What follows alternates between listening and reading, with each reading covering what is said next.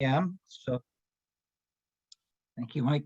We will begin the Planning and Zoning Commission meeting, the regularly scheduled meeting for Monday, February 13th at 7:01.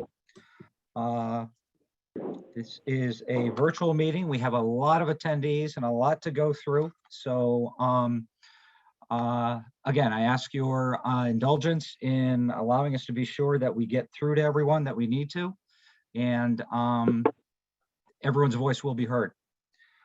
So at this point, again, we're starting our regular meeting before we launch into the hearing itself. And so we'll call to order and the seating of alternates. Right now, I don't, unless he's on an iPhone here, Jerry Dufresne, are you on?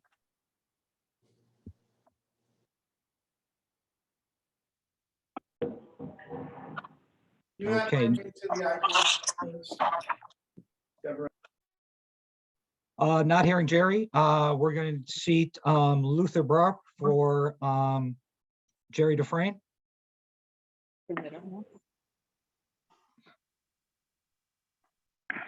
And Valerie, if at any time things go too quickly or you feel we've missed something or you've missed something, please speak up, okay?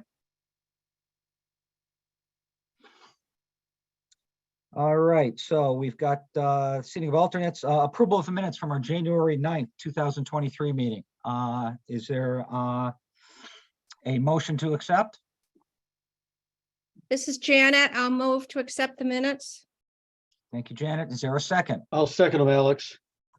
Alex Castillo. Thank you, Alex. Is there any discussion?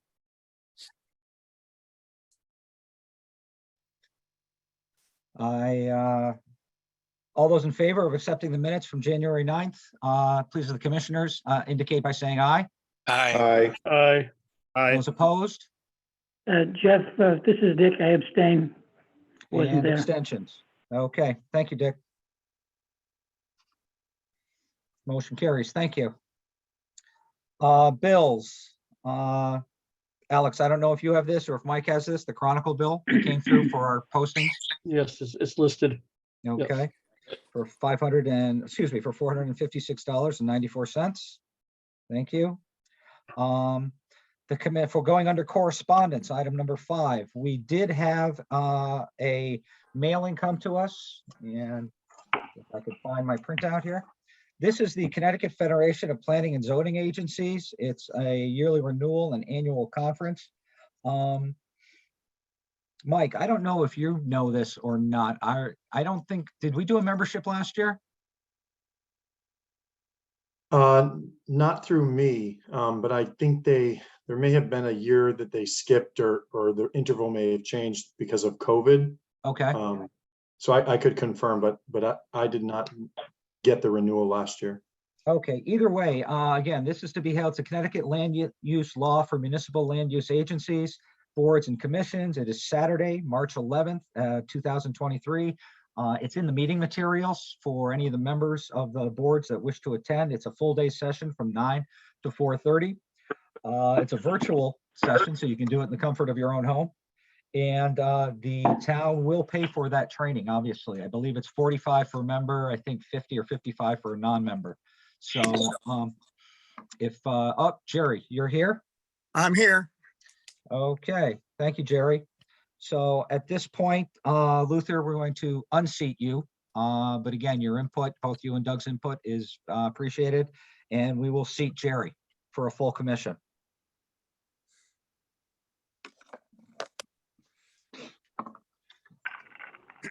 Okay, again, so as I was saying, the Connecticut Land Use Program, Education Program, it's a very, very good program. You don't have to attend every session because some of it has on wetlands, some of it has boards of appeal. So you can pick and choose a little bit, get a break in there, but it is a very, very good session, especially when you're able to do it virtually from home. So, and again, we will pay for that if you just submit your registration to the town office. We'll take care of that. Yeah, I would echo that, Jeff. I've been to 2 or maybe 3 of those over the years, and they're somewhat similar, but they're always up to date with the new rules and regulations. There's also a section in there, it's not a presentation, but there is, seeing it's near and dear to many of our agenda items, a section on short-term rentals, which is a written section that will probably behoove us to review. So also, just as we're talking about training again, they've had 2 of the 3 sessions, but there are still the 3 sessions. There's the 3rd session from training for planning and zoning through Yukon Clear. Again, a virtual program on Thursday afternoon. It'll be this Thursday from 4 to 5:30. We have it in an email there. I'll try and get the email back out to the members of the commission so you can sign up for that. You can always go back. They've taped the sessions, so it won't be live, but you can always go back to the sessions that you missed. This is great training. This will, as far as we know, meet our requirements per 8-30 of the Connecticut statutes for training. Knock on wood that it will do that. But again, it's good session so far. Plus there's an additional 30 minutes of question and answers from attendees. And I saw on my session, I missed the first session. I'll be going back and looking at the tape. The second session was 235 attendees. So it is very, very well attended around the state. And you get a lot of good input.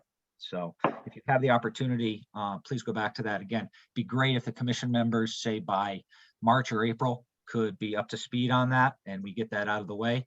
And again, if you do the training, please let Alex Castillo know so that we can mark down the training and have it recorded.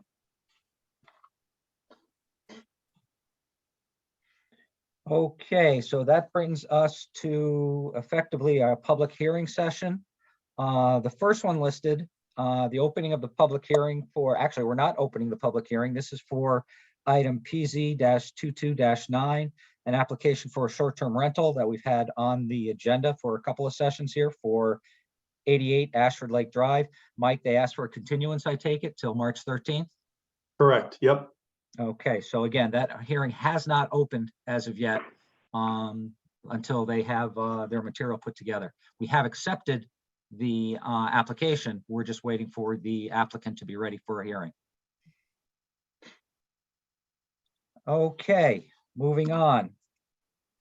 I'd like to open the public hearing for PZ-23-1, text amendment application regarding Article 30-14 under definitions of our regulations, Ashford Planning and Zoning Regulations, and Article 300-19 regarding the Interstate Interchange Development Zone. The applicant being Campanelli Rodalkis LM Acquisitions LLC and Ashford Realty Trust LLC. I will read the official legal notice that was posted in the Chronicle on, I believe, January 31st and February 7th. Is that right, Mike? The 31st? Yes, I believe so. Yep. Thank you. So legal notice, Town of Ashford. Planning and Zoning Commission. Please be sure you're on mute, especially if you're on a phone. Town of Ashford Planning and Zoning Commission. The Ashford Planning and Zoning Commission will hold a virtual public hearing on Monday, February 13th at 7 p.m. to considering the following application. Consider the following applications. PZ-23-1 text amendment application pertaining to the adoption of a definition for distribution centers to Article 300-14 under definitions and modifications to the allowable uses and site development standards to Article 300-19 Interstate Interchange Development Zone. Applicant again being Campanelli Rodalskis LM Acquisitions LLC and Ashford Realty Trust LLC.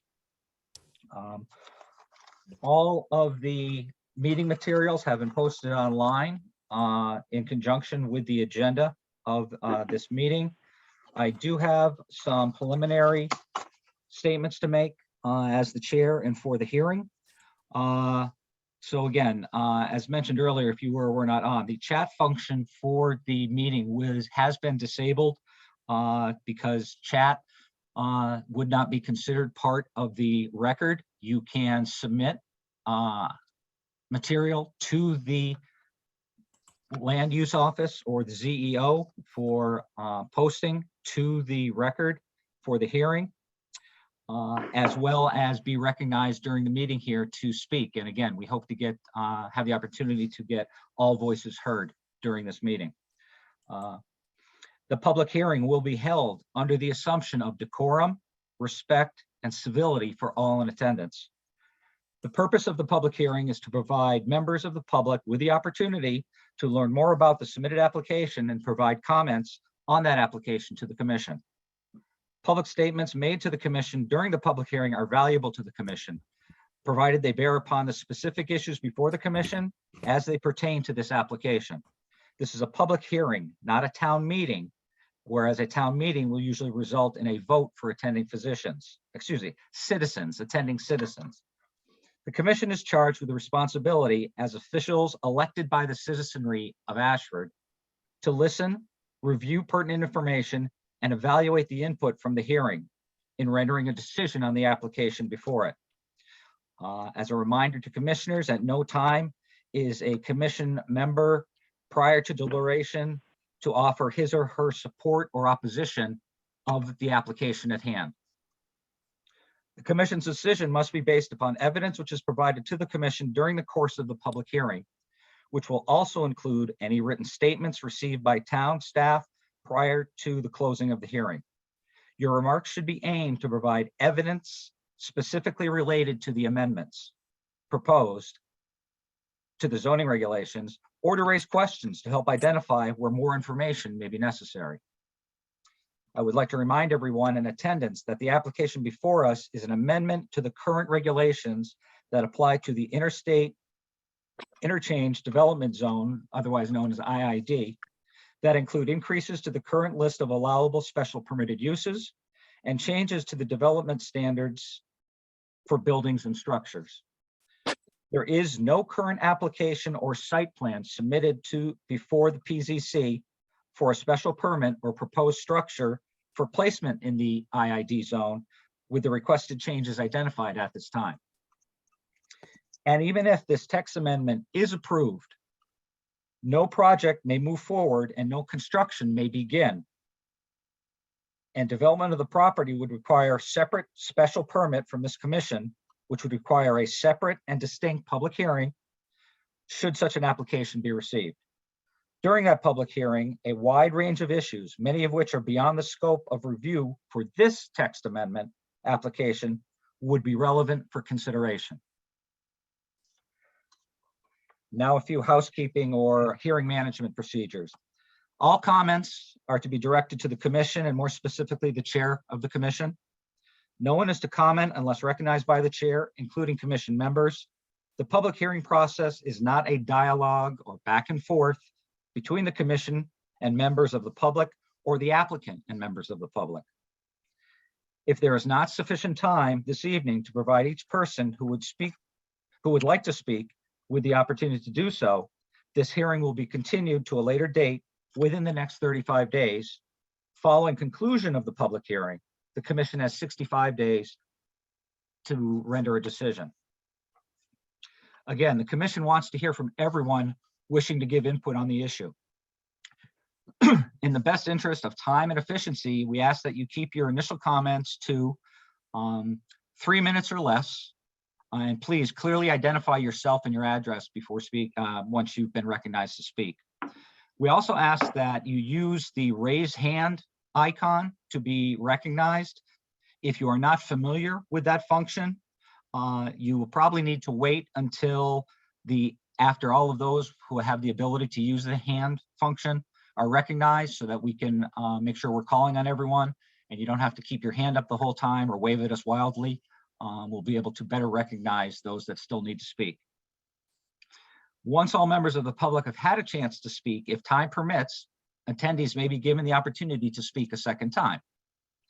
Please refrain from repeating what others have already said, as this is not the most efficient way for the commission to utilize the time during the public hearing. If you agree with a previous speaker, it is best if you simply state that you do so and feel free to identify those previous speakers. Any comments submitted to the Land Use Office or ZEO will be posted online with the meeting materials for this hearing and will be reviewed by the commission members. Anything submitted after the public hearing has closed will not be taken into consideration by the commission. And just a quick thing on how the hearing will run. We will have the applicant speak first. Questions and requests for clarification from the commission and town staff will follow. We'll then open it up for public comments and questions directed to the commission, not to the applicant, and final comments from the applicant. So that's pretty much how the hearing will run. Again, we do want everyone to hear and have the opportunity to speak who are attending and wish to speak. So being as that's it, Mike, thank you for putting the commissioners' names on here. It's easier to recognize who is and is not here. I appreciate that. And in this case, we will open up to the applicant. And since there's a whole list of people here, I'd like to find out whose that is. Hi, Mr. Who's going to Chairman. be speaking? John Duff.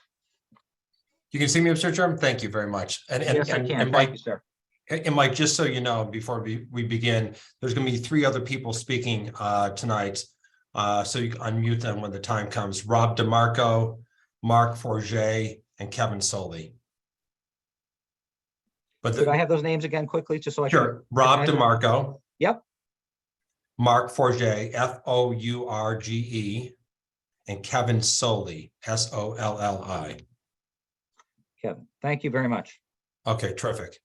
Thank you, Mr. Chairman. My name is John Nuff. I'm an attorney with an office at 147 Broad Street in Milford, Connecticut, and I'm here tonight on behalf of the 2 applicants.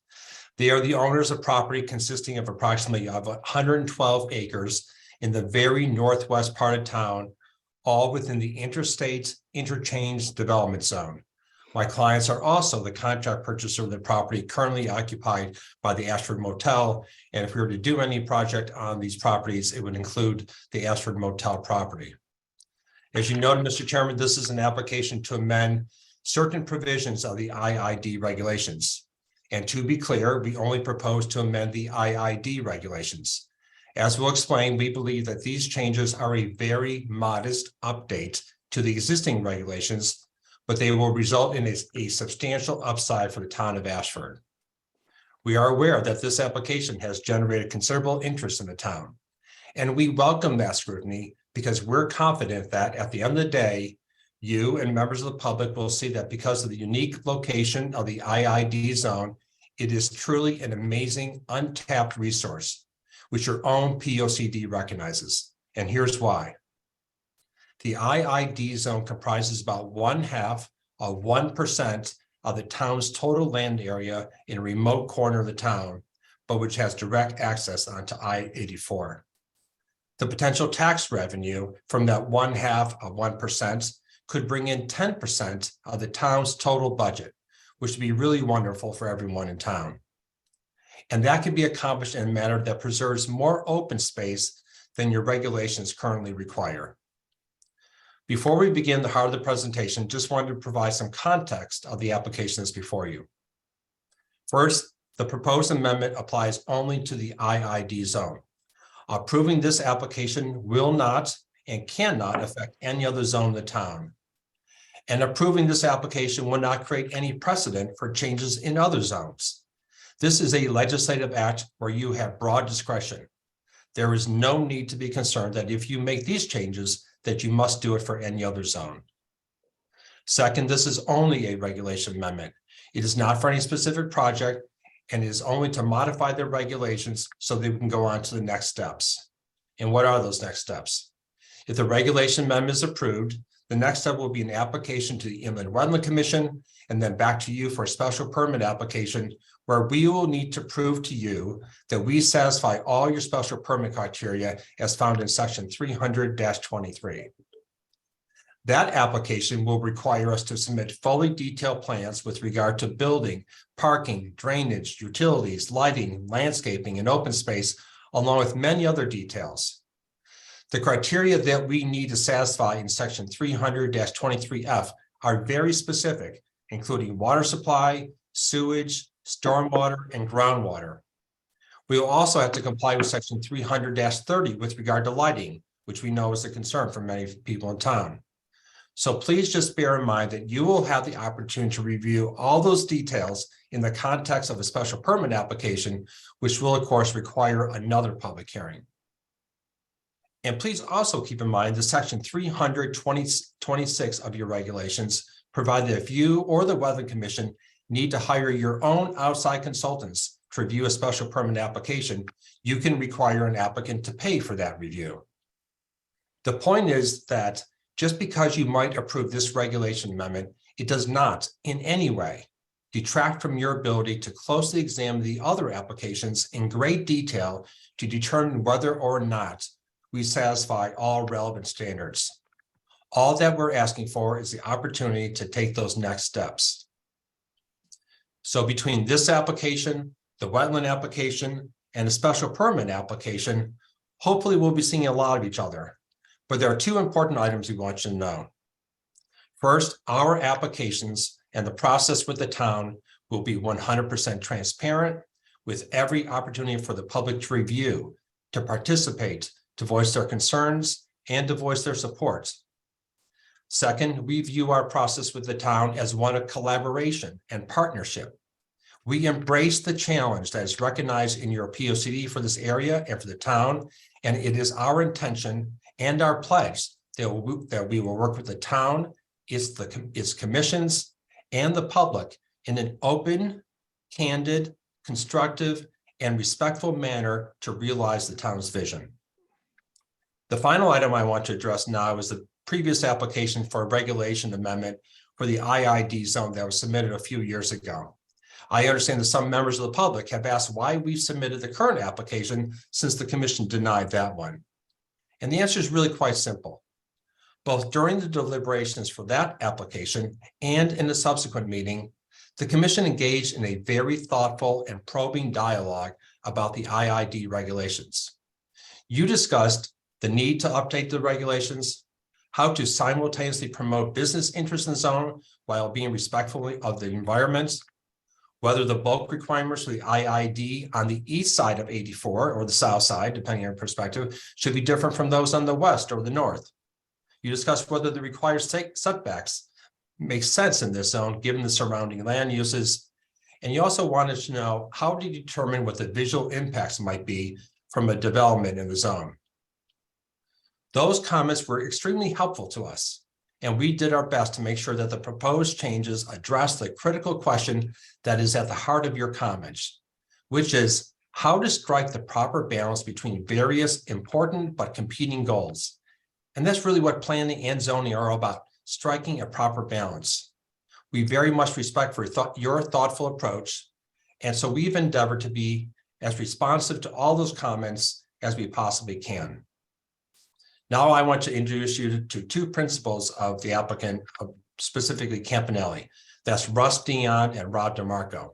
You know, it's a bit unusual to hear directly from the applicant on projects such as this, but we felt it was very important for you to get to know them because they are a local New England firm. They have had tremendous success building business parks, so they know what it takes to get them done. And they have an impeccable reputation in every town where they've worked, and they love the opportunity to work with the town of Ashford. So with that, I'd like to introduce Russ Dion and Rob DeMarco. Thank you, John, and thank you to the chair and to everyone, all the commissioners that are on the Planning and Zoning Board. We thank you very much, and also thank the community that came out tonight to listen to this information. We greatly appreciate everyone's time, so thank you very much. So I want to be brief because we have a lot of information to convey tonight. I don't want to spend too much time on Campanelli and its capabilities and its history to respect everyone's evening.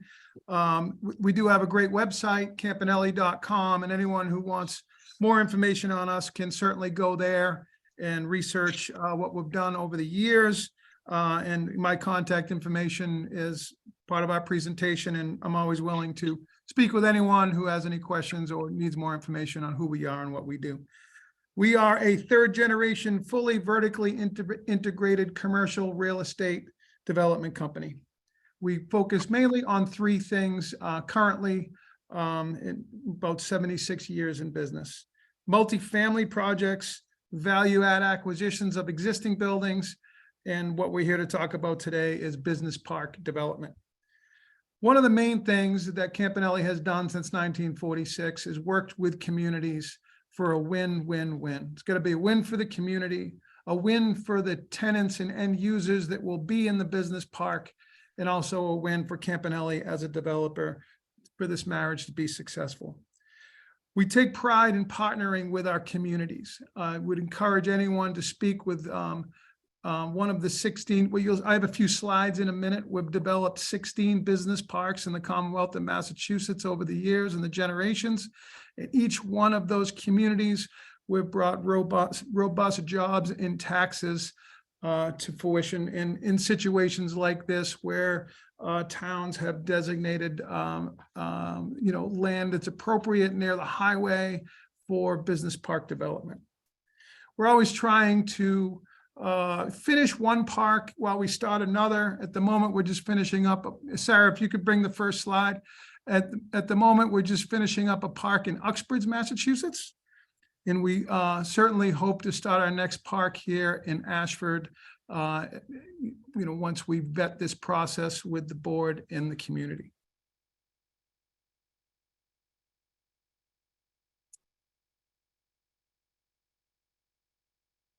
To the chair, can everyone see the slide, sir? Yes. Yes, we can. Okay, thank you very much. And I'm going to continue to be quick. So just as I said a moment ago, this is a graphic representation of the 16 business parks that Campanelli has developed in Massachusetts over the years. It culminates in about 26 million square feet of commercial development. The very first park was in Braintree, Massachusetts, where I'm speaking from tonight, and then so forth and so on to all these communities. I don't want to take up too much of everyone's time. And then on the red star here, we show Ashford location. Next slide, please, Sarah. So in the Campanelli Business Park of Uxbridge, the most recent park that we're just finishing now, we did an 800,000 square foot distribution facility for Medline. They are a distributor of medical materials for hospitals and doctor's office and so forth. Smaller 127,000 square foot building for Cultivate, a 450,000 square foot distribution center for Morgan Stanley, and a 520,000 square foot facility for Amazon that has a very large mezzanine in it, about a 200,000 square foot mezzanine. So that project we did in just over 4 years. Had a great relationship with all the boards and town fathers, I would say, in the town of Uxbridge. And it was a great success for us as developer in the town. We became, this project is the #1 tax revenue generating development and property in the town of Uxbridge. Next slide, please, Sarah. The park we did before Uxbridge was Bellingham. This was a 2-property development where we did a 300,000 square foot building and 127,000 square foot building. You can see it in the small site plan there. The 300,000 foot building went to Amazon, and the 127,000 square foot building became a multi-tenant project, 50% of it leased to 7-Eleven convenience stores, and the other 50% went to Schneider Pretzels to distribute their pretzel snack products. Next slide, please, Sarah. Another park we worked on before that, it was down in Middleborough, Massachusetts. Some of the signature projects there was the Christmas tree shops. We have a picture of that one in the bottom left-hand corner. That was a very successful project for the town of Middleborough, along with, and that's about a 750,000 square foot project. And we had a 275,000 square foot New England sportswear clothing facility, and then an 80,000 square foot project for IDEX Health and Science, and another 100,000 foot building to mention for Sager Electronics. And that whole park was, just under 2 million square feet, and great success for Southeastern Mass and the town of Middleborough. Next slide, please, Sarah. This next project is a more current project for Campanelli in Boxborough, Massachusetts.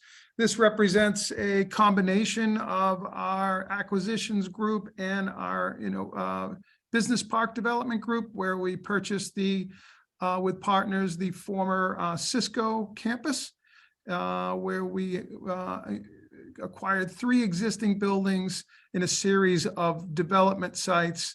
The development site is probably most relevant to you folks. That is building 400 listed here, a 68,000 square foot built to suit for a group called TUV Ryland. Next slide, please, Sarah. Oh, that's my last slide, I believe. So in closing, I just want to talk a little bit about how we came to be here in Ashford and the amount of time that we've spent here, and the reasons why we really like what I'd call the Ashford Motel redevelopment project, is what we've called it in the office. This is not, I just want to be clear, this is not the project that was heard recently down in Willington. We were not the developer for that. That was a Texas-based developer. I believe it was a much bigger project from what I understand. I know members of our team have studied, some of the major points of that project, so we could be ready to talk to them here, which we have done. And just want to state 100% for the record, I had nothing to do with that project, nor did Campanelli, and it's totally separate matter. The Ashford Motel is currently under control by our development team, and it was part of our entire project and vision for the Ashford Motel redevelopment to be part of this. And our intent is, if the project moves forward in the way we're discussing here, that the motel would indeed be gone and would be redeveloped into the type of project you're going to hear in the presentation tonight. The other things we liked about this site, which is typical with the majority of the Campanelli business parks, is the isolated nature of this site as it relates to the rest of the town. There's no residential direct neighbors to this project.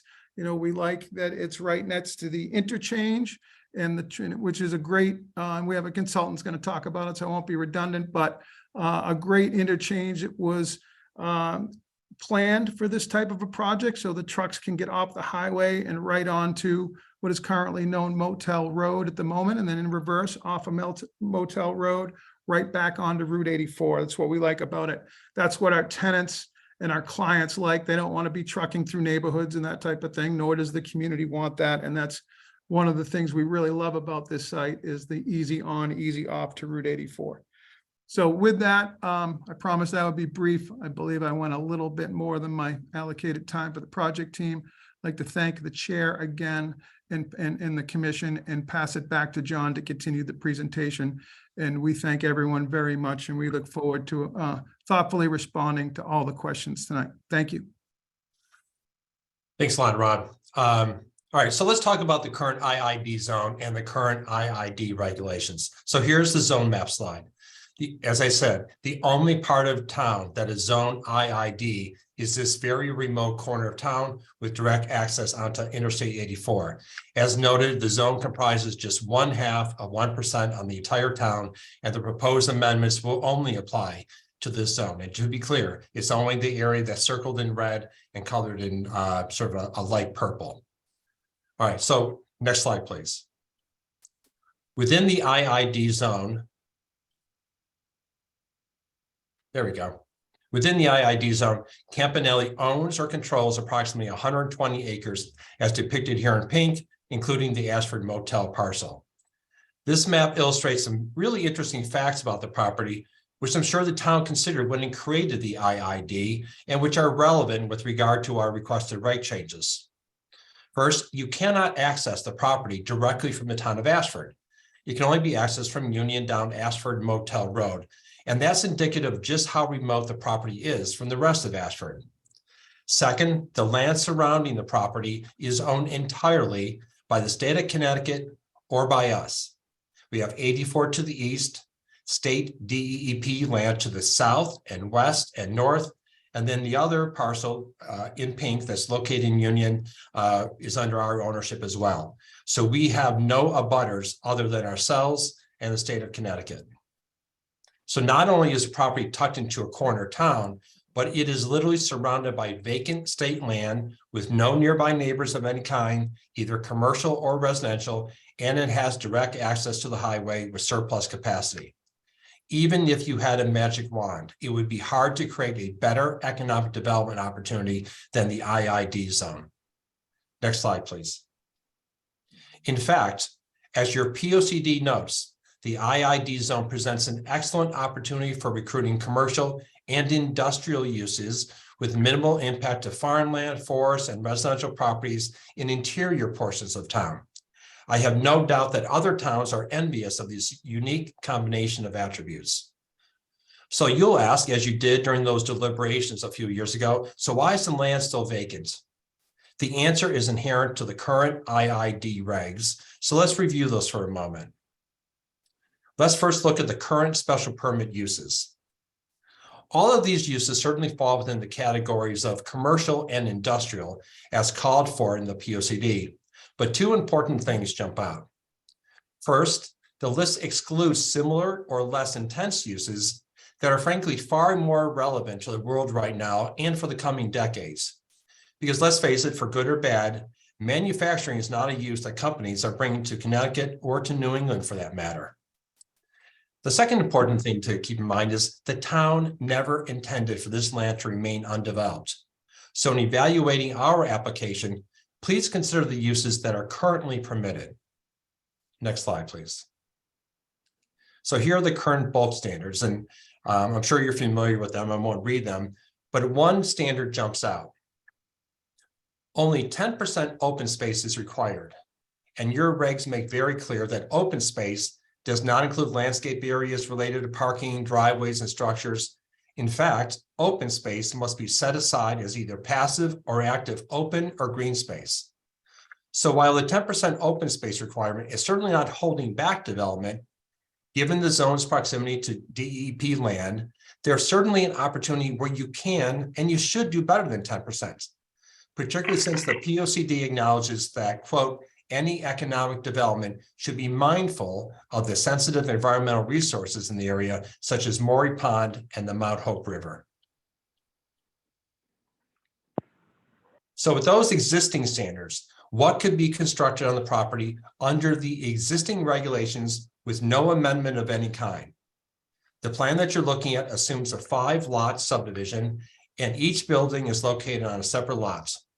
We could actually get more buildings under the integrated development provision of your regulations found at 300-19D2, but we wanted to be conservative for this analysis.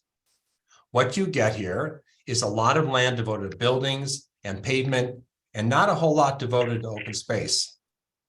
So when you and the public are evaluating our application, the fair comparison is what can be constructed under our proposed regulations versus this plan, which is what can be constructed under the current regulations.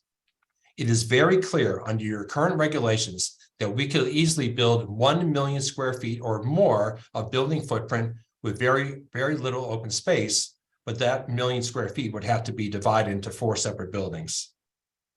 And all of the concerns that we read about with regard to lighting, stormwater, septic, and groundwater are the same under the proposed regs as they are under the existing regulations.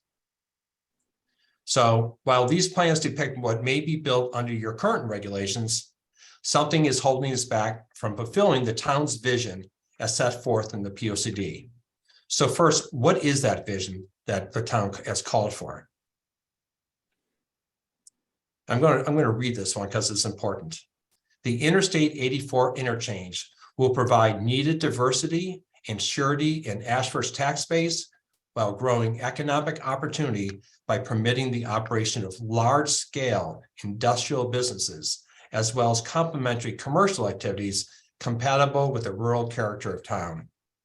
The reference to diversity in the tax base is critical because the town has a tremendously outsized dependence on residential taxes. 93% of the taxes paid to the town come from residential homeowners. As a result, as the POCD notes, the Ashford mill rate is higher than adjacent towns. Obviously, in order to fund education, recreation, historic preservation, and other town needs, there are 2 solutions. Either you have to raise residential taxes or lower the residential burden by encouraging commercial development in a manner that respects the environment. The second important component of this vision is the reference to large-scale industrial businesses. And that's important because it acknowledges the current marketplace. The use for which we know there's a demand, warehousing and distribution, are excluded, while there's simply no market for the other uses currently permitted in the IID, such as a complement, other than as a complement to large-scale industrial. Next slide, please.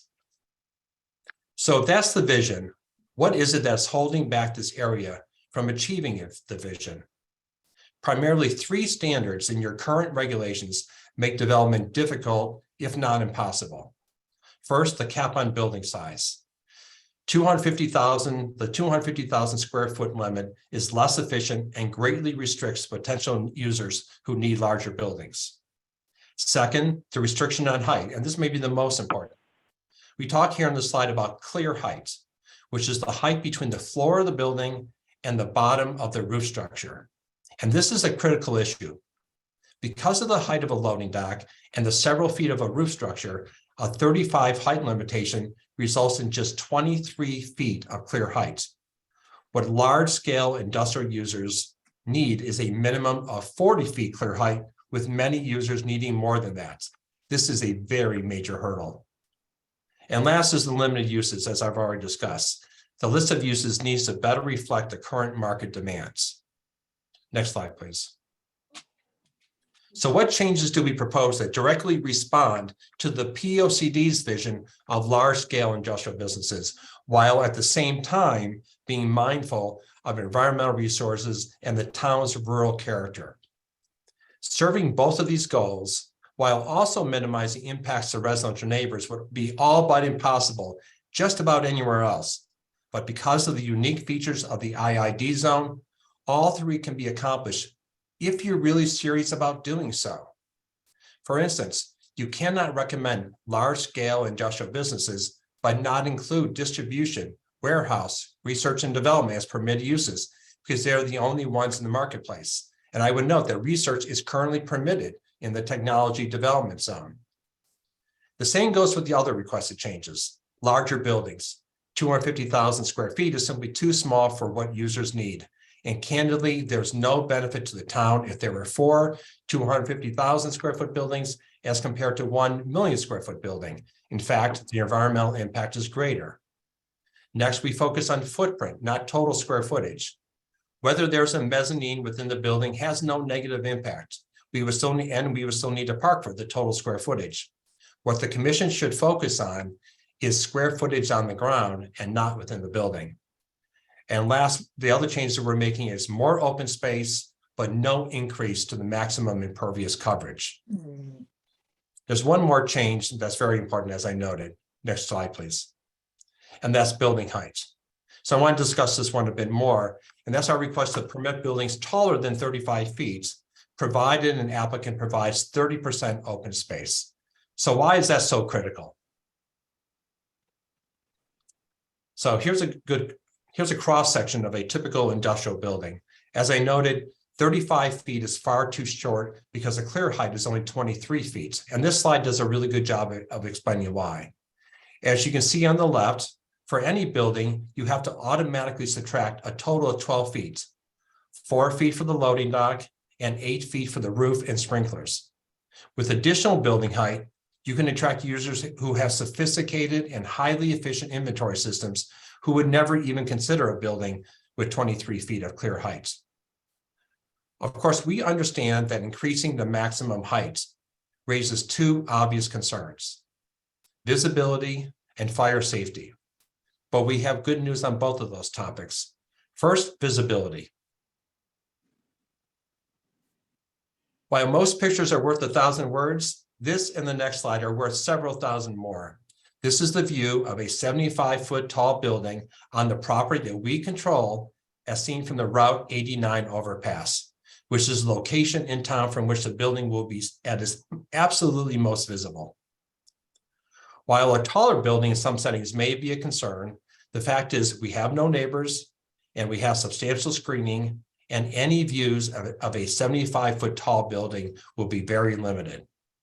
Next slide. Here's a view from Interstate 84. What you see is exactly what you might expect to see along an interstate highway. And please keep in mind that while we are asking for a maximum height of 75 feet, we don't know what height a user may require, which may be well less than 75 feet. So these pictures depict a worst case scenario if a 75-foot building were constructed. In some, there's very little visibility and only from adjacent roadways and not from any residences. The only impact this building will have on any Ashford residents is a reduction of their tax bill. And because of the minimal visibility of the building and the very remote location of the zone, there will be no impact to Ashford's rural character. If you're traveling from Interstate 84 into the town of Ashford, once you turn onto Route 89, you will never know that this building is there. Next slide, please. The other concern that taller buildings may generate is whether we have the ability to respond to a fire or other emergency. As I noted at the beginning, these are really special permit issues for when an actual building is proposed. But generally, we want you to understand the following, so you don't need to think that you have to solve or prevent a problem that actually doesn't exist. I'm not going to read through each of these different provisions that will incorporate a number of safety provisions for the building, but I'll just summarize some of them. It will be full compliance with the current building and National Fire Protection Association standards. It will be fully sprinklered, serviced by an on-site alternative water source. There's mutual aid between municipalities, and we are 100% confident that when we come back to you with a special permit application with a specific building height, we will demonstrate that there are no concerns from a life safety perspective with a building taller than 35 feet. All right, so let's take a look at what this looks like on a site plan. So here's our, just as an example, a 1 million square foot building and associated parking on the property that we own or control. What you'll see is, as compared to the scenario that's permitted under your existing regulations, is there's less pavement and a lot more open space. By creating one single building with more volume, meaning greater heights, the actual building parking footprint is significantly reduced. We can create 17% more open space with one taller building as compared to 4 250,000 square foot buildings. And the areas in green are just two locations that would benefit the most.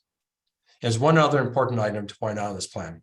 You can see the direct proximity to Interstate 84. It's just a very short distance to our site driveway, Ashford Motel Road from 84. And there's plenty of queuing space for trucks or other vehicles so that trucks who leave the highway can pull directly into our site and not have to sit and wait on Route 89. Next slide, please. So here's a really great comparison that puts together the 4 250,000 square foot buildings as compared to the 1 million square foot building. Same footprints, but obviously the orange rectangle is the million square foot building overlaid onto the what's currently permitted. As you see, one taller building creates considerably more and more meaningful open space. Next slide. So we have one more comparison here to help make the point on how the regulation amendment creates new open space opportunities and saves lots of trees. I mean, it's fairly remarkable. And by the way, neither plan calls for the filling of any wetlands of any kind, but it's very plain that significantly greater amounts of open space can be created and thereby help maintain the rural character of the town under our proposed regulations. Next slide. While on the topic of sustainability, we would also incorporate all these other strategies to make the building, HVAC, and the site itself as energy efficient and sustainable as possible, even by providing car charging stations and by making provision for any local employees who wanted to commute by bike. So those are the changes to the regs that will help bring attendance to the sites, but here's why that's so important: taxes. And to present that material, we have Mark Forget, who is our planning and development consultant. Thank you, John. Good evening. My name is Mark Fougier, for the record, president of Fougier Planning and Development. I was hired by Campanelli to look at the revenue and other fiscal impacts that may occur from a project like this. Just as way of background, I've been a professional planner for over 30 years. I spent 11 years in the public sector and I've been in private sector for the last 23 years. I've been a consultant for numerous municipalities in New England and private businesses. I have a very broad background. I have a strong basis of knowledge in municipal operations, and I was a former selectman in my town for 6 years. And as a selectman, revenues are always a concern, and that's a very positive aspect of this application proposal. Campanelli asked me to look at these types of operations throughout the state to see what type of revenues could be generated from a facility just as this. We looked at property taxes, personal property taxes, and motor vehicle taxes. The first thing we looked at was property taxes. We came up with a range of revenue from 1.5 to $2 million a year. These are annual revenues, not single. The other area we looked at is personal property taxes. We came up with a range of between $250,000 and $500,000 annually. And motor vehicle taxes, that would be from most likely large tractor trailers. And we came up with a revenue range of $75,000 to $125,000 a year, for a total range of $1.8 to $2.6 million annually to the town of Ashford. Another significant revenue stream, which is a one-time revenue generated, would be from a building permit. This is a very significant investment, as you can imagine, and the construction cost is estimated to be between $100 and $120 million. And the building permit fee in the town of Ashford is $12 per 1,000 square feet, $1,000 rather, excuse me, which is going to generate an estimated fee, building permit fee of $1.2 to $1.4 million. Next slide, please. Just to give some background of the market that we looked at, we looked across the state to find larger warehouse buildings, such as the one that could be built if the zoning is approved. We looked at some properties in Bristol, 3 in Windsor, 2 in Bloomfield. We looked at the town appraisal for those properties, the assessment for those properties.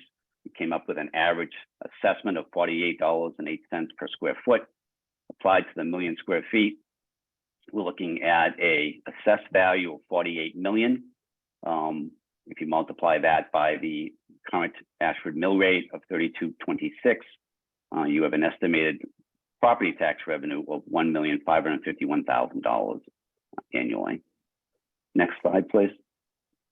As noted, we also looked at personal property taxes. Again, looking at the same properties in Bristol, Windsor, and Bloomfield.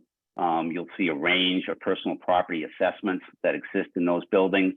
There's no tenant scheduled for this building as of yet, but you can see the wide range of assets that could exist. We took an average of those assets, came up with a weighted average of $9.49 per square foot. Applying it to the proposed building would generate a value of $9,490,000, which would generate just over $300,000 a year based on your mill rate of $32.26. And lastly, the other revenue stream we looked at is the tractor trailers. We assumed 75 trailers at a value of $75,000 each. The assessed value is 3.9. That assessment would generate approximately $127,000 in yearly revenue. Next slide, please. So to give it some context, I think this helped the average voter homeowner that lives in the community, is we made an assumption that if this building existed today, it dropped out of the sky and was on the site, what a dramatic impact it would have on the community. I discussed this math with the town assessor. And if the revenue that you need to raise stays the same, we increased the net taxable grand list by our estimated $40 million value. We discounted it to 98%, which is what the math requires. And it would reduce the mill rate to 28.56. I should note this is a very conservative estimate. We did not include in the grand list the personal property value, nor did we include in the grand list the value of any vehicles. So this only is if the property value is added to the grand list. You would drop the tax rate to 28.51. And then we looked at the, to try to give it some context, we looked at an average home value in the community. We used local realtors to come up with a value of approximately $324,000, assessed value of 70%. The current tax rate on that home with the mill rate of 32.26 is $7,329. With a reduced mill rate of 28.51, the tax would be $6,477, a savings to the average homeowner of $852. Now, obviously, that will be dependent upon what where the money goes, and there will be a town and select board decision, but this gives you an idea of how it may help the average homeowner in the community. One more slide. And again, so this is, again, just to give some context, this is a significant investment in the community. It's going to generate a significant amount of revenue, and it's really going to move the needle of what exists in the community today. As noted earlier, 93% of the taxes come from the residential tax share and only 7% from non-residential.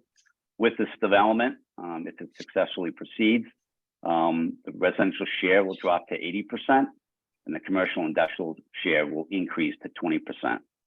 So we're looking at a 13% reduction, $1.8 million plus in revenues. I think this is a great opportunity for the community. As noted, its location is key, and I'll turn it back to John and be happy to answer any questions later on. Thank you. Thanks a lot, Mark. Next slide, please, Sarah. So in addition to the taxes such a project would generate, the other major benefit, of course, is jobs, both during construction and certainly after. So during construction, approximately 150 to 200 jobs generating many millions of dollars in wages would be created. Post-construction, depending on the tenant, many permanent jobs will be created for nearby residents for accounting, computer programming, salespeople, truck drivers, customer service, thereby driving the demand for other commercial uses, as your POCD notes. So our last topic this evening, Mr. Chairman, is traffic. And to a large extent, or actually to an entire extent, it's not really a relevant question at this juncture because the changes we're proposing do not result in an increase in traffic as compared to what is currently permitted. Nevertheless, it's always a topic that concerns people, particularly if there are trucks involved. And so we wanted to address this head on. So I'm pleased this evening to introduce Kevin Soley, who is a professional engineer and professional traffic operations engineer with Soley Engineering, to talk about traffic. Kevin?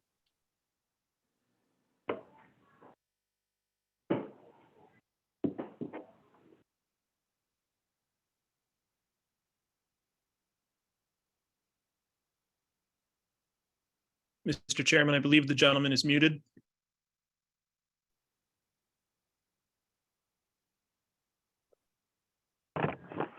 Do you see that? I'm sorry, was I talking and no one could hear me? No, we could not hear you. We can hear you now. I apologize for that. For the record, my name's Kevin Soley, licensed professional engineer in the state of Connecticut with Soley Engineering. Office is located at 501 Main Street in Monroe, Connecticut. As John mentioned, I also hold the designation as a professional traffic operations engineer. And thank you, members of the board and the public, for being here this evening and letting us present this project.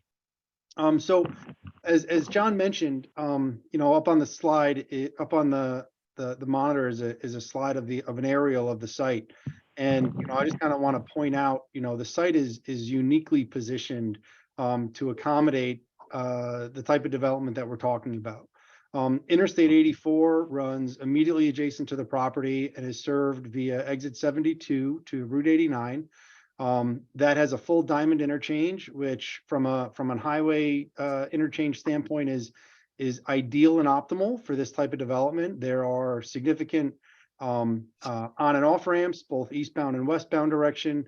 And from an infrastructure standpoint and a capacity standpoint, there is a tremendous amount of available infrastructure and capacity here to accommodate a large scale development on this property. I think that's been highlighted in the POCD and been recognized by the community, and by, by designating this site in this zone, it's been contemplated that it can accommodate a large scale development. And I believe that the proposed regulation amendment currently before the commission will really only create a mechanism for development to come in, which will actually be potentially less impactful than what could be developed under the current regulations. So just to kind of talk about how ideal this site really is, if you can go to the next slide, I'm just going to touch on a couple high-level bullet points. So the intersection of Ashford Motel Road and Route 89 Fish Point Road is less than 500 feet from the exit 72 westbound ramp and 1,500 feet from the 72 eastbound ramp. So the proximity is optimal for this type of development. There is more than adequate site distance available in every direction. There's no real limitations, geometric or anything else, that could kind of would potentially create any issues with this type of development. The IID zone is centrally located from the several major cities: Springfield, Hartford, Worcester, Providence, Boston. It really is optimal from a transportation infrastructure standpoint, because you can get on and off 84 and go all of those directions and reach all those communities with an ease of access from a transportation standpoint. I know there's some potential concern about impact to local roads, but I can assure you, with this type of development, we would not anticipate that happening at all. And I'm going to touch on that in a little bit more detail in the coming slides.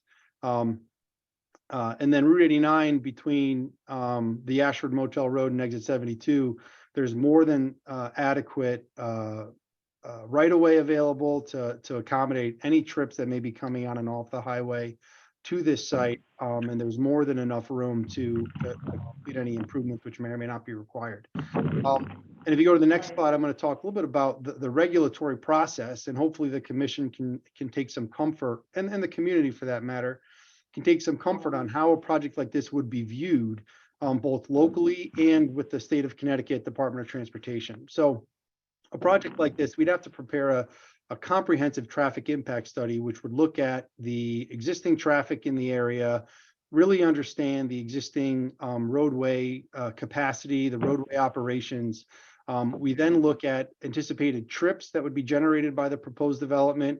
We then assign those trips to the network, and then we have to demonstrate that our project will not have any adverse impacts on any of the surrounding infrastructure. So if our study indicates that we need to provide a turn lane into our driveway to ensure that it wouldn't impede or slow up the traffic in any meaningful way going north and south on Route 89, we would have to do that, and any and all improvements would be borne by the applicant. So there's no potential impact or concern that the town is going to have to put up any money to create additional infrastructure here, or the state of Connecticut would have to do anything from a roadway improvement standpoint. That is all borne and entirely the responsibility of the developer and the applicant. So our comprehensive traffic impact study kind of goes through a number of different reviews through the local special permit process. The commission would be able to engage an independent third-party peer reviewer who would have to review our traffic impact study and could offer, comments or concerns, and we'd have to address and satisfy those requirements as part of the special permit criteria. Additionally, a project of this size would also go through a multi-step review process with the Connecticut Department of Transportation and the Office of State Traffic Administration. So this would meet the criteria for going through that review process, which is actually a multi-stepped process, because they want to ensure that any development of this size and scale can be constructed in a way that won't adversely impact any of the operating conditions for the surrounding roadway network. So that three-step process includes first looking at existing traffic volumes, making sure that we understand what the existing operating conditions are. Then we look at what our trip generations would be, and our trip generation is established by industry standard trip generation rates that are prepared on both a national and regional level, and they're very specific to the type of land use being proposed. So when we look at what some of the existing uses that are permitted in the zone and what we're proposing as part of the regulation amendment, what we're proposing actually represents a considerable smaller trip generation standpoint than what would otherwise be permitted under current zoning. And I'm going to touch through that in a little bit more detail. But so part of this review process with the state, we have to do the comprehensive study, go through that analysis, make sure that our proposed conditions will not adversely impact the operating conditions, and that we're going to mitigate any potential impact we may have. And the Department of Transportation is along the ride for that entire process, and they ensure that what we're proposing will not have any traffic operation impacts to the surrounding network. They're obviously very, focused on something like this because of where the ramps are, because of their infrastructure with I-84, but they also recognize that this is the exact location for these types of developments, as again, I think has been echoed in your POCD. So just to kind of talk about some of the trip generation that could be created from the property, both under the current regs and what we're proposing, I wanted to just kind of review a couple of the scenarios that Attorney Nuff presented, but also some things that we've looked at. So if you go to the next slide. So the first scenario that John Nuff mentioned was something that's allowed under the current regs. This would be a 5-building development, which is permitted as of right for approximately 1.135 million square feet of manufacturing space. This development would actually would estimate to be generated approximately 775 trips in the morning peak period and 840 trips in the afternoon peak period. Those are the periods that we'd have to analyze for a type of development like this to make sure that, we understand how the traffic would flow during that morning peak hour and then during that afternoon peak hour. So again, this is an as of right development under the current zoning, and it would generate, just under 1,000 trips for both those peak periods. If you go to the next slide. So this is that second scenario that Mr. Nuff mentioned. So this is actually could be developed under the current regulations. This actually anticipates 6 buildings for 1,280,000 square feet of manufacturing space.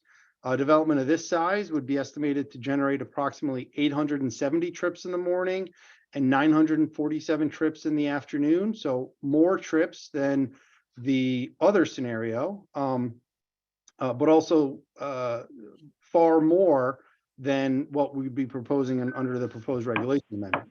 If you can go to the next slide, please. So some of the other uses that are permitted in the zone are your traditional, retail power center type development. So we kind of came up with a couple scenarios which are, somewhat consistent and could be developed under the current zoning regulation. So if anyone's familiar with Killingly Crossings, right off of 395, that's a lifestyle center with a Stop and Shop and a Target and a Lowe's. Also, we included an aerial of a similar type development in Vernon, Connecticut, right off of 83. I'm sure many of you are familiar with that. That type of scenario, which is permitted under the current regulations, could generate 1,250 trips in the morning period and upwards of 2,400 trips in the afternoon peak period. So again, another scenario as of right use, which would have a significant traffic generation. Especially when you compare to what we're proposing with the current regulation amendment. So if you go to the next slide, scenario 4, this is what we're discussing this evening. What we're requesting is a regulation amendment which would allow for the construction of 1 million square feet within one building.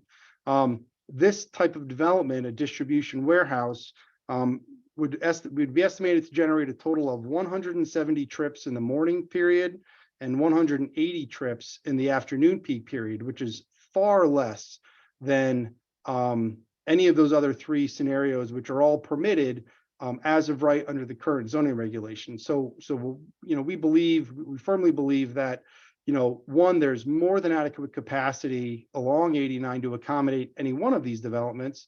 But what we're proposing with the regulation amendment creates a mechanism to pursue a development which is actually the most the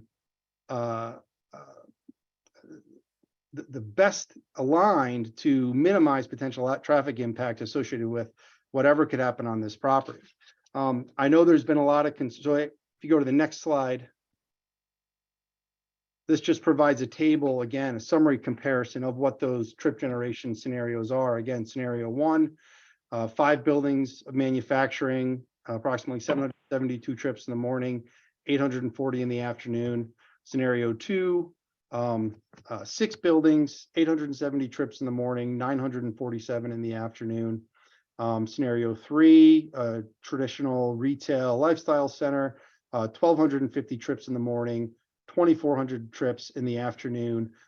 All of those scenarios are permitted as of right under the current regulations. And what we're proposing, again, if this regulation amendment is viewed favorably, would allow us to bring forward a development which would have a far lower trip generation with 170 trips in the morning and 180 trips in the afternoon. And again, our proposed development will be highly scrutinized and reviewed by, not only by the Planning and Zoning Commission in the future, but also the Department of Transportation. I know there's been a lot of questions and concerns raised about traffic and impact to local roads. If you can go to the next slide, I just kind of wanted to bring up again where this site's located in relation to a lot of the other major cities. And that the fact that we are immediately adjacent to Interstate 84 really creates an opportunity where we can have all that traffic go directly to the highway and not travel through local streets or impact the community in a greater sense. Now, I know that there's concern about, well, if someone needs to get to Providence, it may be easier. Susan Wright. Sorry. I know there's some concern that it might be easier for a tractor trailer to go down 89 to 44 to get over to Providence. And I know that if any members of the community or commission members, if they were to pull up Google Maps or Waze and plug in directions on those types of apps, it very well may recommend some of those more local roads. But tractor trailer operators and truck drivers, they actually have different apps, GPS apps, direction apps that are specific for that industry, because they need to make sure that they don't find themselves on a road that's really inadequate to accommodate them. So if you go to the next slide, we actually went and plugged in directions to all these major cities on two apps, both Truck Map and Hammer. And these are specific apps that are for GPS coordination, for truck drivers. And both of those apps would certainly direct any truck driver to go up 84 to 90 and then down 146 to get to Providence. So, we would not anticipate any impact to any of the local roads through the town of Ashford from any tractor trailers, any heavy vehicles as part of this development. And we believe that, the location of the site, the existing capacity from an infrastructure standpoint, and the highly intensive review, we are more than confident that a development like we're discussing could be adequately constructed on the property without adversely impacting, any of the residents from a traffic standpoint, and that there's more than adequate capacity to accommodate what we're proposing. And again, I think when we look at what's permitted under the current regulations, this proposed regulation amendment actually creates a mechanism for us to bring forward a project that would really result in the least amount of potential trips generated from any potential development on the property. So with that, we'd be happy to answer any questions the commission may have. I know the public, I'm sure, is probably excited to ask some questions, but I'll hand it back over to John Nuff, and we're here to continue the dialogue, and we appreciate everyone's time and consideration this evening. Thanks a lot, Kevin. So that concludes our prepared presentation. We want to thank the commission for its attention. As I said at the very beginning, we think that as a practical matter, these are very modest changes to help fulfill the town's vision. And really what we're asking for, because of all the requirements of the special permit process and all the requirements of your inland wetland process, is that we're just asking for the opportunity to take the next step. I know that we've given you a lot of information. We're happy to answer any questions. Both Kevin and Mark have prepared written memos to support what they described this evening, and we'll submit those tomorrow. As Rob noted, we have a website with a lot of the same information. And also our PowerPoint has been provided to Mike D'Amato, and that's up on the town website so that any member of the public or a member of the commission can review that as well. So I'm happy to turn it over to you, Mr. Chairman, for any questions from the commission, and we're happy to entertain comments from the public. Okay, very good. Attorney Nuff, thank you very much for you and your team's presentation of the material. I'm very impressed that you were done in the somewhat less than an hour for 42 slides. I was a little concerned on that, but you did a wonderful job. So right now, I would open it up to questions from the commission before we go to public comment. The commissioners, if you have anything, again, if you can raise your hand. And since I'm only looking specifically at the commissioners, if you want to wave at me because you don't know how to raise your hand electronically, that's fine too. Now, Janet, you're up, you're good. I'll start with, I guess we'll start with Janet. Go right ahead, Janet Bellamy. Okay, hi. Thank you for your presentation. I appreciate it. I have a couple of questions on the presentation. On page 26, where you're talking about shifting the residential tax burden, all of the towns that you brought up, Bristol, Windsor, Bloomfield, actually have higher mill rates than Ashford. So that makes me question how you're going to bring our mill rate down. Well, I discussed the values with the town assessor as far as what we're anticipating to be the assessed value of the property. That assessment goes into your grand list, and the grand list is where the tax calculation is made. Obviously, there may be decisions locally where you may not want to move all that money or use all that revenue for reducing the mill rate. But that scenario I showed was one scenario. It could be many others depending on what happens. But when you're adding $40 million to a mill rate for a grand list that's currently, $300 million, it makes a big difference. I mean, this is a significant investment and makes a significant dent in the grand list. But you haven't taken into account to any of the increased costs that might be incurred by the town. So, people have brought up concerns about the fire department. Will we need a police department? Will we need to hire people for regulatory actions? I think there's, issues that the town might be liable for, and you're not taking that into account, I don't think. Mark, let me jump in for just 1 second. And because I glossed over something, Commissioner Bellamy, and I apologize. One of the things that I know people have been saying is, in terms of your process of doing a special permit, is that your regulations can require an applicant to hire outside consultants to review those applications. So I understand that your last point was, what about the review of our applications? Well, we would bear the cost of that. With regard to the mill rate, certainly the mill rate of other towns doesn't impact Mark's analysis. But again, those are the sorts of things that we're more than happy to get into once we actually have a project. One of the reasons why we included that slide with regard to the fire safety issues is all those things are already inherent to the building itself. And so it's not going to necessarily require a new fire truck or a new police car or any of those sorts of things. You have the opportunity to share protection of the site from other communities, but also the whole idea of how that building will be constructed is so that it doesn't burn, that any fire that might break out is immediately put out by an on-site sprinkler system. So I understand the concern about that, but it's hard to evaluate what those precise costs might be until we actually have a building proposed. So whether the building is 75 feet or 50 feet or 60 feet, we just don't know yet. And it's those sorts of things that you have the full ability to evaluate as part of your special permit application. I'm not done. I have another question. Go right ahead, Janet. Well, I wanted to point out, you mentioned the truck traffic 170 in the morning, 180 in the evening. I'm not sure what time period you count, but even if you count 6-hour time period, that's 30 trucks an hour, which that's a lot for people who want to be going up and down 89. I'm just pointing that out.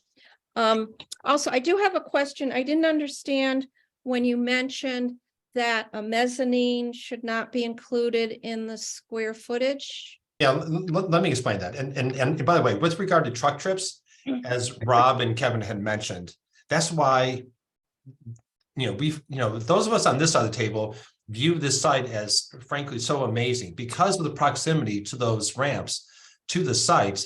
Those trucks will be on town roads and frankly, the town of Union's roads for maybe a matter of seconds. They will never be traveling through the town of Ashford. So we're very confident that it's not going to have any impact on the residents of the town of Ashford. And then I'm sorry, what your second question was? Can I? With regard to the footprint. Yes, I'm sorry. So right now your regulations require or mandate no building greater than a total of 250,000 square feet. And our reading of that, to be conservative, is that 250,000 square feet can include the first floor and the second floor. So you could have one 125,000 square foot building with 2 floors, each of 125,000 square feet. What we wanted to focus on is building footprints, because a lot of these buildings won't necessarily have another floor. We want to focus on what it is that can actually result in an environmental impact, and that is footprints. So if you had a 1 million square foot building, if you had 1 floor, 2 floors, 9 floors, it doesn't really matter, because the question is how much open space can you reserve as a result of that development. So we didn't want to, and we just don't know what our end user may want. So for instance, you can imagine within a building that's 60 feet tall, for instance, you could have a mezzanine, which is just an area for offices that could be located on a second floor within the shell of the building itself. And it just didn't make any sense to us to try to, to use that metric as a limiting factor, given the town's preference for trying to create a development here. So we wanted to keep the focus on the data point or the configuration that was important from an environmental perspective, which is building footprint. And if I could just also address Commissioner Bellamy's questions regarding the traffic generation. So when I threw out numbers, and as Attorney Nuff indicated, we're going to provide a comprehensive memo which substantiates all this. But for the building that we're contemplating, 1 million square feet, it would generate a total of 170 trips in the morning. But that's total trips. So that would be 131 vehicles entering the facility and 39 vehicles exiting the facility. And those trips can also be further broken down between trucks, tractor trailers, and regular passenger vehicles for people just coming in, driving a sedan or an SUV to get to work. Now, though the trip generation is based on the busiest time of the roadway network. So we're talking about that peak hour of commuting time that anybody driving, any peak hour between 7 and 9 a.m. or 8 and 10 a.m. And that's going to be based on what the local traffic patterns are. But those trips entering, 131 trips entering, those are further broken down, 121 passenger vehicles and only 10 tractor trailers. And then for those vehicles that are exiting the facility, those 39 trips leaving, 29 of those trips would be passenger vehicles and 10 would be tractor trailers. So while we're talking about a total of 170 trips in the morning, only 20 of those would be tractor trailers. And then for those afternoon numbers that I mentioned, I said 180 trips during that afternoon peak period. So that's that peak rush hour between 4 and 6 p.m. Those trips are also broken down, both entering and exiting. So out of 180 trips, we would have 50 arriving at the facility or entering the facility, and then 130 leaving, which would make sense with shift changes and things like that. Those trips are further broken down. So of the 50 trips entering the facility, 34 would be estimated to be passenger vehicles and 16 tractor trailers. And then leaving 130 trips leaving the facility, 116 would be passenger vehicles and 14 would be tractor trailers. So again, out of the 180 total trips, 150 would be passenger vehicles and only 30 would be tractor trailers. So when you really look at the total trip generation and the percentage of heavy vehicles, tractor trailers versus just passenger vehicles, there really is it really is the most ideal potential land use for where we are, given that, you know, the tractor trailer trips are much more spread out evenly throughout a day and not necessarily during those peak periods. And then again, there's more than adequate capacity to accommodate those vehicles. Okay, thank you.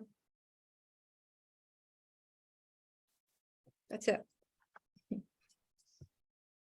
Before I call on another commissioner and get too far away from Janet's original question, I just wanted to touch base because I had a question also regarding the town mill rate that you have here. So in your explanation, basically, you have applied, again, without regard for potentially any additional costs the town might need for support. You've applied the entire tax revenue to our overall current spend level to come up with the 32.26 mill rate. Is that correct, Mr. Forget? No, what we did was we added the increased assessment. The way that the mill rate is calculated, you take your grand list, we added the estimated property value increase that we've come up with, which is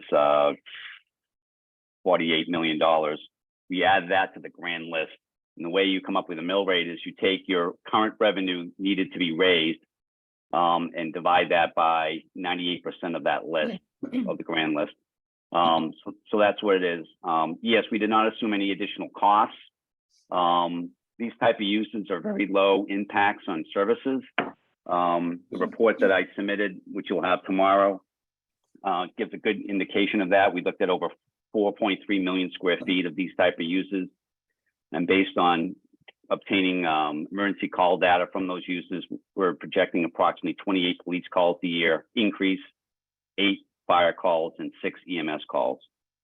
These are very low impact users, and we don't believe they're going to generate a lot of impact to your services, something that I know you're concerned about. Okay, Thank you for that. And again, just there was just a statement that was made, it might have been from Attorney Nuff, regarding the fact that an assumption was made that Ashford has a high mill rate, and in comparison to these towns, and again, I have no idea what your reference is, nor your time frame for taking these. That statement doesn't seem to be jiving starting out, but that's fine. We'll get verification on these. Yeah, Jeff, this is Dick. I don't have a hand to raise or anything. I'm on a phone. If you go into the POCD, you will find the mill rates for the towns surrounding Ashford, and Ashford stands out as being the highest or one of the highest. Another point to be made is that any development that is like what's being proposed does not require the town to provide water, sewer, or road modifications. It's pretty much self-sustained in terms of what they're proposing. So there is no, at least at this preliminary sense, where we're just looking at changes to the land use regulations, not doing a special permit for the overall facility, there is no additional funds required by the town based on what they put forth. Dick, absolutely. I know what you're talking about here, but again, we're to be listening and evaluating. That's a deliberation. Okay, when it comes time for deliberating. The other thing I just wanted to say is that, excuse me, that yes, I lost my train of thought. We'll let it go at that so we can keep moving. Thank you. Next up for Commissioner, I see Mark with a question up here. Yeah, hi. I have a question about the 75-foot height. I did some preliminary research before the meeting, And, it looked like 30 years ago, a common warehouse, clear ceiling height was 32 feet. That's increased during the 2000s to 36. And if I'm understanding our regulations correctly, at 35 feet, that would only allow for a 23-foot clear height as it currently stands. But at that, and again, researching what's happening nationally, it seems about 80% of the current construction warehouses are in that 36-foot clear height range, with a number above that clear height, the most common being 40 feet of clear height. And if I'm understanding, the 12-foot requirement for 8-foot ceiling, 4-foot loading dock, that would require 52 feet of total height for a 40-foot clear height ceiling. So I'm just wondering where you see the need. Again, nationally, it seems that 36 height is the most common, with 40 becoming very popular. But there's a very small percentages of new construction warehouses, in this country that are above that 40-foot clear height.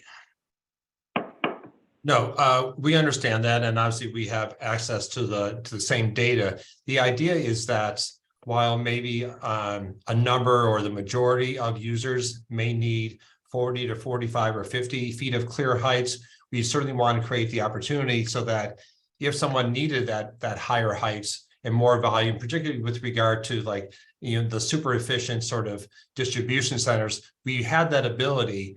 And maybe if the site weren't so ideally situated, that maybe we wouldn't be asking for the 75 feet. But as we showed in the two renderings, even at 75 feet has very little visual impact, and certainly increases the opportunity for other users to utilize the sites.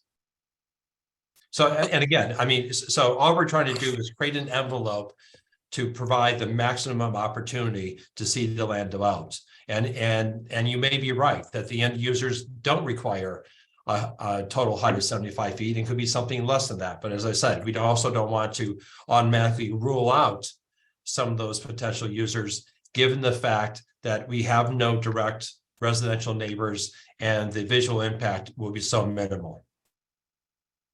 And on the same line, in your renderings, you showed the deciduous trees, blocking the view. And again, just doing some research before the meeting, it seemed like, a mature maple is in the 60-foot height range, and a mature oak is, that 80 to 100-foot, which, makes up a, significant percentage of our deciduous forest. So I'm assuming that's where you came up with that barrier in front of the building at the highway based on mature growth.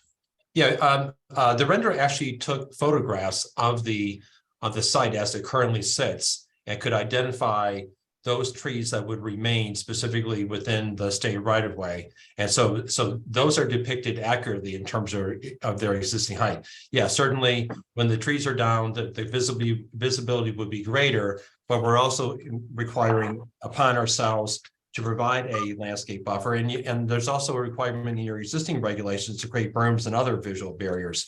We think that, again, as I noted, pretty much the only views of this building would be as you travel north on 89. The only views from the town of Ashford as you travel north on 89, particularly as you come to the overpass. As I said, as soon as you start traveling south or get on 84, you'll never see it again. So we thought that we're trying, again, as I said at the very beginning, we're trying to strike a balance. And the balance is, let's maximize the opportunities. Let's maximize the number of users that may come here.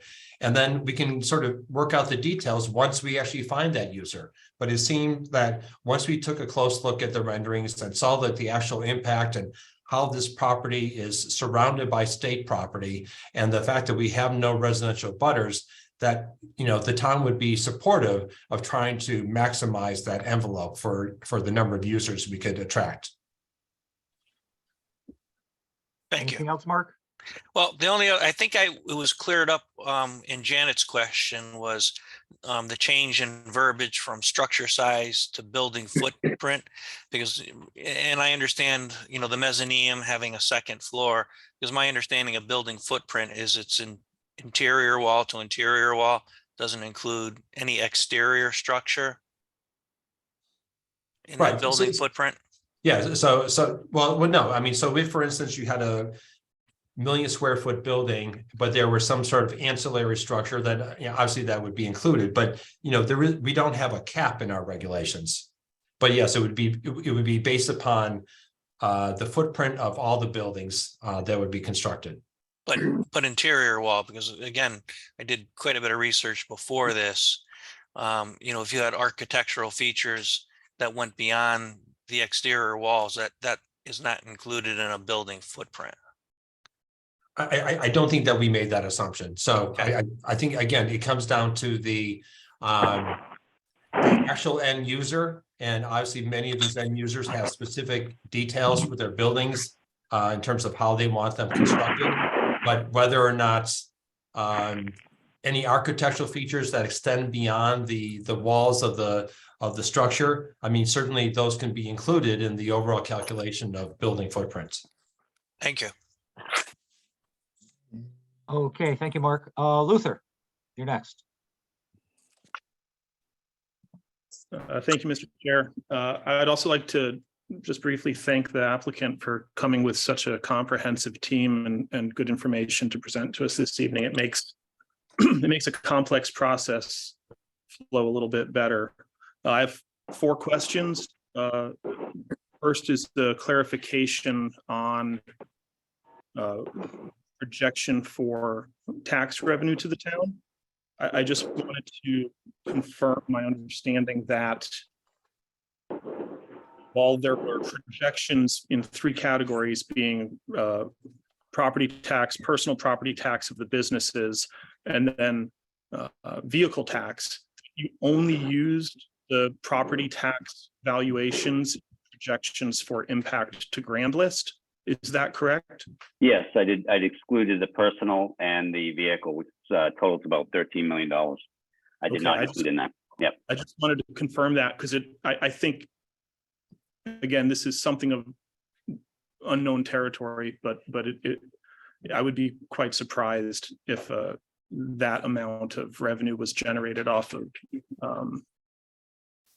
vehicle taxes for a project like this. But that's for future discussion. In terms of traffic impact is the next question. So the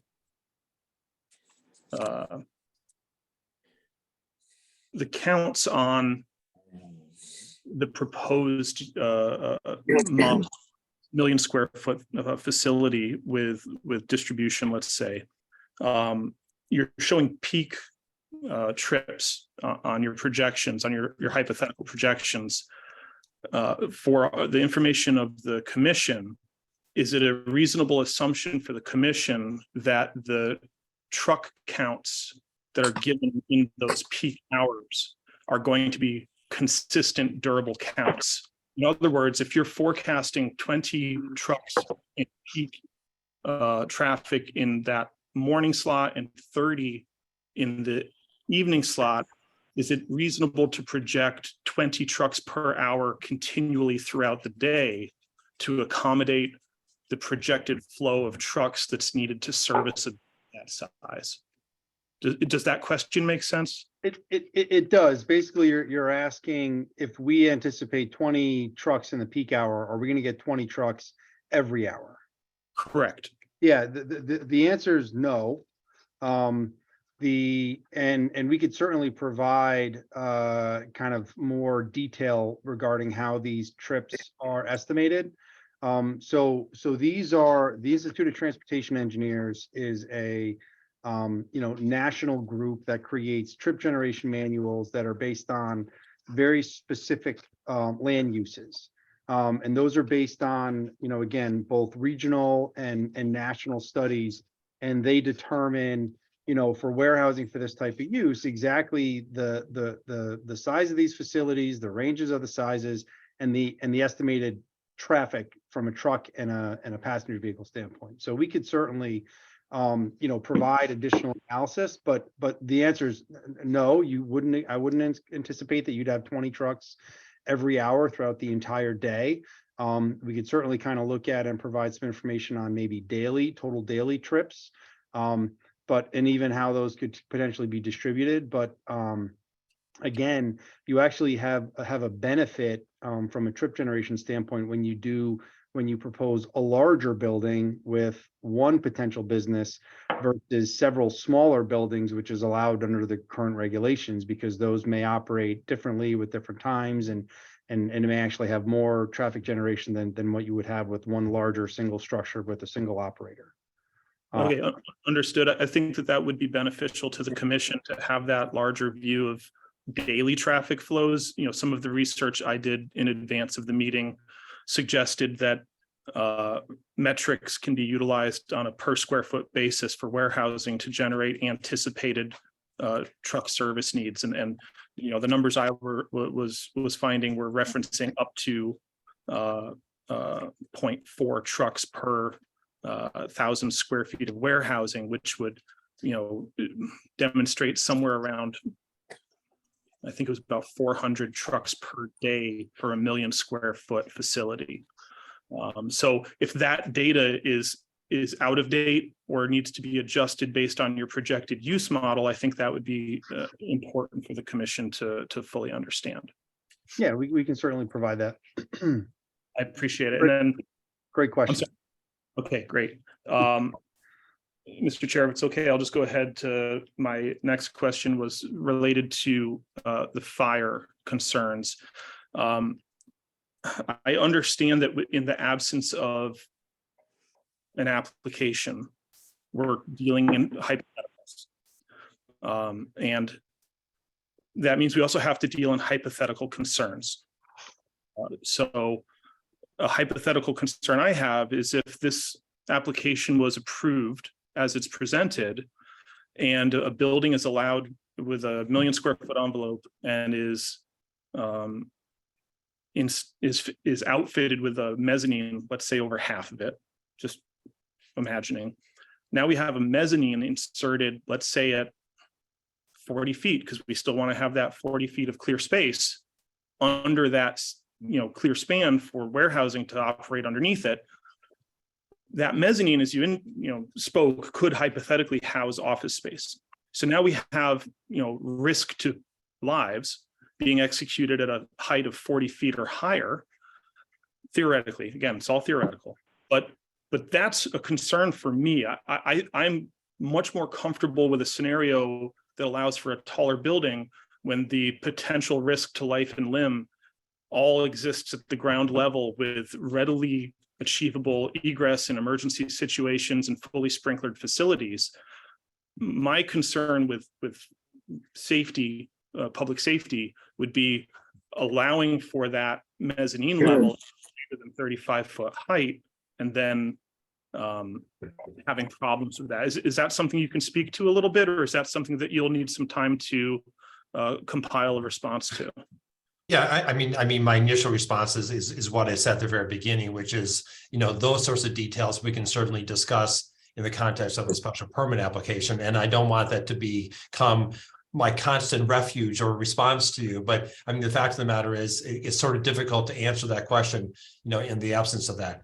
But as I said, there's we had a slide of all the qualities or the standards to which we would have to construct this building that would help, militate against any sort of emergencies like that. But we can certainly get you a more thorough response with regard to, specific fire safety issues in that setting.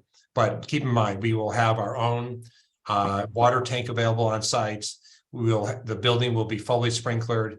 It will be built in accordance with all fire safety protections, so that should a small fire break out, we're confident that it will be out in a matter of minutes before even any emergency personnel get there.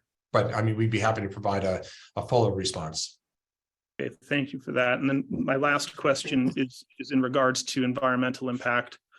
It's my understanding that, again, we're still in the realm of hypotheticals, but this is just a use change, looking at use and looking at size. Any of the potential projects would have to, I'm asking for clarity on this as well. It's my understanding that I'd like you to affirm that any project in any of the sizes that we've discussed this evening would be subject to our own stormwater management regulations, and also would then be subject to the deep review process for stormwater discharge and stormwater management for projects with disturbed areas of greater than 5 acres.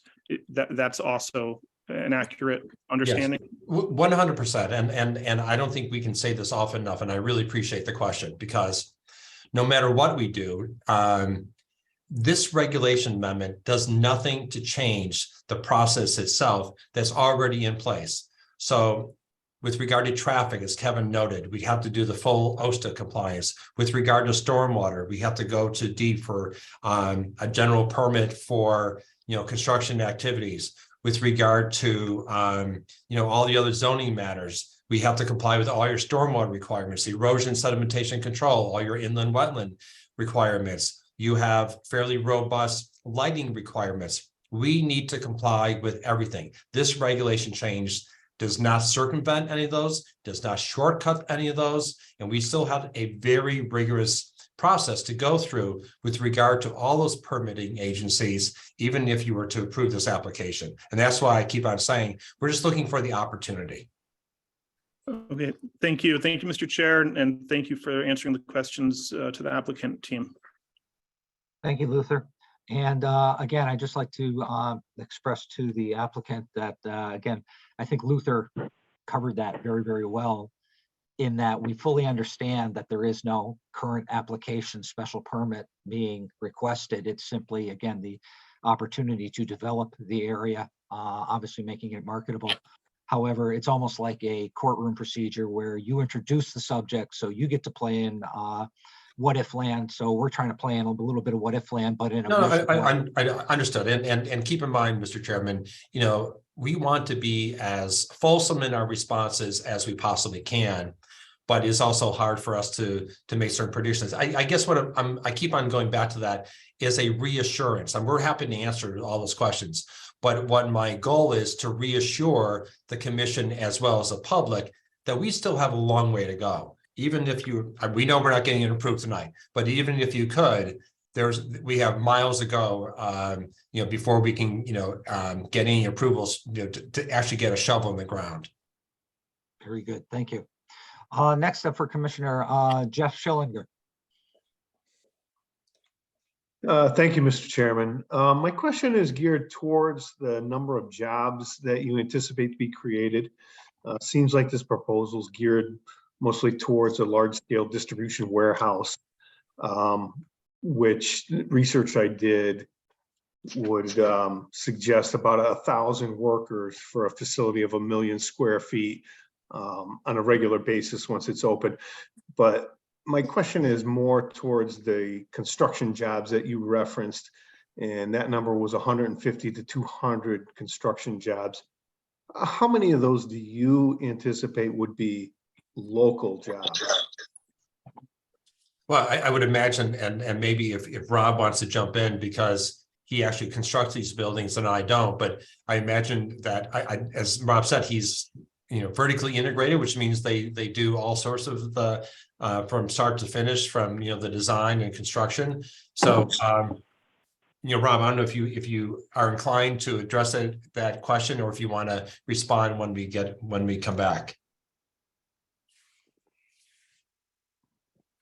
Yeah, my partner, Russell Dion, who runs our construction company, probably the best to comment on that. In general, while he comes on, construction is a fairly local business, local quotes, but I'm going to let Russell speak to it. He's about to jump on, and I'm going to go on mute so we don't echo. Thank you, Mr. Commissioner. Can you hear me okay?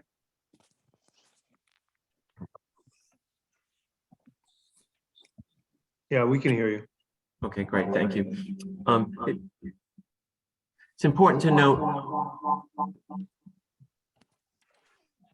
You good, Rob? No. I'm good now. Okay, thank you. Sorry for the echo. Apologies. It's important to note that Campanelli runs its own construction company, and we pride ourselves in safety as our #1 mission, and we certainly work with the communities to hire as much labor force as possible within the realm of qualifications. So if there's a plumbing outfit or an electrical outfit, either in an abutting town or in Ashford, we will certainly entertain working with those companies, provided their quality and their ability and their labor force can build this type of product. We try to stay as close to home as we can and keep as many jobs within the region. We all know that Ashford is in a community that has a large construction force that can build buildings like this, but certainly we will try to use as much local labor force as possible.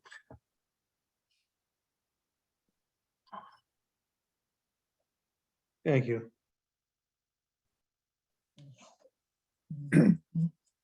Anything else, Jeff? No, that's all, Jeff. Thank you. Thank you. Doug? Thank you, Mr. Chair. I had a couple questions, but a lot of them have been answered. There is one outstanding question. Before I get to that, I just wanted to thank the chairman and Mike Diamano, our town, just for coordinating, preparing for today. There's been a lot of information that's been coming in, a lot of information to take in even this evening. And I think it's been handled very, very well. So I want to thank them for that, as well as the applicant and what you've provided tonight and leading up to tonight. A lot of some questions I had a couple days ago were answered by the presentation and so on and so forth. So I appreciate your time tonight. But my one outstanding question was in regards to the proposed regulation changes. I don't see a maximum in terms of building footprint size proposed, whereas we previously, in the regulations today that are in existence, there is a maximum. That's correct. So we removed the cap of 250,000 square feet, and we gave you a concept plan of 1 million square foot footprints. But that's not to say we didn't want to preclude the opportunity for a 1.1 or 1.13 or 1.2 even, so long as you can provide the required 30% open space and comply with all the parking requirements and comply with the inland wetland requirements. Again, we wanted to create the maximum opportunity for a potential user, while we talked about how this site has really wonderful characteristics for a warehouse distribution center or other types of uses, it does have its challenges with regard to, there is no water service, gas or sewer. So it seemed almost incumbent upon us to try to broaden the envelope as much as possible where we could in terms of building footprint and building height. But that doesn't mean we wouldn't have to comply with all the other bulk requirements.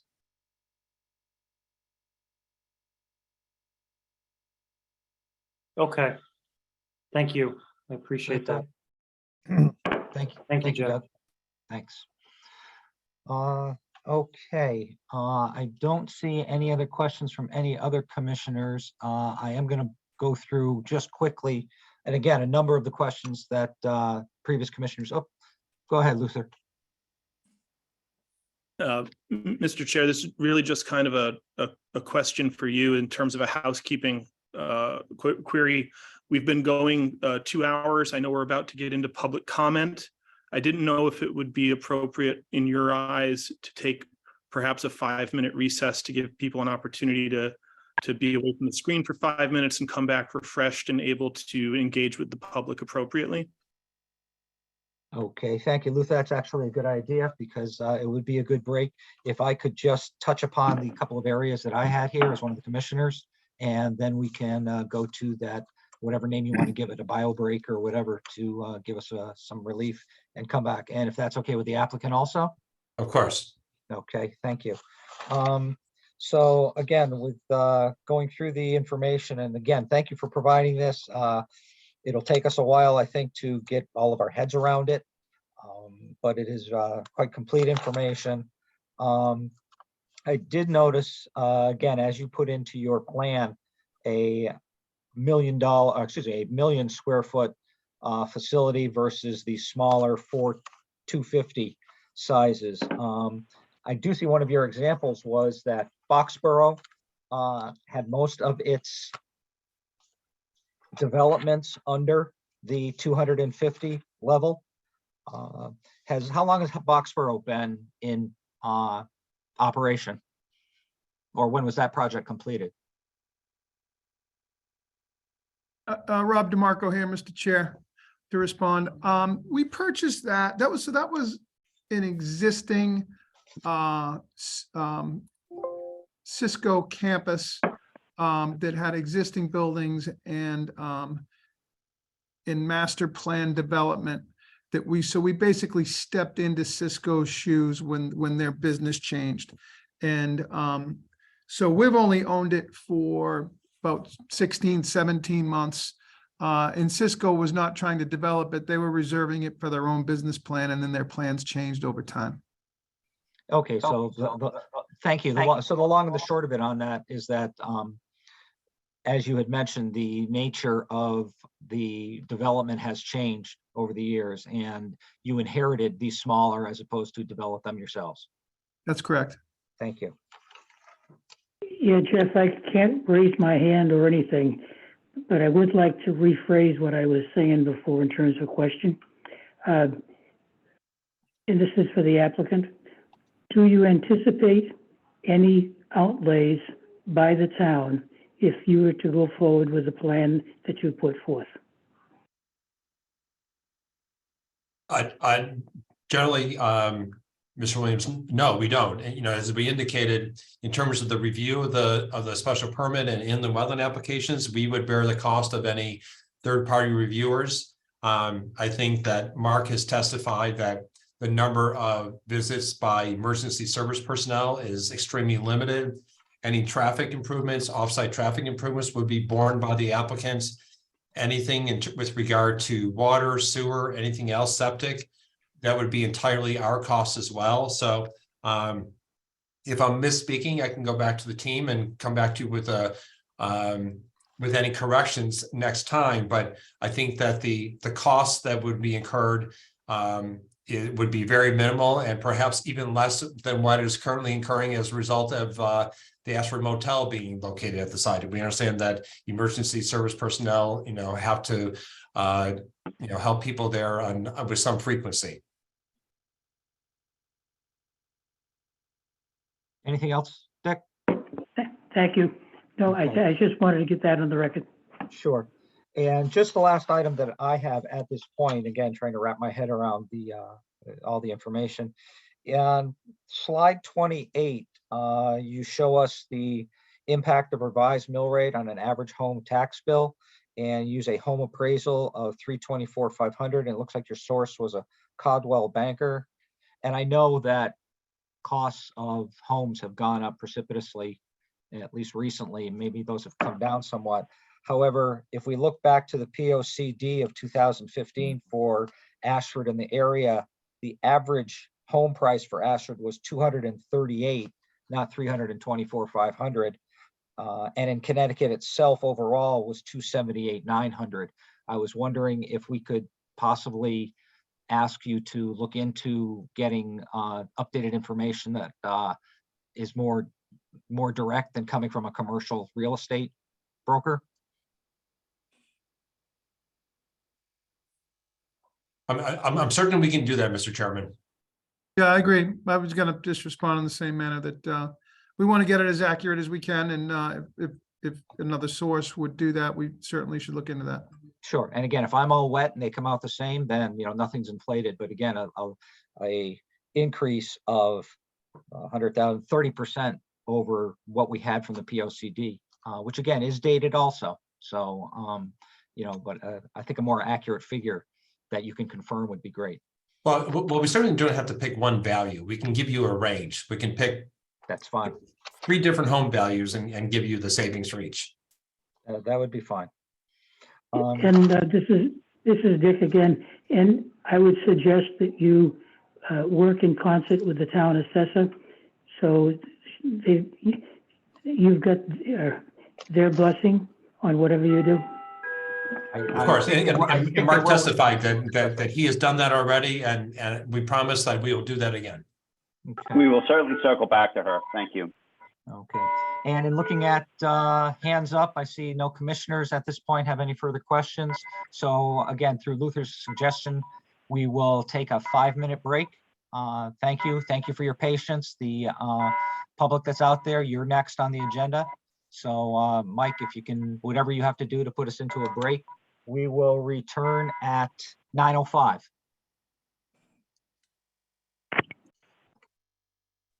Sounds All like it. set. Okay, we are back. Thank you all for that. Hope everyone's refreshed, ready to go. We will start. Mike, as I look at the participants and hand raise, that was in order of hands? Yeah, they should be lined up Got it. based upon when they raise their hand. Very good.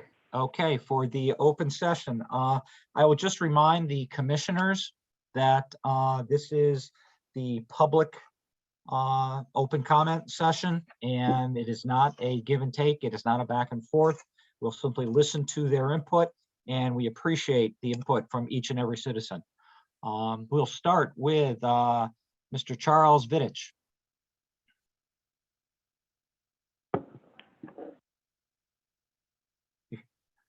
Still muted.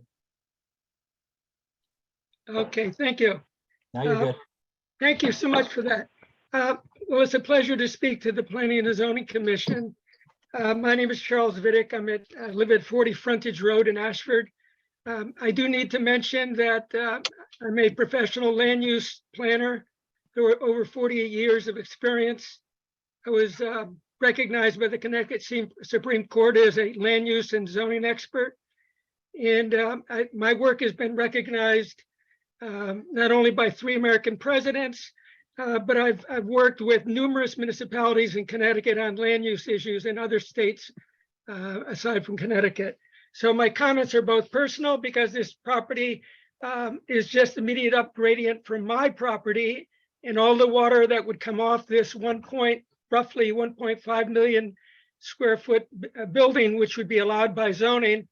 It's just all you have to do is multiply 30% of 113 acres and you get roughly almost 1.5 million. It's important to recognize that when you do a zoning analysis, it's not what the applicant has been talking about. It's what is allowed under the worst case conditions of zoning. It's not 1 million square feet. It's actually what the calculation that I just gave you allows. That's how zoning works. It's actually what is allowable. In that case, it would be that number, 30% of 113 acres roughly. So one thing, I did an analysis of all the zoning regulations in Connecticut. I've done it for 40 years. I looked at building heights. The only municipalities in Connecticut that have anything over 70 feet are all urban locations. 18 municipalities in Connecticut have such standards.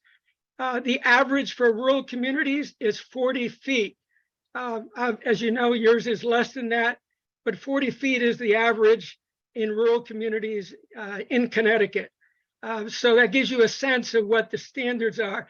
But perhaps it's more important to recognize that, as I think the individual mentioned, the applicant, the proposed building at 75 feet would be very clearly visible from Interstate 84, whether it's in the summer or in the winter.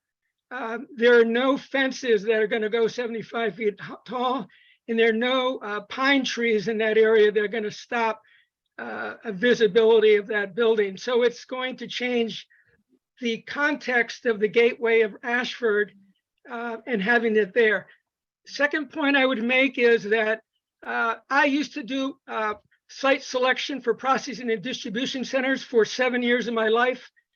And one of the criteria you look for is, of course, an interchange. But there's 2 other criteria that are not there. One is public water and public sewer. You'll find that very few sites have a building of this size that does not have public water and public sewer. You'll find in your POCD, the plan of conservation and development, that site has very poor soil conditions for septic systems. Even worse, that entire site is the upgradient land of the public water supply of the Wyndham Waterworks and of the University of Connecticut water wells. That is a unique issue here. This would be the first time in the entire history of the watershed of the Wyndham Waterworks or UConn's water supply that we would have anything of this size in a public water supply that is not owned by a public water supply company. That's what's unique about this.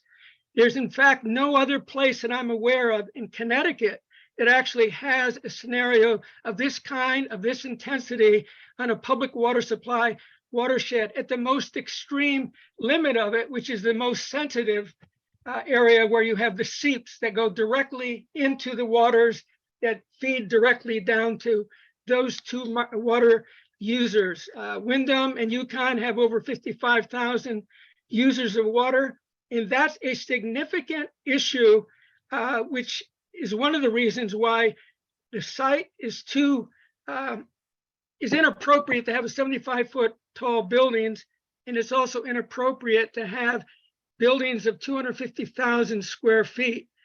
By the way, none of those scenarios are relevant to the decision making. It is purely what could happen under a worst case zoning analysis.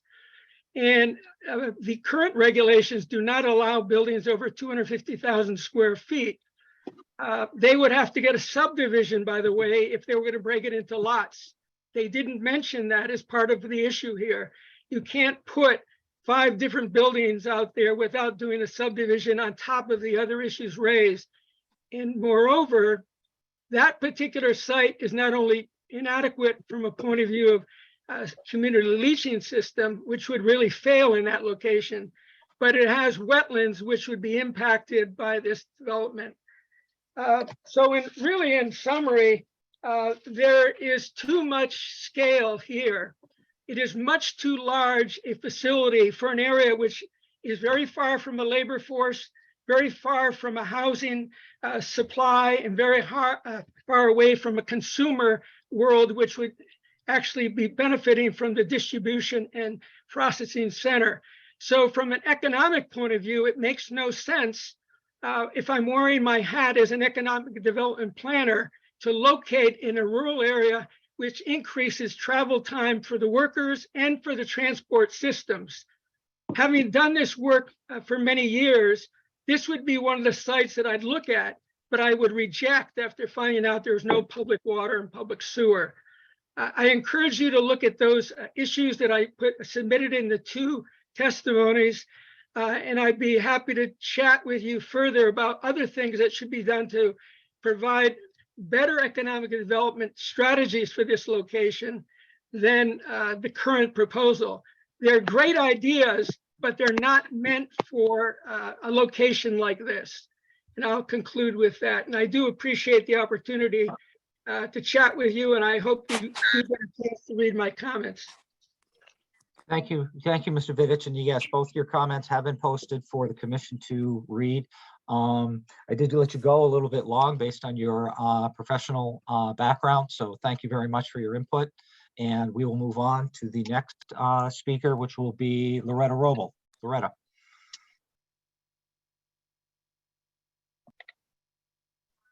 And I'll just remind all, we're trying to keep to a 3-minute. We won't cut you off at 3, but we are trying to keep most of our responses to a 3-minute response. If you have more for later, let's give everyone a chance and we can always come back. So go ahead, Loretta. Loretta Roble, 297 Pumpkin Hill Road, and I'm speaking as the chair of the Ashford Conservation Commission. As a Conservation Commission, our concerns are a lot about land and what's happening to the land. One of the reasons why that area is so wealthy is that it has a lot of water. It's a lot about water. And it is the headwaters of the Fenton River, which, as Charles mentioned, it goes right into the watershed for Mansfield and Willimantic. There is also another headwaters not too far from this site, Morey Pond, which is the headwaters for Mount Hope River. So there is a lot of water there, which is wonderful. There's also a lot of forests around it, and it's also wonderful. One of the things that Ashford likes is the fact that it is the people feel they like the rural character of the land. And for all the years I've been on the commission, that is one of the things that everyone who talks to me agrees with, that we like our ruralness. Now, yes, we have to sort of balance out and somehow provide some economic development for our town. But in this place, in this area, to have this very, very large footprint in this area that has a lot of difficulties with water, with stormwater, with wastewater disposal and everything, it would really be very problematic and would really ruin the beautiful water system that our town has, because we're basically in a watershed. We're in the Natchog watershed. We've signed an agreement to work on maintaining a Natchog healthy water protection. So we're aware of that. So what we did is last year, 2 years ago in 2020, when this project first came up, or a similar proposal, we had Jean Pillow, who works for Eastern Connecticut Conservation District, provide a lot of information about what she saw was going on with this area, what it could tolerate, what it couldn't, what was excessive, what was not, and what things to be aware of, all of the things that Charles was mentioning prior to my talking. So I really encourage the members of Planning and Zoning to really look at that report that she gave. It's a very detailed report. It talks about the reasons why that she said the things that she said. So again, encourage all the members to do that, and that the Conservation Commission has a lot of concerns about all this. Thank you so much.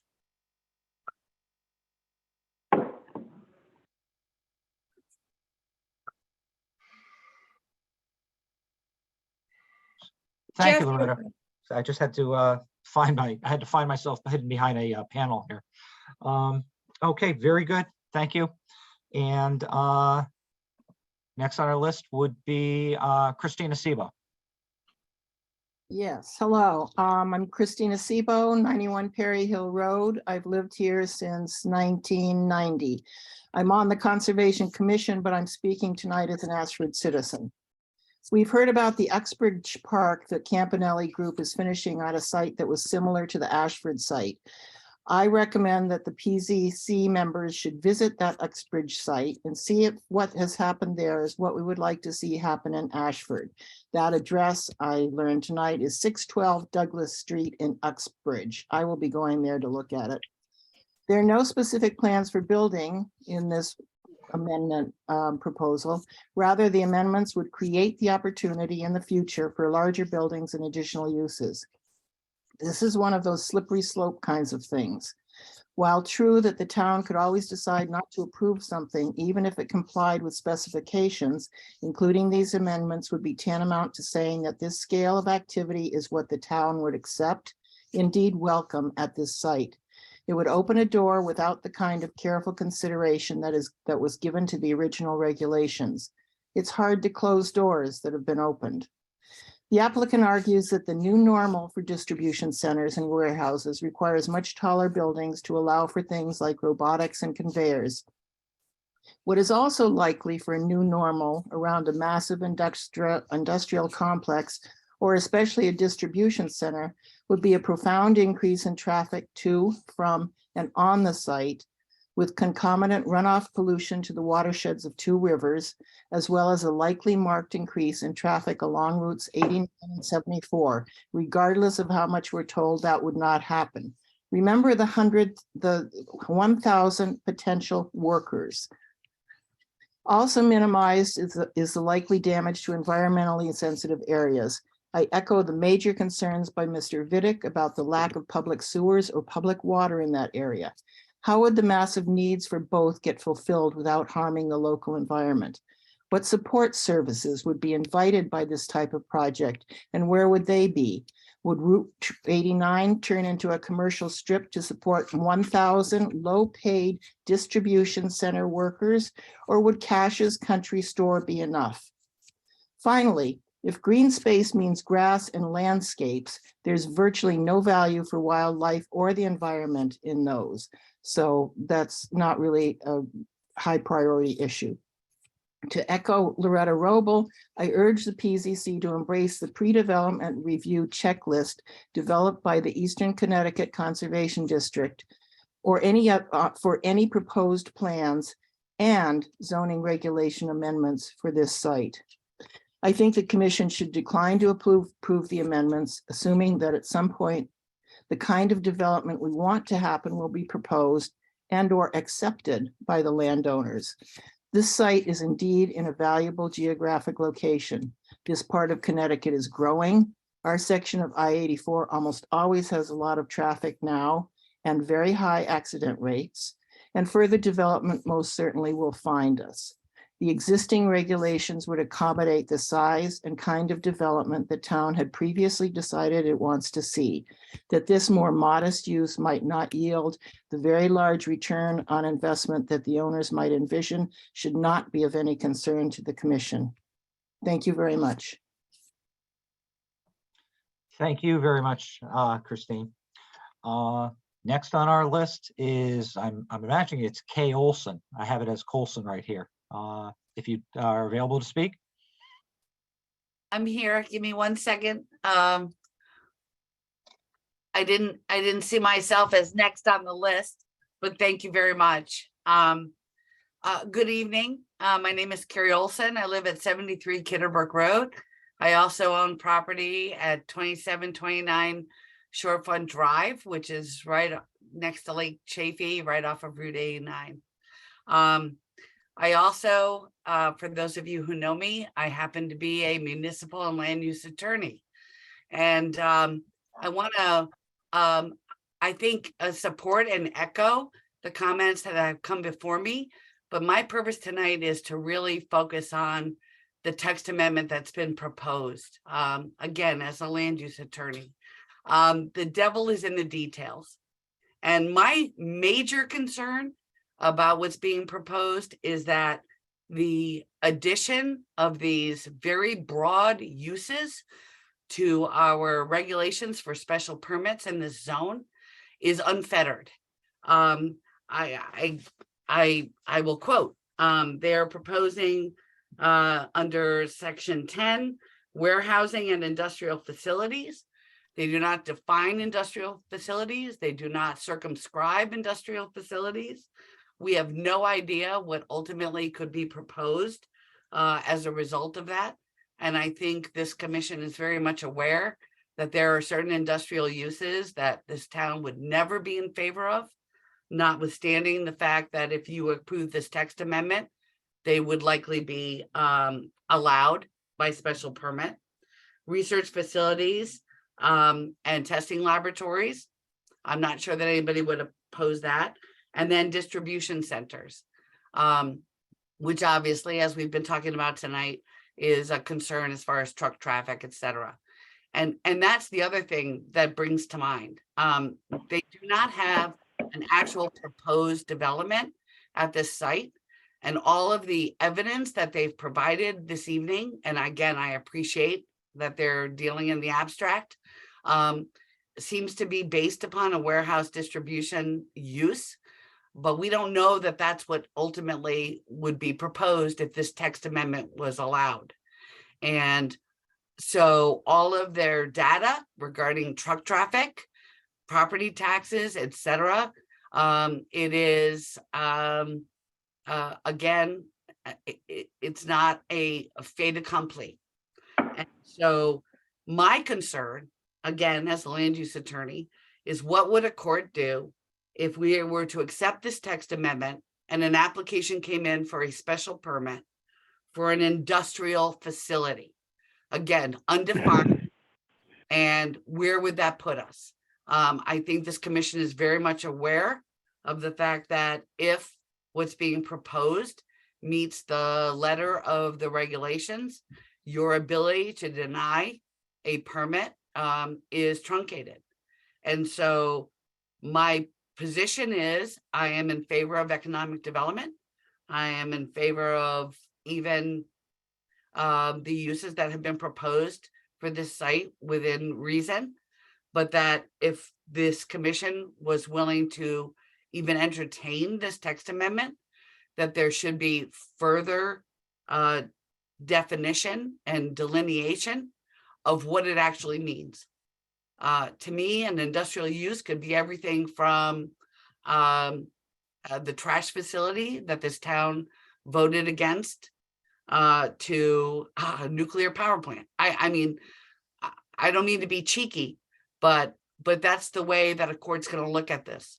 And so my position on this is we need to be careful and understand that there is no absolute proposal on the table right now, other than this very broad text amendment that basically opens the door to virtually any use of sizes that can be, umpteen square feet, 75 feet in height.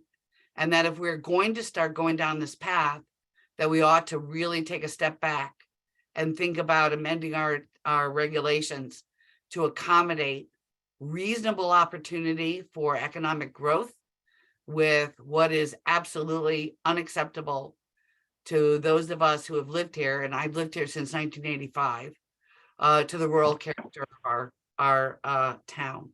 And with that, I will turn it over and thank you for the time.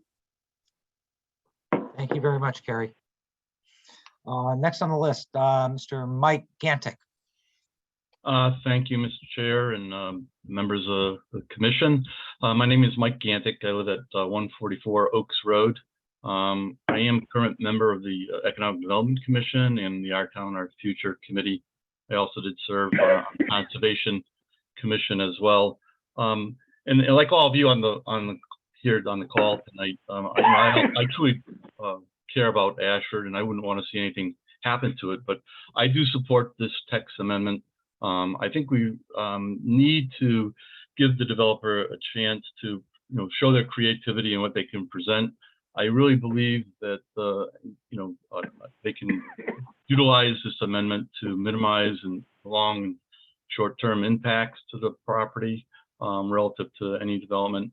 I too spent most of my career on both sides of the fence on development projects, and more the last 37 years in the public sector, where myself and my team had to review a lot of these types of applications from construction and impact to the community. So, I really believe that it can be done to minimize any of the concerns that people have. I think, but the big question to me is that, we have to begin to look at how do we sustain what we all love here in Ashford, the quality of life. Nothing is free. It all takes resources, and that's dollars and cents. All the school system, whether we want to put money forth for preserving other open spaces, whether it's the parks, the trails, any of the library, the school system, all that takes money, unfortunately. And we have an aging population in this town. There's a lot of people that are hurting, that, taxes aren't cheap, as we all know. And, we're looking at things the state is requiring with affordable housing. We've heard a lot of complaints about the rents going up in this town. I mean, how do we sustain the things that we all care about if we're not finding ways to produce new revenues to support that? And I think I want to just share a story as part of the Economic Development Commission. We've had many conversations with the property owner about this property, and there's a lot of times he's come to us with certain things, and we've told him, hey, this is not going to fly in Ashford. It's not what we want. It's not what Ashford's about. And he's listened to us. And but I think we have a situation here where we have a third generation developer who has a proven track record, and I think we don't want to miss this opportunity. I think we have to give them a chance to show it. There's still points in place to check and review, as it's already been discussed. I'm not going to repeat those, but there's plenty of opportunities for, down the road to determine what type of development and the things that we want to look at from that perspective. And if this is unfortunately the best location in town, it's somewhat isolated. I know there are, people that live in the general vicinity, but if we don't begin to look at this as the opportunity to help us, our future is at stake because we don't have the resources. We're going to be pricing people out of living in Ashford. So I really think this is where it's meant to be, development's meant to be. I think we've got to look at this. What are their options? We don't want development taking place in everybody's backyards along even the corridor of 44 and 74 is somewhat limited. So I think this is really the best opportunity. I urge the passage of the text amendment. Let's give this developer a chance to demonstrate their creativity and what they can do for Ashford and become a partner and really part of what our community is about. So I thank you very much for the opportunity to speak this evening. Thank you. Thank you very much, Mike. Next on our list is Judith Austin.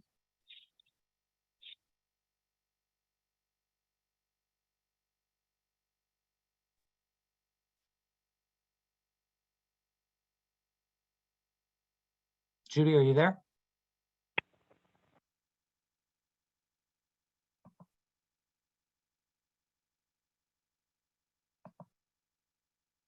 Well, we'll leave her hand up and we'll come back. Oh, there she is. Thank you. Okay, Judy. Can't hear you though.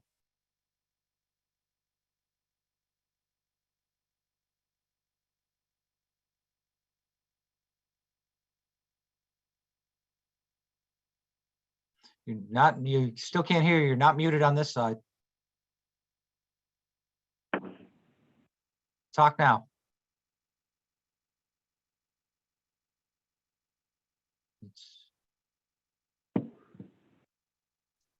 Okay.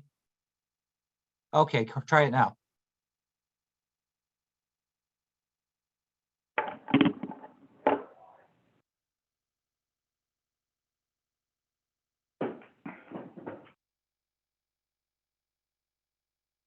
Give us one more try. Whoop, you went away again.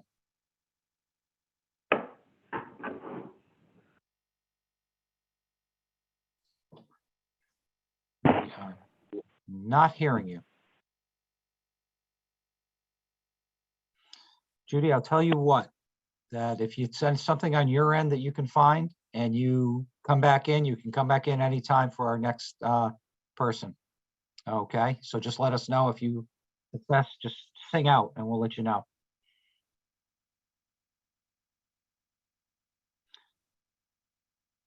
Okay, we're going to move on to Anthony Peticchio. Tony.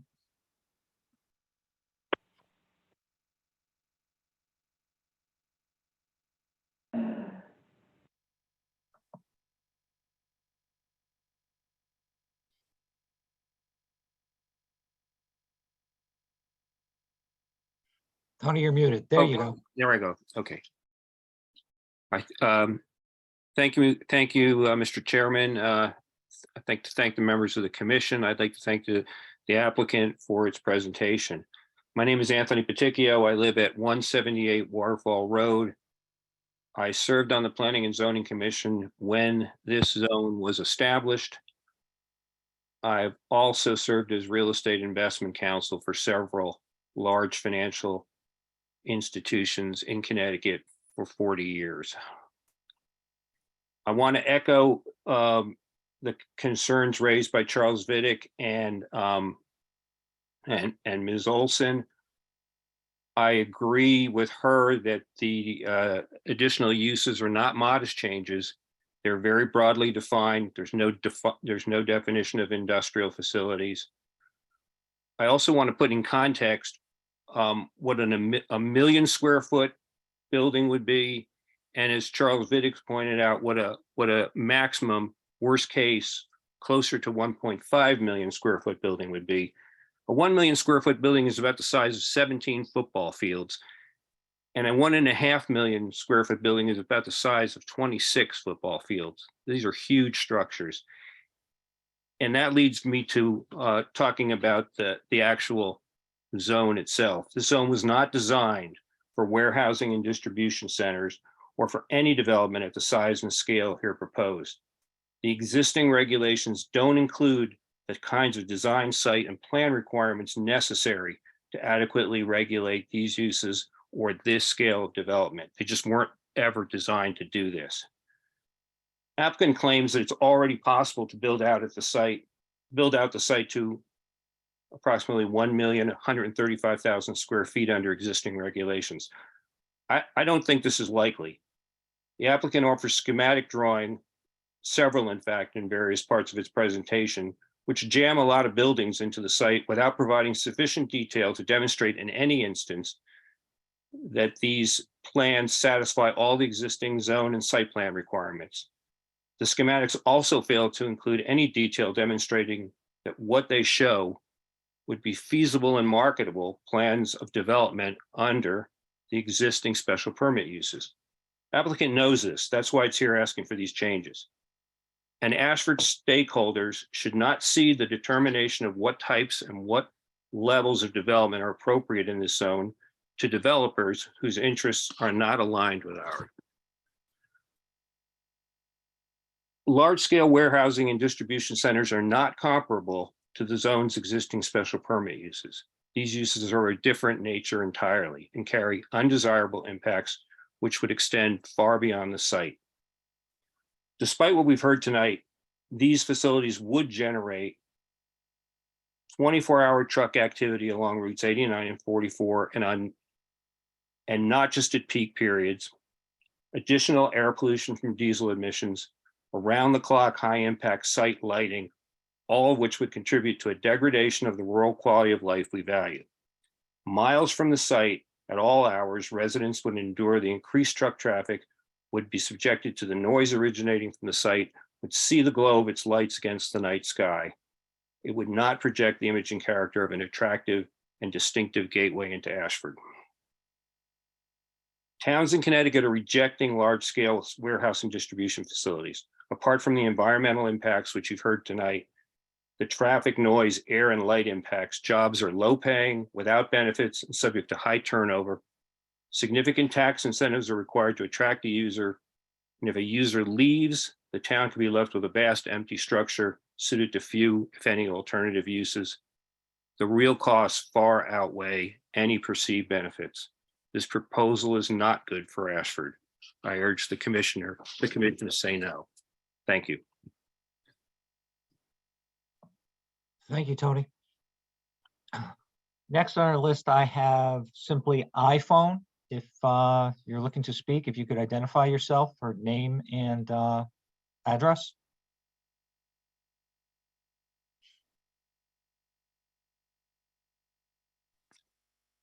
That may be me, Mr. Chairman. I'm not entirely sure how I'm. No, I've got your name here, Michael Maglaris. I have you up Yes. next after this. I beg your pardon. Sorry. No, you're Don't mean to- fine. Not a problem. Don't mean to Thank you. jump the line.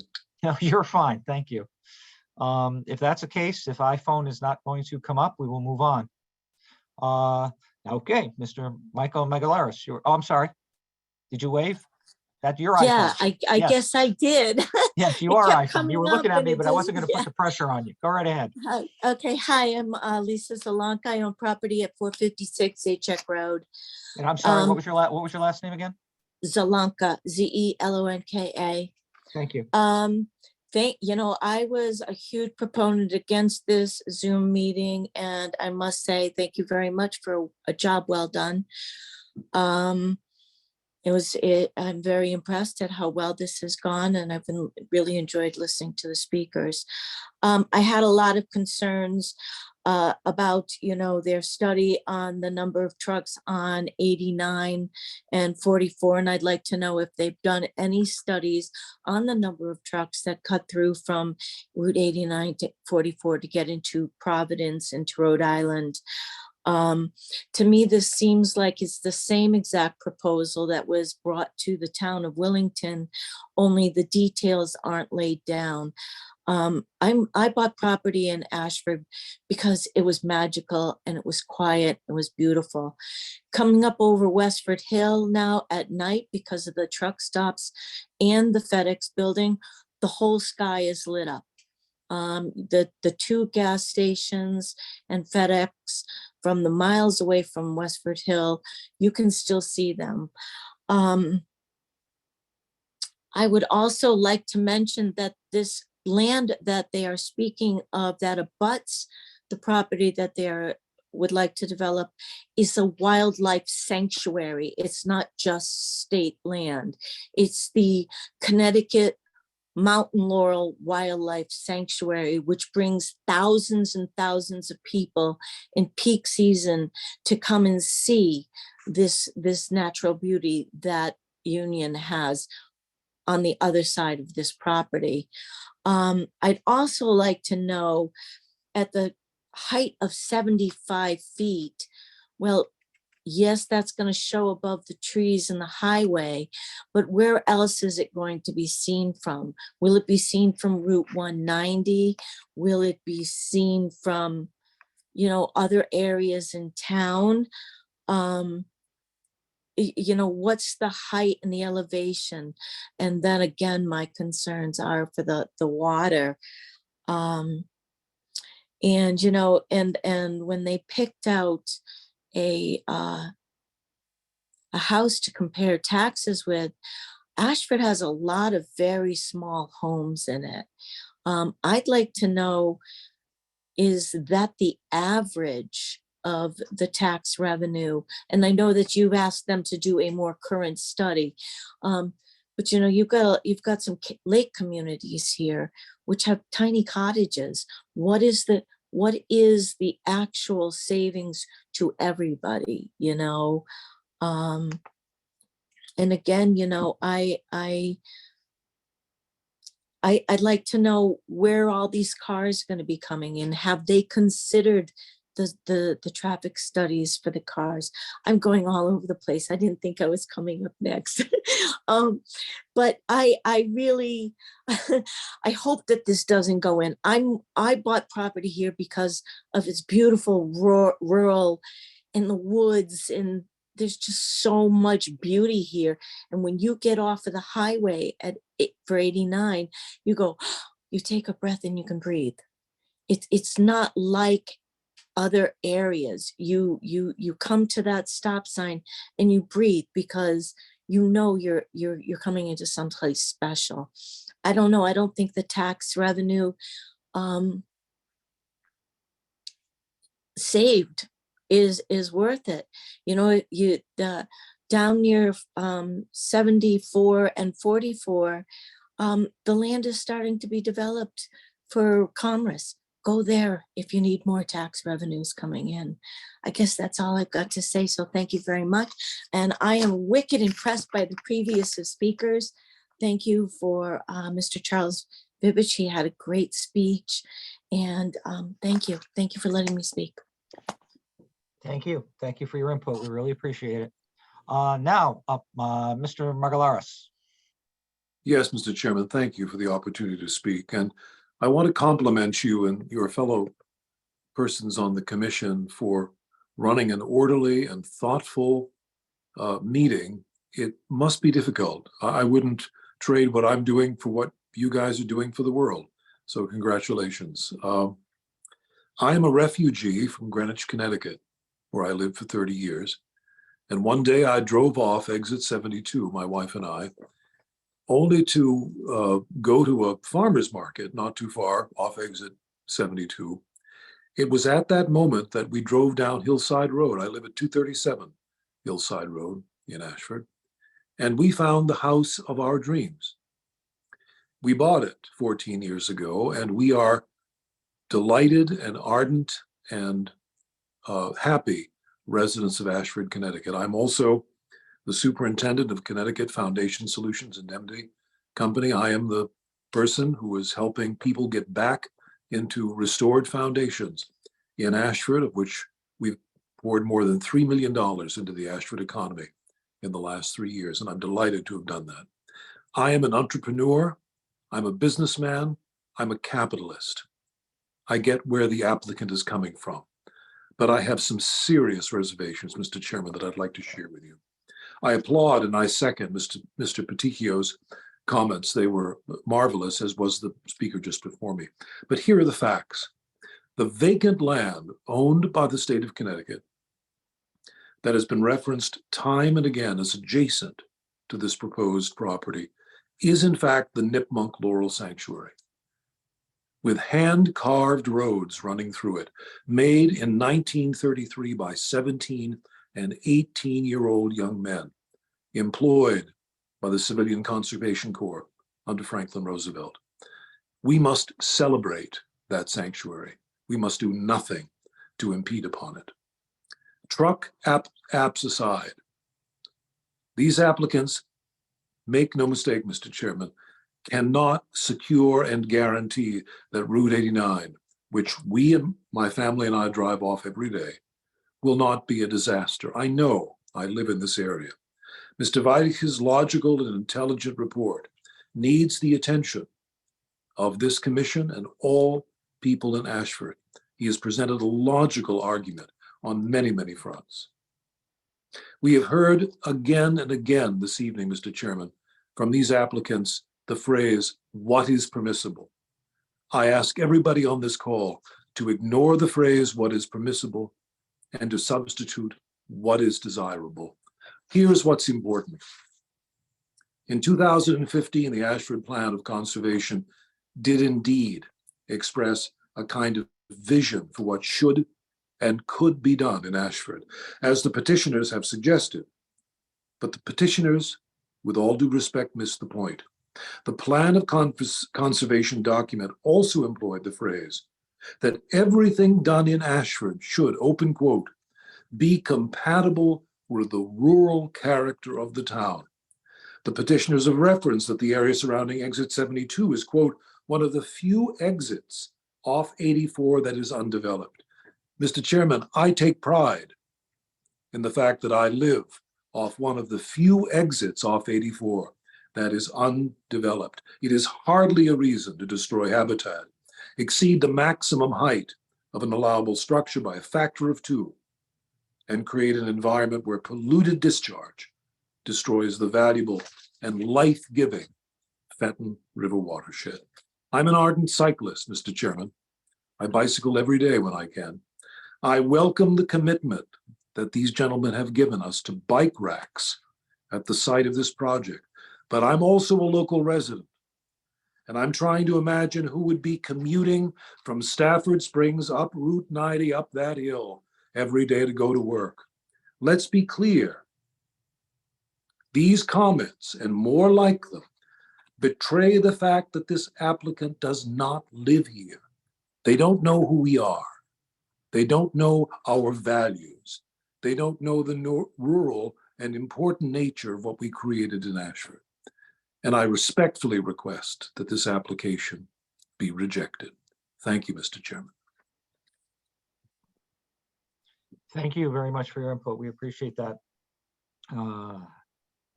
Going to my list. I have a Mrs. K here. Mrs. K, see you in the corner. Please go right ahead. You're still muted. You hear me? Can hear you now. Okay, great. Oh, now my dogs are going crazy. They were good all night. I'm Kristen Smith. I live at 745 Westford Road, which is part of Route 89. So of course you can understand part of my concern. One of the things that I wanted to address is obviously the trucks. And despite the fact that truckers may have special apps that direct them to the best possible roads, the Route 89 between the site and Route 44 is pretty easily traversable by trucks. In fact, we get them from FedEx all the time. So I ask you, what route do you think these trucks will be taking when they need to go east? Do you think they're going to go up 84 to 384 to get down to Providence and loop around to Northeast Connecticut?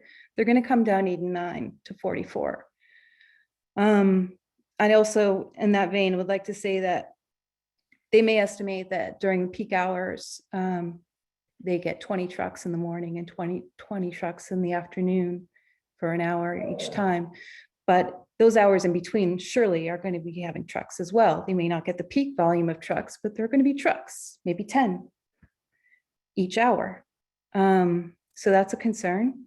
And then finally, what I just want to say is I lived in Ashford in the 90s and had to move to a more urbanized environment for a long time. And when it was time to move, I wanted to come here because it's beautiful, it's quiet, it's peaceful, there's nature. I love it.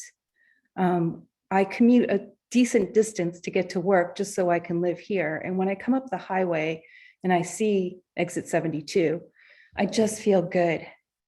And I get off the road and it's wooded and it's beautiful. And that's why I'm here.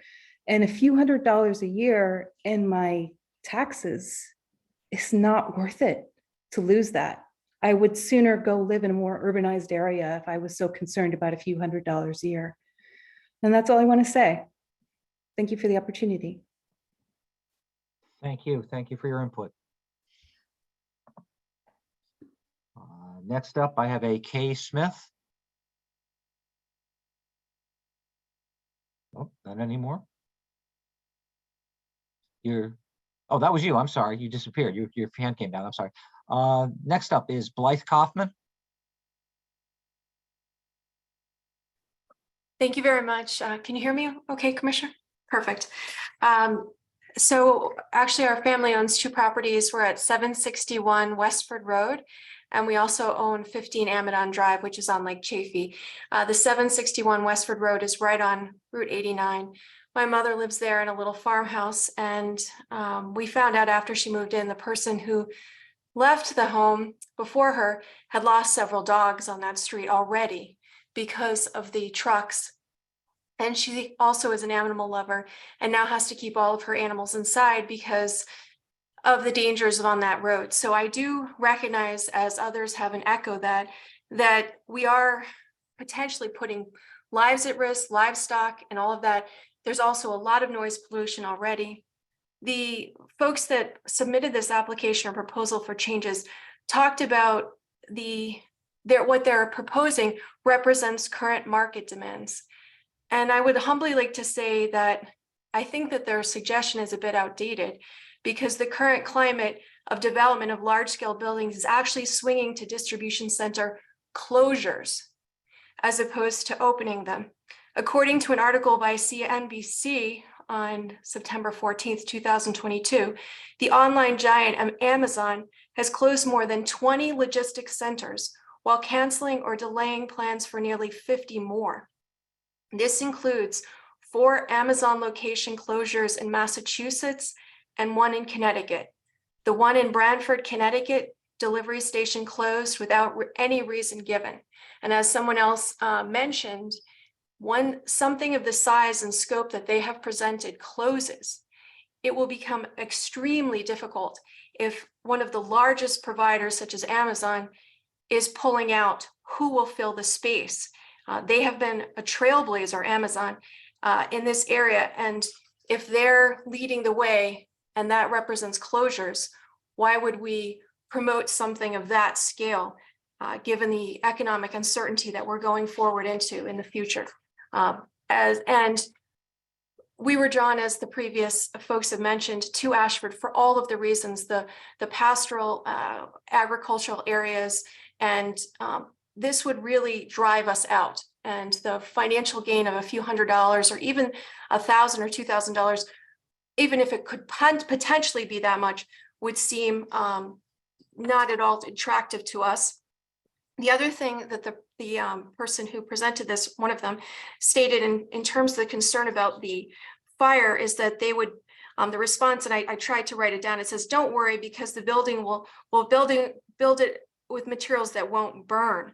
My husband was a chemist for 5 years, and his immediate response as he heard that was, if you're presenting potential lab space, a chemical fire can be quite difficult to put out. And he also volunteered at the volunteer fire department in Groton.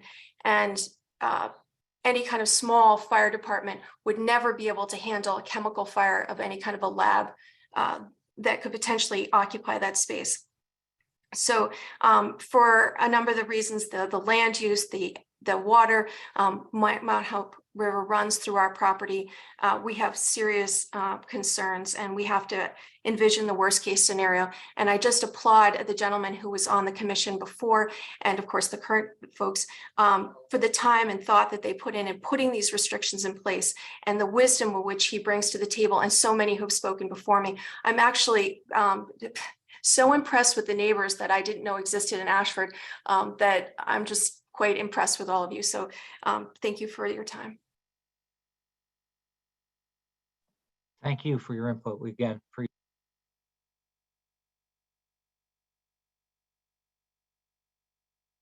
all right, I'm talking to myself again, just not hitting the right button.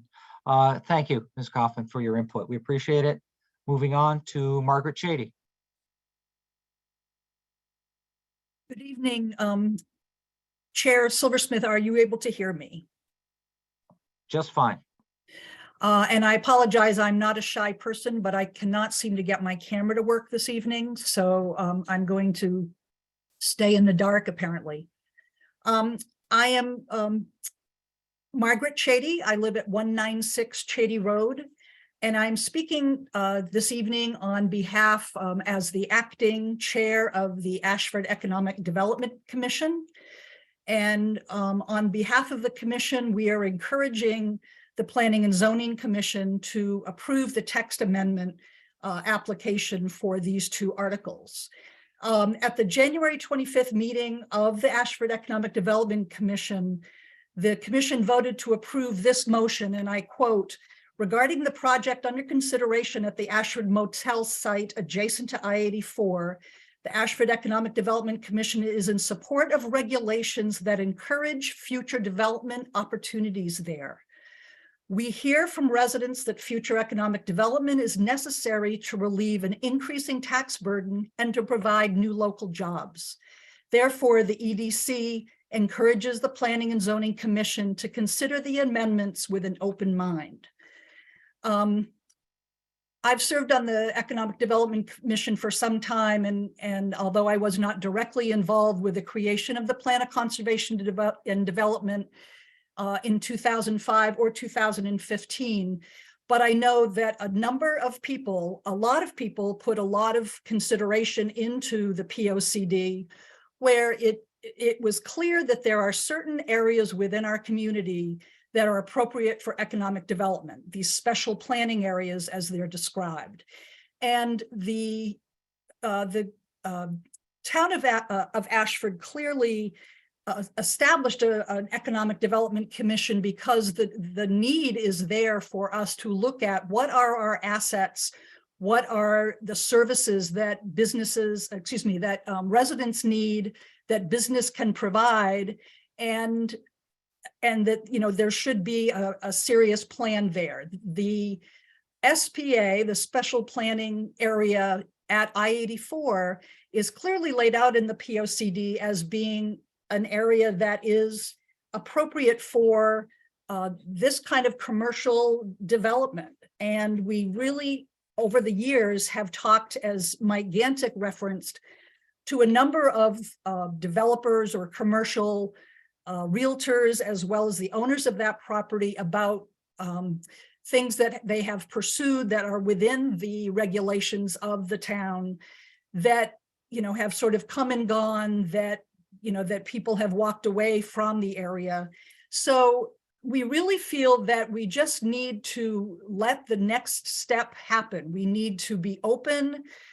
We need to be business friendly. We need to keep our options open. And, you know, as has been outlined, there'll be plenty of opportunity if this does not seem right, does not seem to feel right, and to ask, you know, more questions. But we just are encouraging our fellow commissioners to take it to the next step and to please approach this with an open mind, because this is our best area for development of this kind of nature. So thank you for your time. Thank you very much, Margaret. Next up, we have, I would like to just go back quickly to Judy Austin, if she is still on the line in the room and if she's had any success.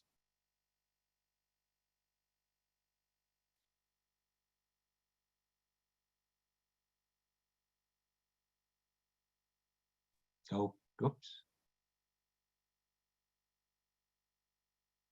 You look like you're unmuted, Judy. Any chance?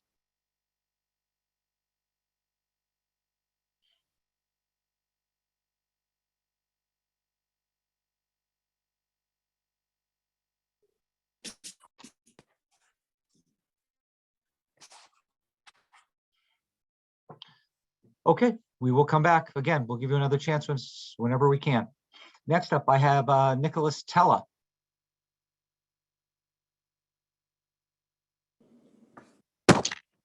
Nick Tella, Wellington resident.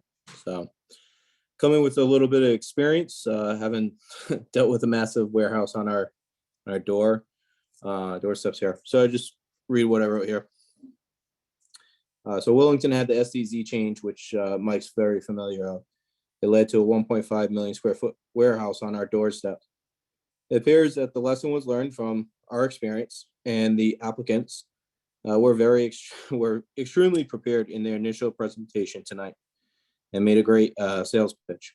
During the break, I looked at the MLS multiple listing service and saw that the median home price in Ashford was, as of January 2023, was $269,500. So in regards to the tax situation, the committee needs to understand many tenants are going to request a tax abatement or such. And the number that's being shown may not be the true representation of what the town will actually receive. The developers are not going to be able to promise that tax revenue because they're not going to be the tenants. They're the ones that are building it. So, which is something that we heard during our process.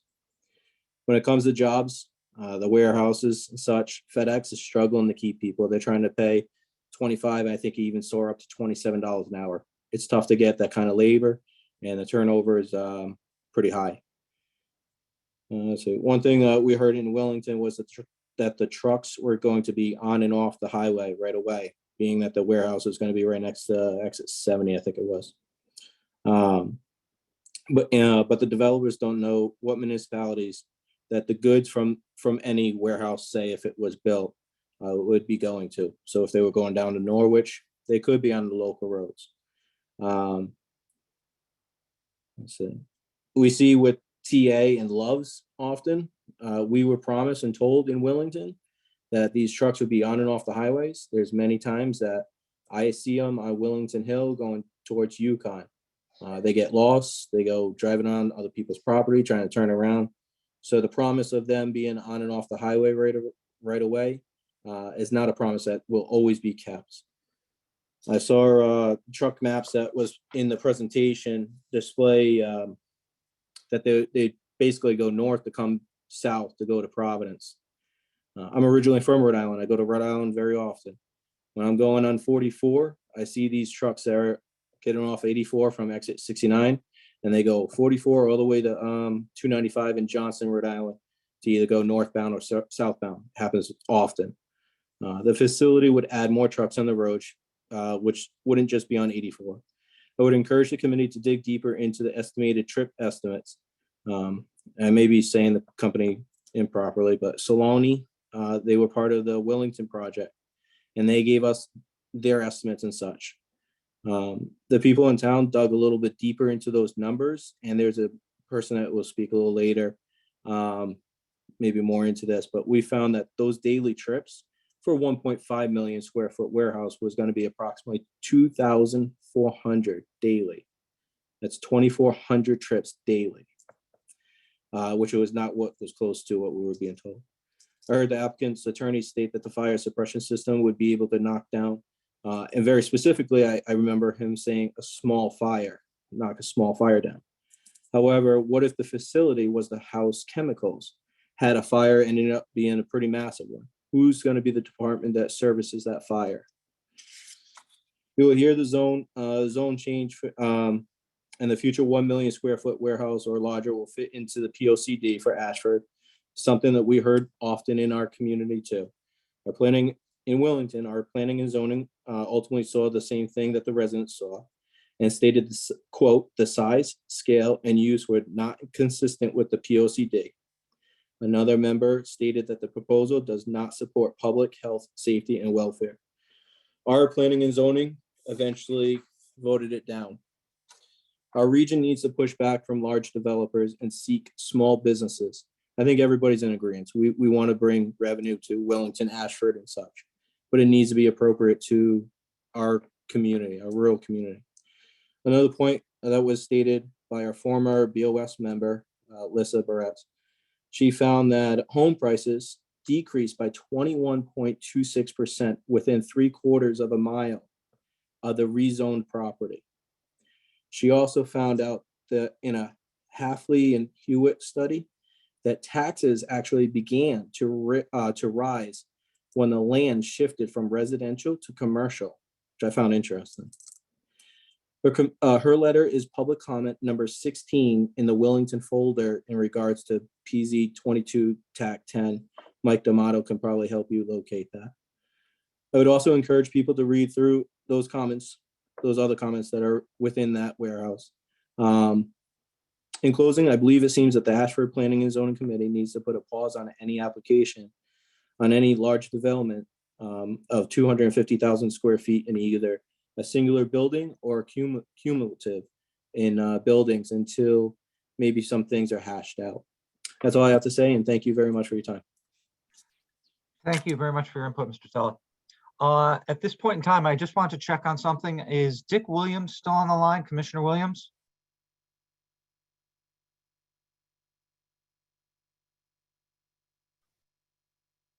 Okay, seeing as not, I don't see him on the board, nor do I see a listing for him. Jeff, I think he's there. I think his number's at the bottom. It's just not listed. He may have been, the name might have dropped off when we paused. Dick, if you can hear us, you can toggle mute on and off by hitting *9. I'm not sure if he knows how to get himself off mute by a phone, but I think he's there. Oh, okay, thank you.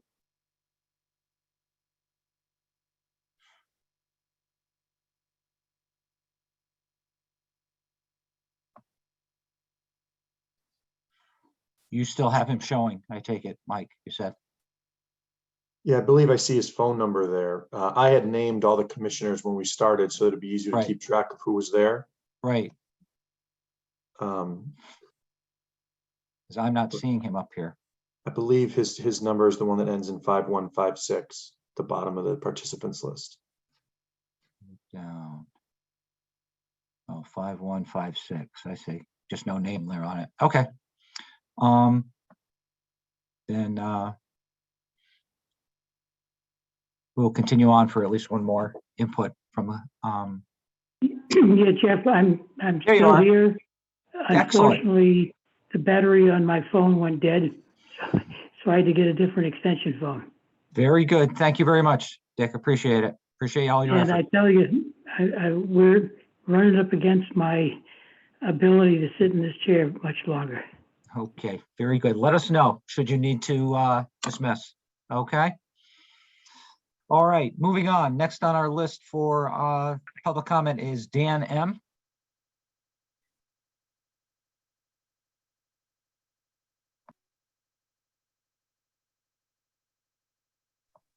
Hello.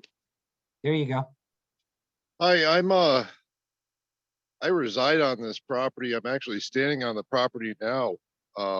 Could you give us your full name and My address? my name is Daniel Martin. I'm at 9 Ashford Motel Road. Okay, that was Martin, M-A-R-T-I-N? Yes. Thank you. I'm descended from the Burrells in town. My father, Donald Burrell Martin, if anybody knows of the Burrells. This used to be my family's property. But what's most troubling to me is the Ashford Motel is used by people in town in need. You know, that's where they go.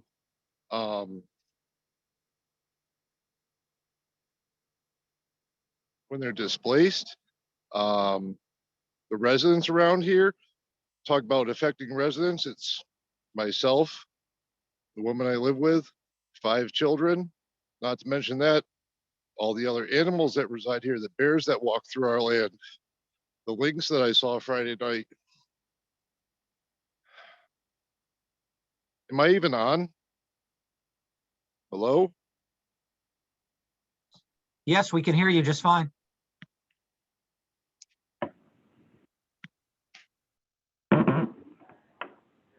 I guess he couldn't hear us. I'm sorry to hear that. Moving on to Margie Roy.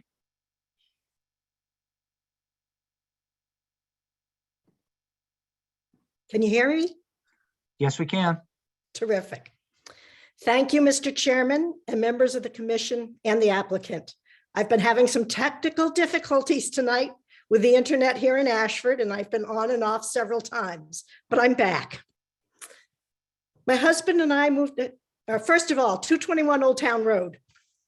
My husband and I moved to Ashford 45 years ago because we found affordable, scenic land here.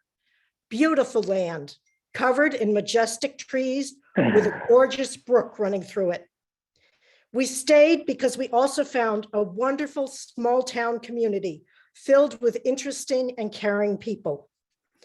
Ashford has changed in small ways over the past 45 years, but it is still a scenic small town community. Most of the people in town are here for the same reasons. We like it rural and we like it small.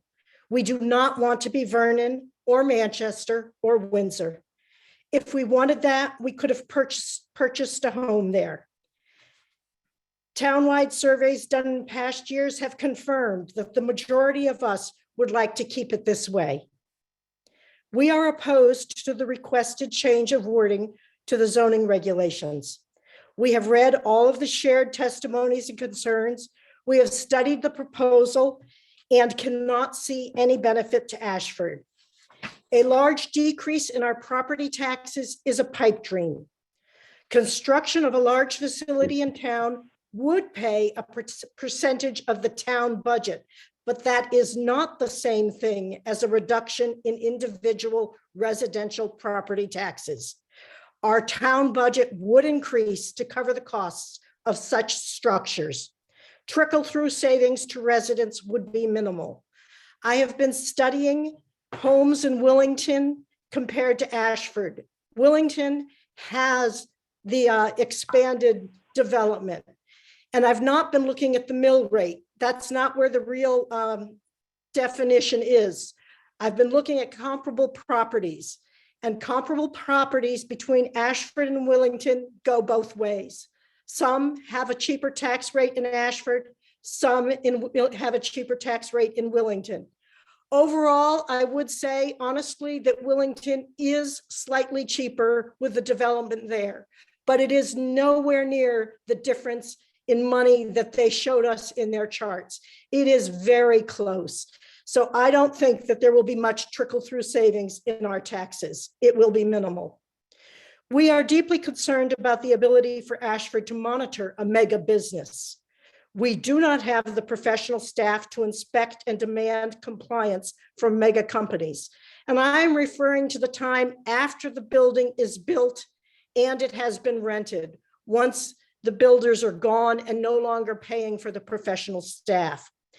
The folks requesting this change in the zoning regs are doing this because they want to make money. The business that moves in will also want to make money. Protecting the watershed area and the water table will cost them money. It will not be their priority. Protecting Ashford will cost all of us huge amounts of money if we are trying to regulate a mega corporation. Yes, the bubbling brook on our property is directly downstream from this development zone. We fear for its water quality and for the water in our well. If mega construction happens at the proposed site, we fear for all of rural Ashford. We respectfully request that the members of the Planning and Zoning Commission deny this request. Thank you.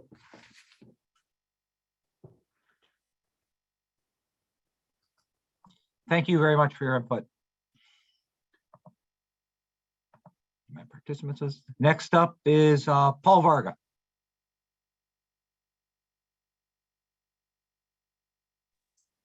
All right, Mr. Chairman, can you hear me okay?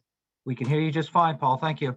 Okay, thanks. I'm going to speak in two forms tonight. First, as a citizen and somebody, 368 Zychek Road. I also own 266 Zychek Road.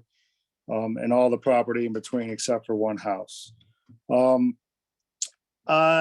First, I wanted to say that my background here is that my family immigrated in 1906. So I've been a resident off and on since I was born in 1968. I am a fifth generation resident here. I've watched this property. I've watched the zoning regulations get formed. I watched them create this area. I personally think this is a fantastic idea for the property. The text amendments that are being requested are reasonable. They make sense. They help reduce the impact on the watershed and the open space or conservation type property. The additional tax revenue that would come into the town would take some of the burden off of the residential taxes and would help the town in general lower the burden to the residents who want to stay here. And quite frankly, many of them are getting taxed out of town. I also happen to travel for a living, and somebody made a statement about construction of these buildings is going down. In Connecticut, probably, because we are very unwelcoming. But I can tell you, there are other places, other states where business is booming. It's about time we bring it back to Connecticut and try to keep me and my kids here, quite frankly. Some of the things that people have brought up, increase of cost to the town, et cetera, and that will bring me into the next part of this. For those of you that don't know, I am the fire chief in town. I've been the fire chief since June of this past year. I have 30 plus years in the fire service. I am a volunteer fire chief. I do it on my own time. I am, quite frankly, extremely disappointed in the number of people who submitted comments or spoke tonight about the lack of fire department response or ability to respond.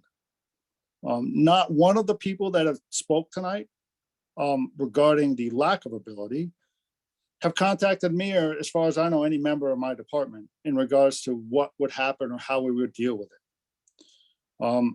I feel that they lack an understanding of what their town actually has in place, how our responses work, how the mutual aid agreements work, and they create a dangerous and incorrect assumptions, and quite frankly, it's false, blanketly false information. Any fire department or EMS requirements would be addressed in the special permit process, just like it would be for any other large scale construction or project. So I'm just going to close with this, or two things actually. There's been some mention about the number of incidents that occur on I-84, et cetera. In 2022, the Ashford Volunteer Fire Department responded to 4 auto accidents on I-84. In comparison, we responded to 4 auto accidents on the Westford Road, as we deem it, section of Route 89, 5 auto accidents on the Squaw Hollow Route 44 section of, or Squaw Hollow section of Route 44. So no difference, quite honestly, no difference at all. So I'm going to close in that I support the text amendments. I agree with the plan of conservation, and I think it does agree with the plan of conservation and development. I agree with the EOC in that we need to move the town forward and put us into the 20 whatever century we want to be here in. If we don't do something, the impact is gonna be tremendously bad later on. We can let this go forward, let the text amendments come through, and when they bring a project, we can talk about what that project will be and how we want to deal with it. But I see nothing but positives coming out of this for the town. Thank you. Thank you very much, Paul. Next up, I have Jay Bates. Can you hear me? I can hear you. I think I can get ready to go. Hi, my name is Jessica Bates. I'm at 113 Shady Road. I've lived here in Ashford for almost 16 years. I am not necessarily against or for the zoning change. There's just some things about it that I think need to be thought of further. I too believe that the definitions are a little too loose. They don't define properly like what the manufacturing is, what the uses technically will be, or anything like that. I believe the original POCD was very on point with this parcel of land and the constraints that it could have on it. It has a very large topography swing on it. There's over 100 feet of elevation change. So I don't think these small buildings that were required in the original POCD was by accident. When you try to put a 1 million square foot building on this, you're going to have to flat plane that hillside. So you're going to be introducing massive retaining walls. You're going to be introducing, long circuitous driveways to get to the elevation that you need to be at. So I feel like that needs to be thought of and considered when talking about a zone change. I think the applicant took some liberties with the rendering that was presented to the commission. It showed a 70-foot building almost at elevation of the highway.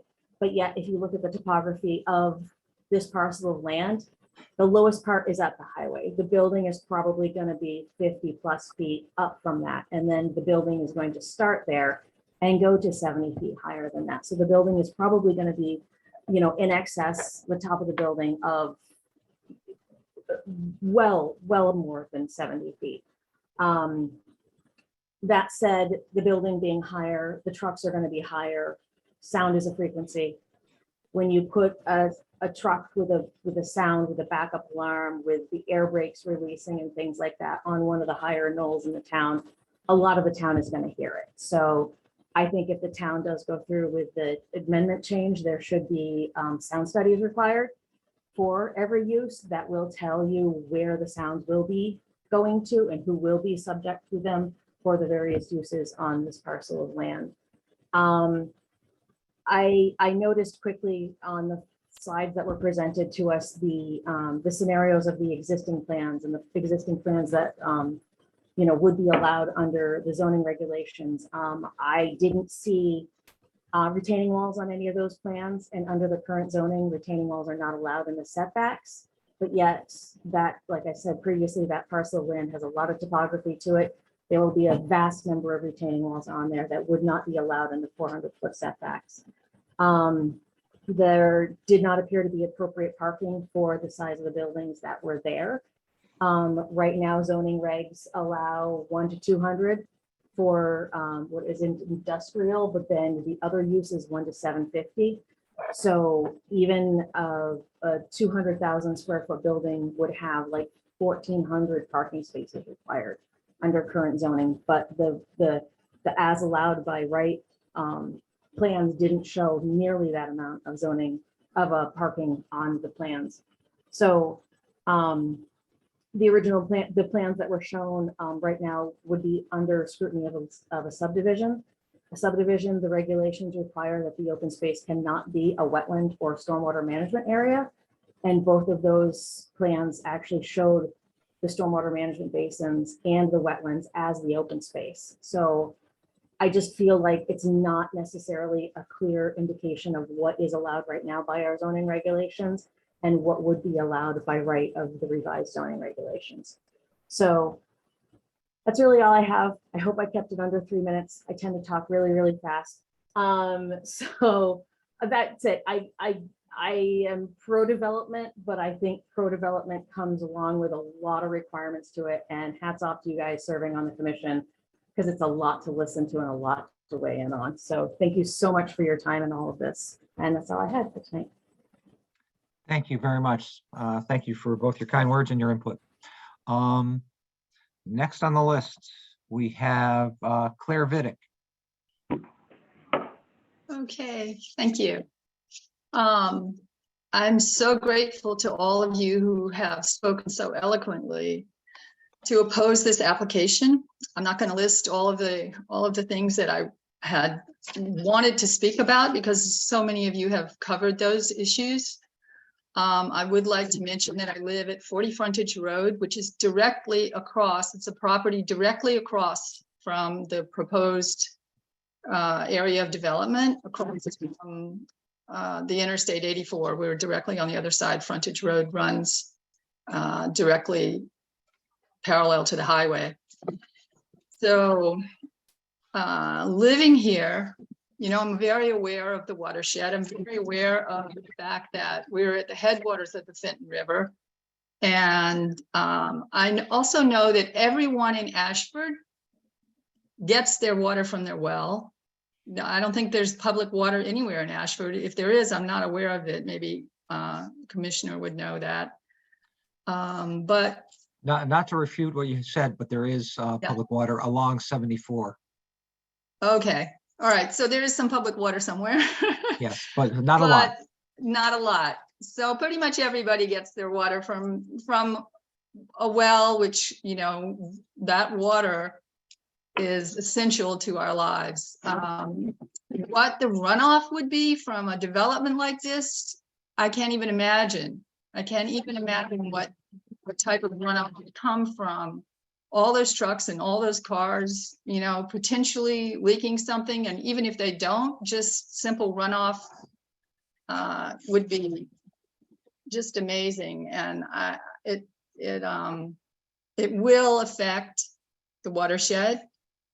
We live in one of the highest points in Eastern Connecticut. This hill that we're on and that is across the highway is one of the highest points in Eastern Connecticut. And what happens when you have a high point? I mean, I can tell you, it snows here when it rains down in central Ashford. Everywhere else, you go to Wellington, it's raining. It's snowing here because we're at a very high elevation. All the water that's going to come out of that building is going to go right downhill. I mean, that's what water does. It goes downhill. So everyone in Ashford will be drinking the runoff from that facility. I think we should all be concerned just for that sake alone. Again, I'm very grateful to all of you who spoke before me. I agree with everyone who opposed this facility and rejected the application or the idea of the application. And I support that. Thank you. Thank you very much. Next is Sue Levitt.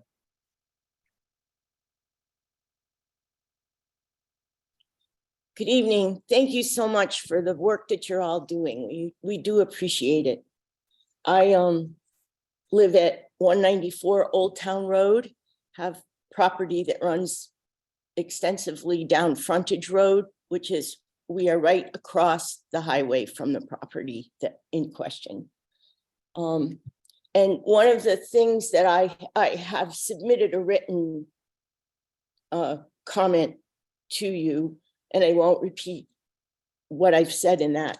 I would like to just say that one of the things that has been said is there are very few residents around here. And I know that this is a thinner population for Ashford in this part of town than it is in this more southerly part of town. Having lived here for almost 50 years, I really enjoy the environment that we are in. And although there are few residents here, many of us that are in this area have large tracts of land, which we have not developed purposely because we like the rural community in which we live. So I just would urge you to think about the water. That's of great concern. We have a pond here, which is at the headwaters of the Fenton River watershed. It's feeding in. We already get some runoff from the highway. It just would be much more extensive, I'm sure. So I just ask that you really consider opposing this amendment. Thank you. Thank you for your comments. Okay, next on the list, we have James Marshall. Good evening, everybody. Can you hear me okay? Just fine. Excellent. Thank you very much. James Marshall. I'm actually a resident. I'm a neighboring resident over in Wellington, and I understand this is an Ashford matter, but I would appreciate you hearing me as I am an architect by trade, and I feel like I have important points or comments I can make as one of the organizing members against the recent warehouse effort in Wellington. Your zoning agent that we share in Wellington, Mr. D'Amato, knows me pretty well. I've spent the last 5 or 6 months working a zoning application requesting a text amendment to the regulation in our town that did exactly what this regulation is trying to do, which basically created for the opportunity for unlimited development, unlimited size development with significant impact to be allowed in Wellington. The results of that application resulted in the strategic development zone regulation that allowed the application for the warehouse that came to Wellington to be temporarily suspended, so it cannot be used while they evaluate what the actual reasonable merits and limitations should be added to that regulation to bring it more in line with what is appropriate for a town such as Wellington or Ashford and a rural community. I want to just touch on a few points, and I'll try to be brief. I recommend paying close attention to the traffic impacts and studies that Soli Engineering has presented. Again, Soli, I believe, was also the traffic engineer for the Wellington matter. And just as a point of comparison, 1.5 million square foot warehouse as presented in that application was 2,400 vehicle trips a day as they calculated it by ITE use code 150 for warehousing, which is what I suspect they're using here because it's the lightest use code you can possibly have for this type of use, which is a large distribution center type use. The limitation with this unrestricted and speculative zoning change is that you do have to look at worst case scenarios. And ITE use codes such as ITE Land Use Code 155 or 156 for high Q parcel hub warehouse or high Q fulfillment center or parcel hub warehousing have significantly greater overall daily traffic impact than the ITE 150 regulations. This is the type of Amazon fulfillment center type thing that this building, that this proposal is suited to bring to Ashford. So if you take 2,400 vehicle trips a day, by those numbers could be almost 10,000 trips a day. If you look at the higher intensity warehouse type uses that are also applicable by the ITE metrics that they use for a higher use code. Please consider it and please do very careful due diligence on whatever traffic assessment that they present to you. The other thing you need to consider with respect to Mr. Varga, the fire chief, the capability of the town to support an emergency in a building like this is critical. Wellington can't, as part of the zoning application that I had, Wellington doesn't have an apparatus that can support a fire over 45 feet in height. There's a reason for size and height limitations for a town of this size in this community. The other critical distinction that needs to be made here is this regulation changes a square foot limit to a gross building area limit. Those are drastically different. A 1.5 million square foot building, by their own graphic, could have 7 levels of mezzanine packs full. That is 7 or whatever, 1.5 times 7. Say they don't have full coverage for the mezzanine. It's 7 levels of 1 million square feet of storage mezzanine, all of which will need sprinkler coverage at every level, at every storage rack. The intensity and demand on that for a well-based system in particular is absurd.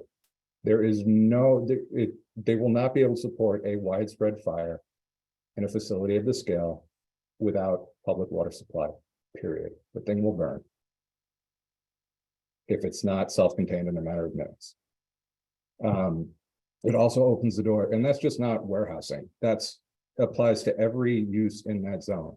You could have 7 floors of full coverage in a 1.5 million square foot building based on the gross building area limit instead of square foot limit. It's tremendously impactful. And you need to consider it. It's the reason why Wellington is trying, or what I'm hoping Wellington ultimately decides to do on PZC is enact the square foot area limitations more in line with what we can support on site. I'm not going to speak to the environmental impacts. Mr. Vidich and Ms. Robel, I believe are their names. I apologize. I'm not as familiar with you guys. Covered most of that, but there's just not adequate capacity. The impact on the site will be significant, just from a coverage of impervious area and the stormwater runoff, and need to capture all of that on site. The clearing of any existing wooded land, et cetera, et cetera. So just to close up, the applicant asks, like, questions, what is limiting the development of this area in Ashford? And the answer to that is really, it's the will and desires of people in Ashford and us in Wellington who live in the area and appreciate the rural community and understand the limitations of what these sites can handle in-house. And how transformative a building of the scale and size allowed by these regulations would be to these communities. So I speak as a neighbor, a very concerned neighbor. I urge you guys to very carefully consider not the height that's being put forth by this application is what could be beneficial to the town, but what the limits are, and how devastating it could be in the opposite end, and act accordingly and inject this thing. So thank you very much for your time. I appreciate the consideration. Thank you, Mr. Marshall. We're coming down to the tail end. We got a few more here. Again, if we can try and keep to the 3-minute or less level, that would be great. Going to Thomas Pippin. Hi there, my name is Thomas Pippin. I'm a resident of Wellington. I just wanted to start off by thanking the board for allowing everyone to speak tonight. And I just wanted to start off with saying I urge the board to vote no on the text amendment change. Allowing this text amendment change would have giant warehouses and distribution centers to come into that property, much like the one that we had in my town. The environmental impacts from the warehouse would be gigantic in proportion. This property sits atop a hill that leads to 2 lakes, and it also borders the Mountain Laurel Sanctuary, as was talked about before. The pollution from those warehouses would leach into the water as well as the air and into the ground in that area. Ashford and Wellington do not have any infrastructure to accommodate a massive warehouse.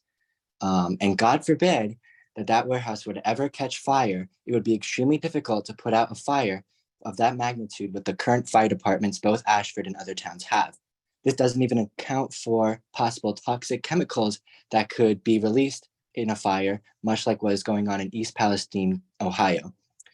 The other issue that I have is the added costs. I understand that there was around, I think it was $1 million worth of investment to constructing this building. That doesn't include the possible, including public water, as well as possible police and other fire department improvements. And also many of these companies actually do ask for tax abatements, and they will do their best to avoid paying taxes at all to the town. And this doesn't even take into account traffic, jobs, and other issues like that. So I urge the board to vote no on this monstrosity and keep these kind of warehouses out of our towns. Thank you. Thank you, Mr. Pippin. Next up, I have a Will. If you could state your name and address, please. Let me see if I can unmute. Yes, You're on. this You're is. good. Thank you, Commissioner and the group. My name is Blake Will.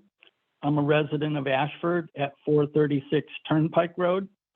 My wife and myself and our 5 children have lived there for 22 years, and we greatly appreciate the rural nature of Ashford. I would urge the group to decline this proposal based on a number of facts, and one of them is the lack of facts. I greatly appreciate the rosy proposal provided by the developers. I believe that it was so generally vague that there really could be no conclusions drawn from this. It basically would give them, as others had said, an open book to basically build whatever they wanted. 1 million square feet could be 1.5 million square feet. It could grow from there. I'm just not seeing any facts that support this. of all the people that have spoke, let's say there's been 20 people, I've heard 3 people vote in favor of it. And the only thing that they can bring up in favor is money. So I'm asking the group, do you put money, a small amount of money, over the quality of life? And we choose the quality of life, not just for now, but also for the future. This proposal will not just affect Ashford. I think it's incredibly selfish to only think of Ashford. It will affect Union, Willington, Stafford, Monson. Everything is interconnected. And just like others had stated about the waterways and that there, the impact of this building will affect many towns for the foreseeable future. The developers talked about, hey, guys, it's time for change. Get on board. Things are changing. Well, let me tell you how things are changing for the warehouse business. The goal is to automate these to 90% or more efficiency, meaning they don't want people there. They want them completely automated. And this is well documented. You can read all about it. The next thing is the trucks. Not only the trucks, but the vans, the cars, the mopeds, the drones, whatever else they want to bring there, will completely ruin the area. These trucks that they talk about, and it's a guess, they're saying how many per hour. They don't even know who their tenant is. And they're saying, oh, we're proposing, could be 2,000 trucks a day or something like that. Again, incredibly vague. But the trend in change, back to their point of change, is all of this is outsourced. These trucks aren't owned by FedEx. They're not owned by these people. They're all independent contractors. That's how they get out of the insurance and the maintenance and all the costs involved of running these operations. What that leads to is a few things. One is you have no control over who these people are, where they come from, and how they choose to drive their routes. They can come from anywhere they want because they're not controlled by the warehouse. The next thing is, we want to talk about change. You guys sign on to this, you're going to sign on to the dream of the future, and that is the last mile.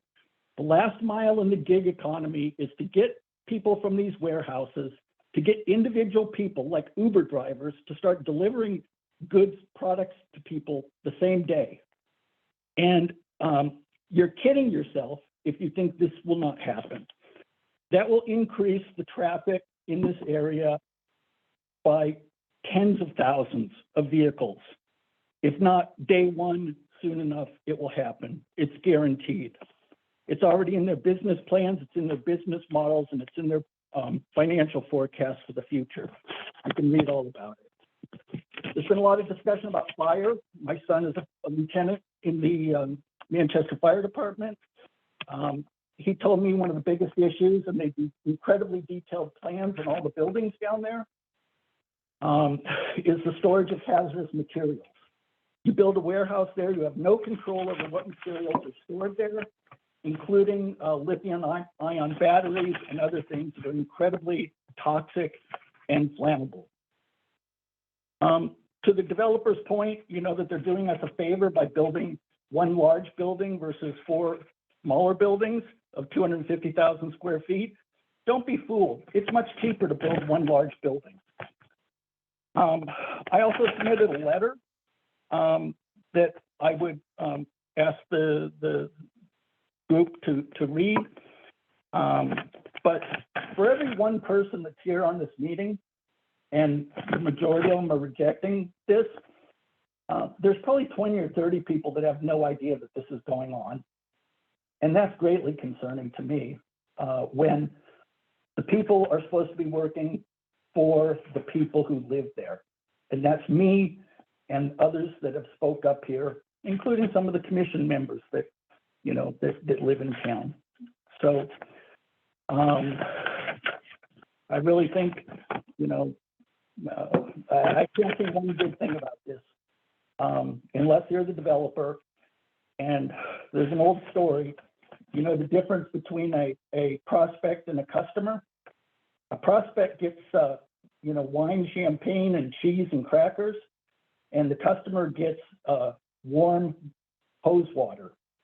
And when it's all said and done, the developers pack up their stuff and leave, and we're left with a big warehouse and to the whims of what anybody wants to do in that space. And, I don't think this is what Ashford's about, and it's not why I moved here. And the reason that 94% of our tax base is from residential is because that's how it's been. That's how people live it here. We want to live in this area. We want to live in a rural area. The last thing is, this tax thing and gonna save me some money on my real estate taxes. That's pie in the sky, because money that comes in from taxes will just go to the general budget, and the town can do whatever they want with that. There's no guarantee of saving $1 for anybody. In my experience, expenses just go up, and everything else just remains the same. So again, I'm 100% no for this. I would like to see something develop there, not something that's going to be a cancer, for the next 20, 30, 50 years or more. To the entire community, not just Ashford, all the towns around the area. And so thank you very much. I'm done. Okay. All right. Thank you. Thank you, Blake. Moving on to Michael.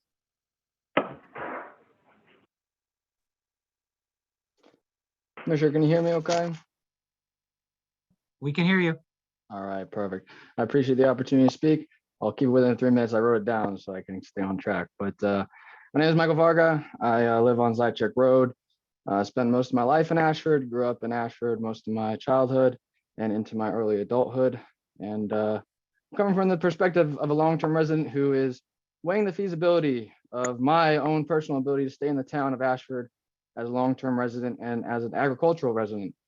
I've traveled extensively across the world for work, and I continue to come back and deeply appreciate Ashford as my home. I've heard a lot of concerns from fellow townspeople about a multitude of things that we've all heard. But if I had to summarize the concerns, I think a lot of them focused on the rurality of Ashford and maintaining the status as a very scenic, beautiful, small town. My concern is that we as a town are becoming increasingly disillusioned with what it actually takes to keep the rural nature of our town. And I fear that in the name of preservation of the current state of town, we are ruining those same attributes for those we hope to pass the town down to. To me, it is becoming increasingly clear that we are pricing people out of town.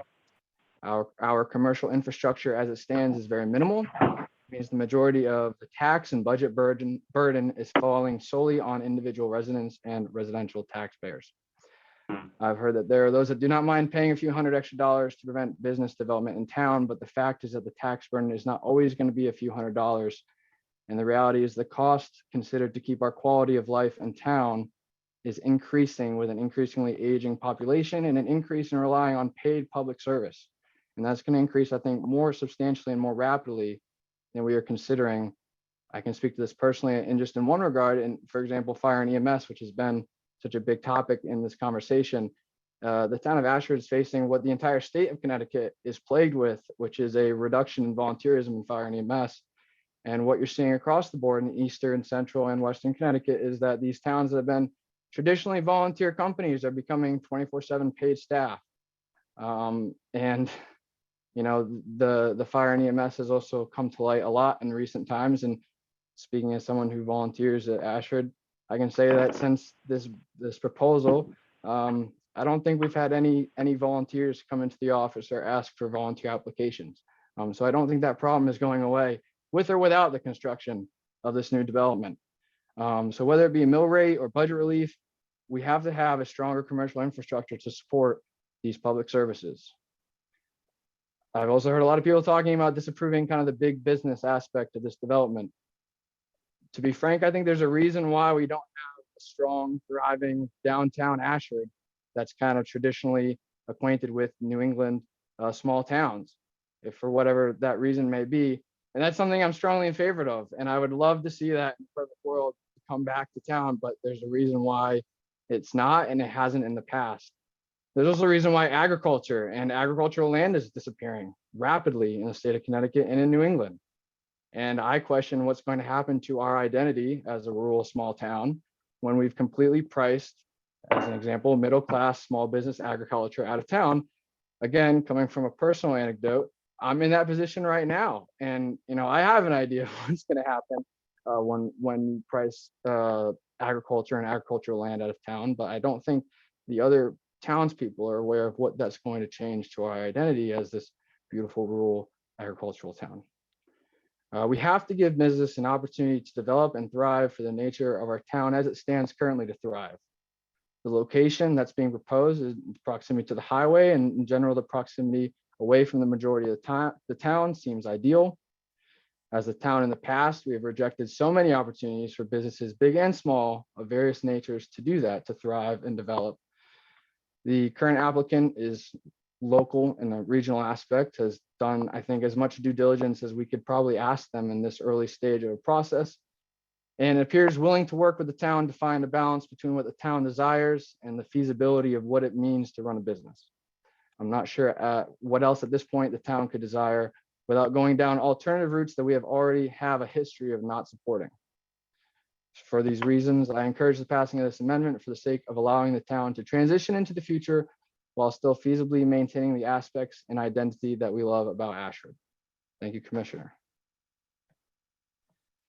Thank you very much, Mr. Varga. Okay, next up, Gene McCarthy.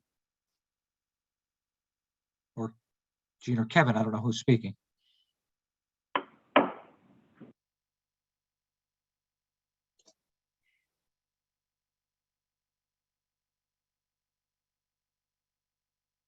Still muted if you're trying to speak.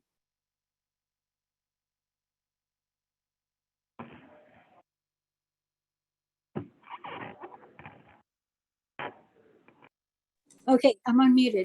You're good. Can you hear me? Okay, great. We can hear you. Okay, Jean McCarthy, 436 Bevington Road.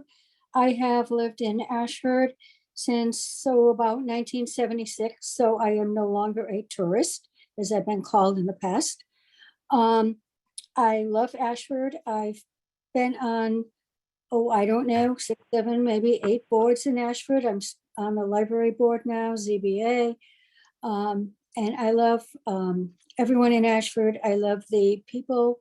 I love representing them in all the different areas I'm on, committees I'm on. I am not sure I'm opposed to this new development. I'm going to say I'm probably not opposed to it, simply because I've been on so many boards and commissions. And as the last speaker just mentioned, it's so difficult to get people to volunteer. And I think we're going to have to stop paying some people to be on some of these commissions. But I love the rural part of Ashford. I've heard that the rural aspect of this discussion. And I love going down Zajac Road. I love going to Sean Patrick's. I drive up that hill. I see that tree with that tractor underneath it. I stop and I take a picture of it every time I go to Sean Patrick's. I love to go on Shady Road to visit my friends. I love going on Knowlton Road and all the rural roads that we have that would consider Ashford rural. I don't see how a facility, whether this facility or another facility right off of Route 84 is severely going to impact Shady Road, Zajac Road, Howard Road, the road I travel to St. Patrick's, Knowlton Road. It's rural. I love going and buying my eggs in rural Ashford from a cooler for $4. Love it. It's perfect. That's how I think of Ashford rural. Will there be more trucks going down 89 and 44? Probably. They say maybe not, but probably. Cost versus benefit. You know what? 74, as far as I'm concerned, is a pretty crappy road. I mean, there's a lot going on in 74. There's not a lot going on in Ashford. We're losing restaurants. We're losing we don't really have any viable business in Ashford. We need to stop and step back and say, is a development like this really going to impact the roads that I just mentioned? Probably not. Probably negligible. We need to stop and say, we need to get into the future. We need to keep our absolutely amazing, fabulous library and all its programs going. We cannot take any budget cuts. We need not to take away money from our absolutely wonderful, fabulous schools. And we need to keep up our roads. We can't do this with just property taxes. We need to stop and consider some development in the town of Ashford. I think preferably right off a highway. What could be better? Do I agree with everything the presenter said? It's late. Sorry, guys. But and to stop right now, Jeff, I think your presentation and the way you're leading this whole discussion is admirable. The presenters have been very informative.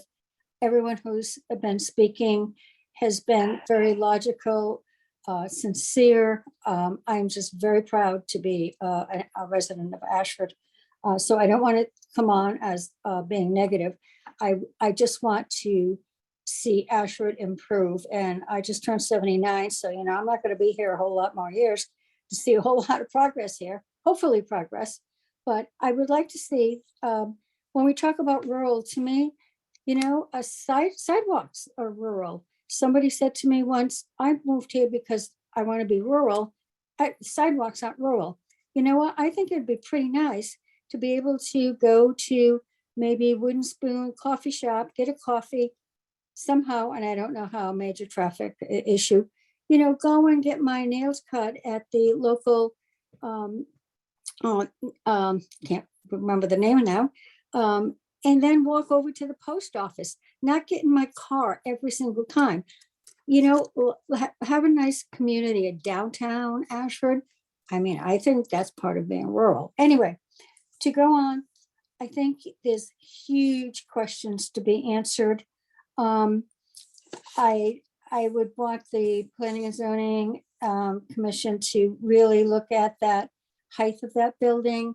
I don't think the height, as far as looking at it, is not off of 84 is not an issue. I travel to twice a month to my grandkids in Waltham and Woburn on 128 and 93. So believe me, I'm into like big buildings and multiple buildings. So one little building off of 84 is site-wise not a big issue. Water, yes. Fire, yes. Please be diligent with whatever you do. Thank you. Thank you, Jean. Okay, we have a few more hands here. Again, I hope that you can try to adhere to our 3-minute limit or less. And Kenny, go right ahead.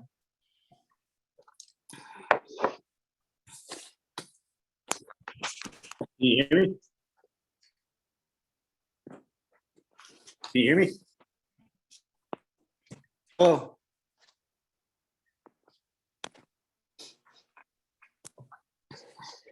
Yes, we can. Okay, you can hear me. All right. Yeah, I just wanted to give some input on this. First of all, I have almost 18 years in the public water industry. I am actually a Department of Health certified watershed inspector. This area Kenny, is part of Wyndham Waters Kenny? watershed. Can you hear me? Excuse me. Can we have your name and address, please? Oh, sorry. Yeah, Kenny Deal. I live on 156 Waterfall Road. Thank you.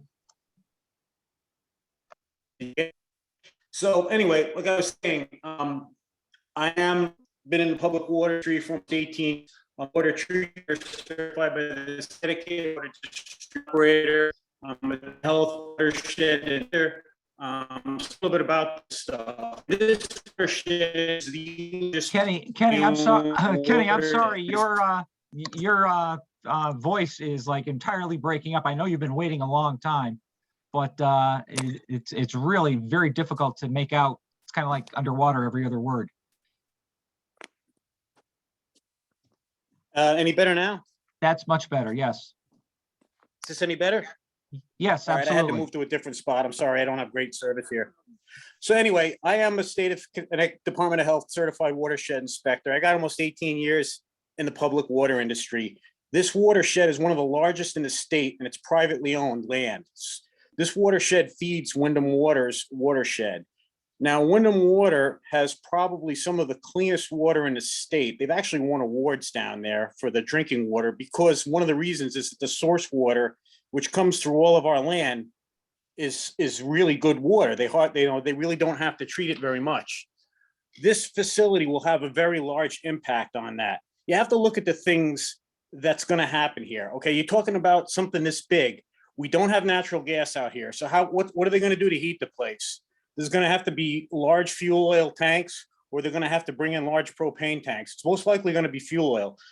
Lately, a lot of these larger factories are going towards condensing boilers, and then that water ends up getting dumped to waste. They have to neutralize it. A lot of times they don't maintain these things, so acidic water can end up in the sewer. They're going to have to put in large septic systems. There's going to be stormwater runoff from these parking lots. You're going to have trucks coming in and out. They're going to be leaking fuel, leaking oil. There's going to be spills. This is going to have a really big environmental impact. This is not what we need in this town.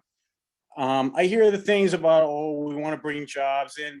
These kind of places bring in minimum wage jobs that right now they can't fill jobs as it is. The market's saturated with minimum wage jobs that nobody wants to take. We don't need any more. And these factories, they're going to become automated. So it's not really going to bring a huge employment opportunity. And I really don't think whatever little tax relief we might get from this is going to be worth the trade-off for the environmental impact that it's going to have. It's literally right on the watershed.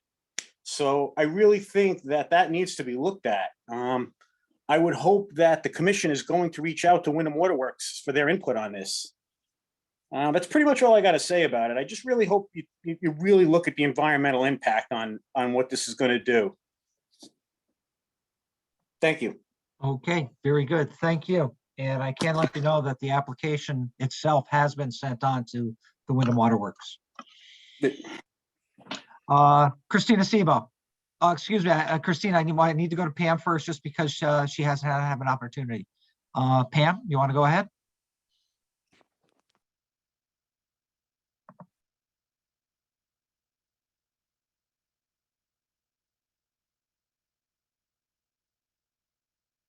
Pam, you're still on mute.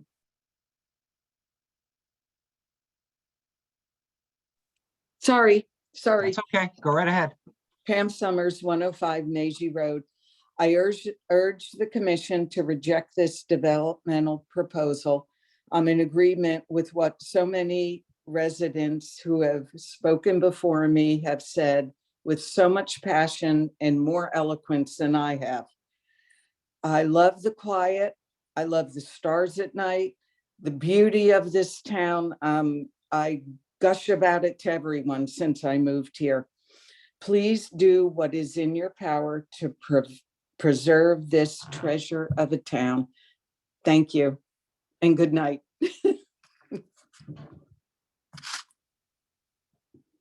Thank you, Pam.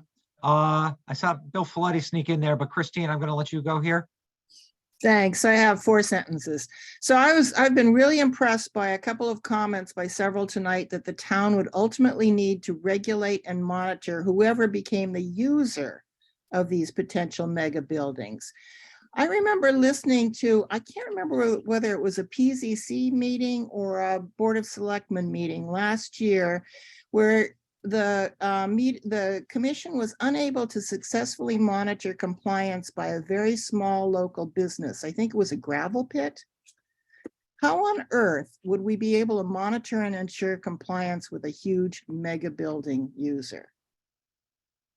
That's just it. Thank you. Thank you. And the last hand I have up is Bill Folletti. Go ahead, Bill.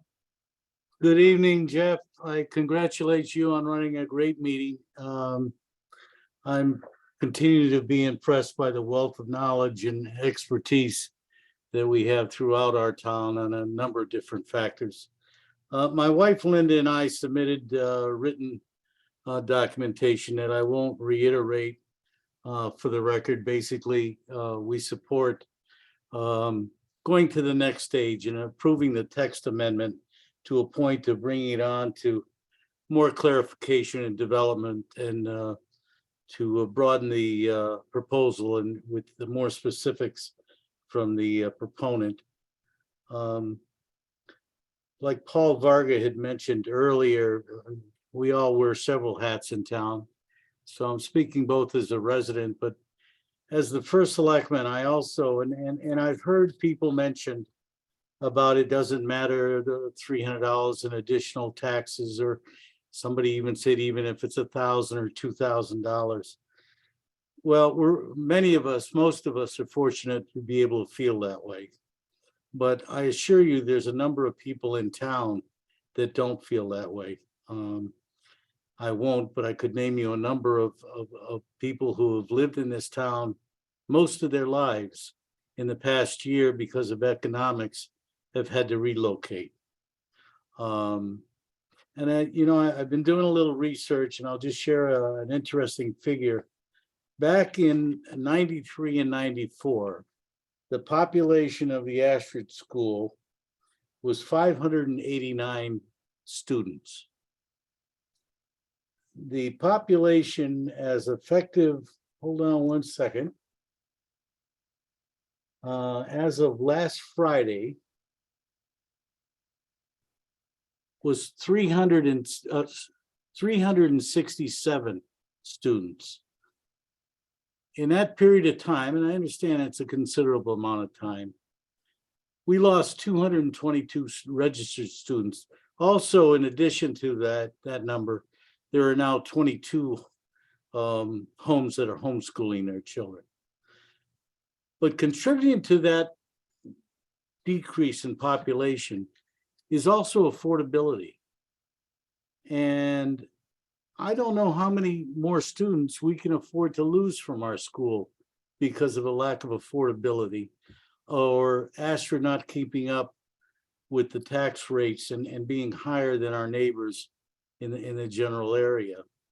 That's why I support looking into the potential of changing the formula of our tax, taking the 93% relying on real estate property tax base and turning some of that, not a lot of it, but some of that over to the commercial end of it. This proposal, as it's being presented, we're being told will decrease that 93% by about 13%. I'll see that also I'll believe that also when I see it and I see finer tuned figures on that. But unfortunately, it's something, economics is something we have to keep in mind. I agree with maintaining the rural nature of our community. I agree with all of the concerns that have been expressed by the environmentalists by protecting our watershed. But I ask the commission, through your diligence, let this go to the next stage. Let us develop our questions and research and gain more specifics from the proponents and go from there. And I thank you very much for the work that you do, and I look forward to working with you in the future. Thank you, Jeff. Thank you very much, Bill. Thanks for your input. Again, I know we talked about using the electronic hand to raise. If there's anyone who doesn't know how to use that function and want to ask a question, I ask you to speak out now. We just want to be sure we've captured everyone's input.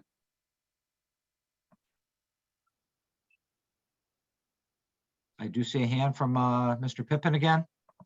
Hi, it's Thomas Pippin again, sorry. I just wanted to clarify something, that I'm not against any kind of business. I'm for sensible business. Having a giant warehouse that would be 1 million square feet or so is not sensible for a town like Ashford or Wellington or even Stafford in that fact. And with the whole environmental impacts, I didn't even include the fact that it would cost a lot of money in case of a fire or in case of a spill, which would more likely to be happen because those happen a lot actually. So I just wanted to clarify that. Thank you. Okay, thank you very much. So I'm going to assume that that's the last bit of public input at this point for this part of the hearing. I Yeah. am not sure if, I'm sorry, yes, Mr. Carvo. Yes, I would say, rather than looking at this as a threat, look at it as an opportunity. And I would ask the commission, the board, to be open-minded and take a look at what's being presented to you. The Campanelli Group seems to be a quality operation just from the presentation they did tonight. And I would say that if we're looking into development, I'd much rather be dealing with a company like that as opposed to going to the current zoning regulations, which I understand, I've heard the phrase as a right, and ending up with a half-built building that becomes a monstrosity. This company has a track record, and I certainly would recommend that you consider the application for the change in the text, the amendment, and very seriously consider approving it. Thank you. Goodbye. Thank you very much. And I'm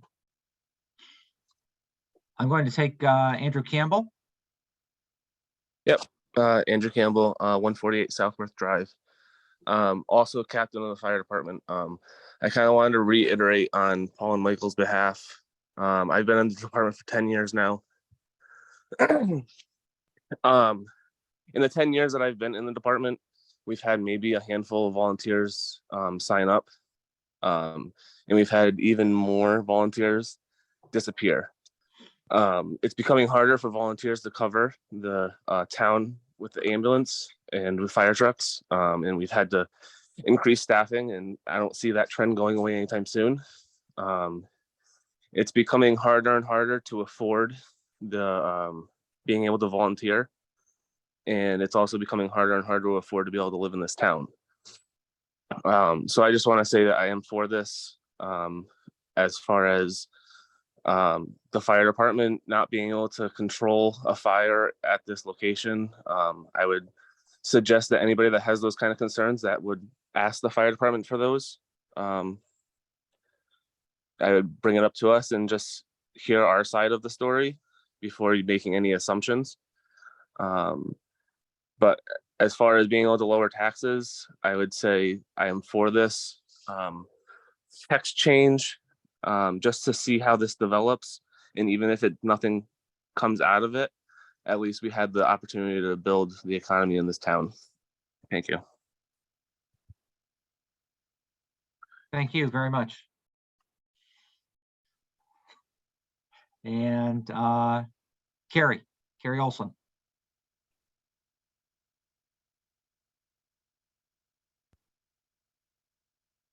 I'm really sorry to belabor the point. It's such a late hour, but I don't know that I was clear enough in my concern.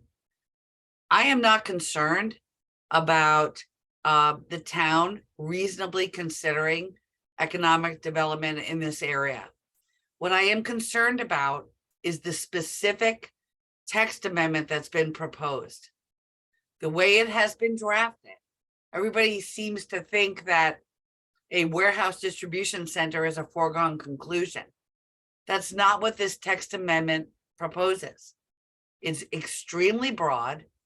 It covers all industrial uses without qualification.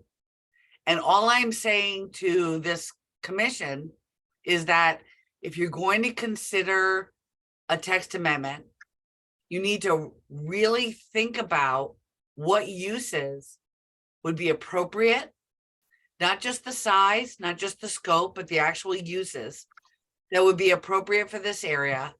And that it is my position that the text amendment should be modified to make sure that it circumscribes the universe of uses that the residents of this town would be okay with. Because as it is defined right now, it is so broad, virtually anything could be launched at this site. And so I encourage you, for economic development reasons, to consider obviously amending the regulations to allow for reasonable economic growth. But this text amendment, again, as a land use attorney, it's just way too broad, and it puts the town in peril. It opens the door to just about anything. So I ask you seriously to consider modifications to the proposed text amendment. And I'm sorry to belabor this, but to me, it's extremely important. Again, as a resident of this town since 1985. And thank you all for your consideration and your time. I appreciate it. Thank you.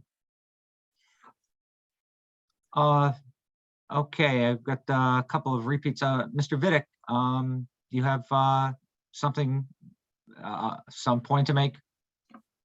Yes, I think it's very important to understand that when a zone change proposal is made, it has nothing to do with anything we've seen today.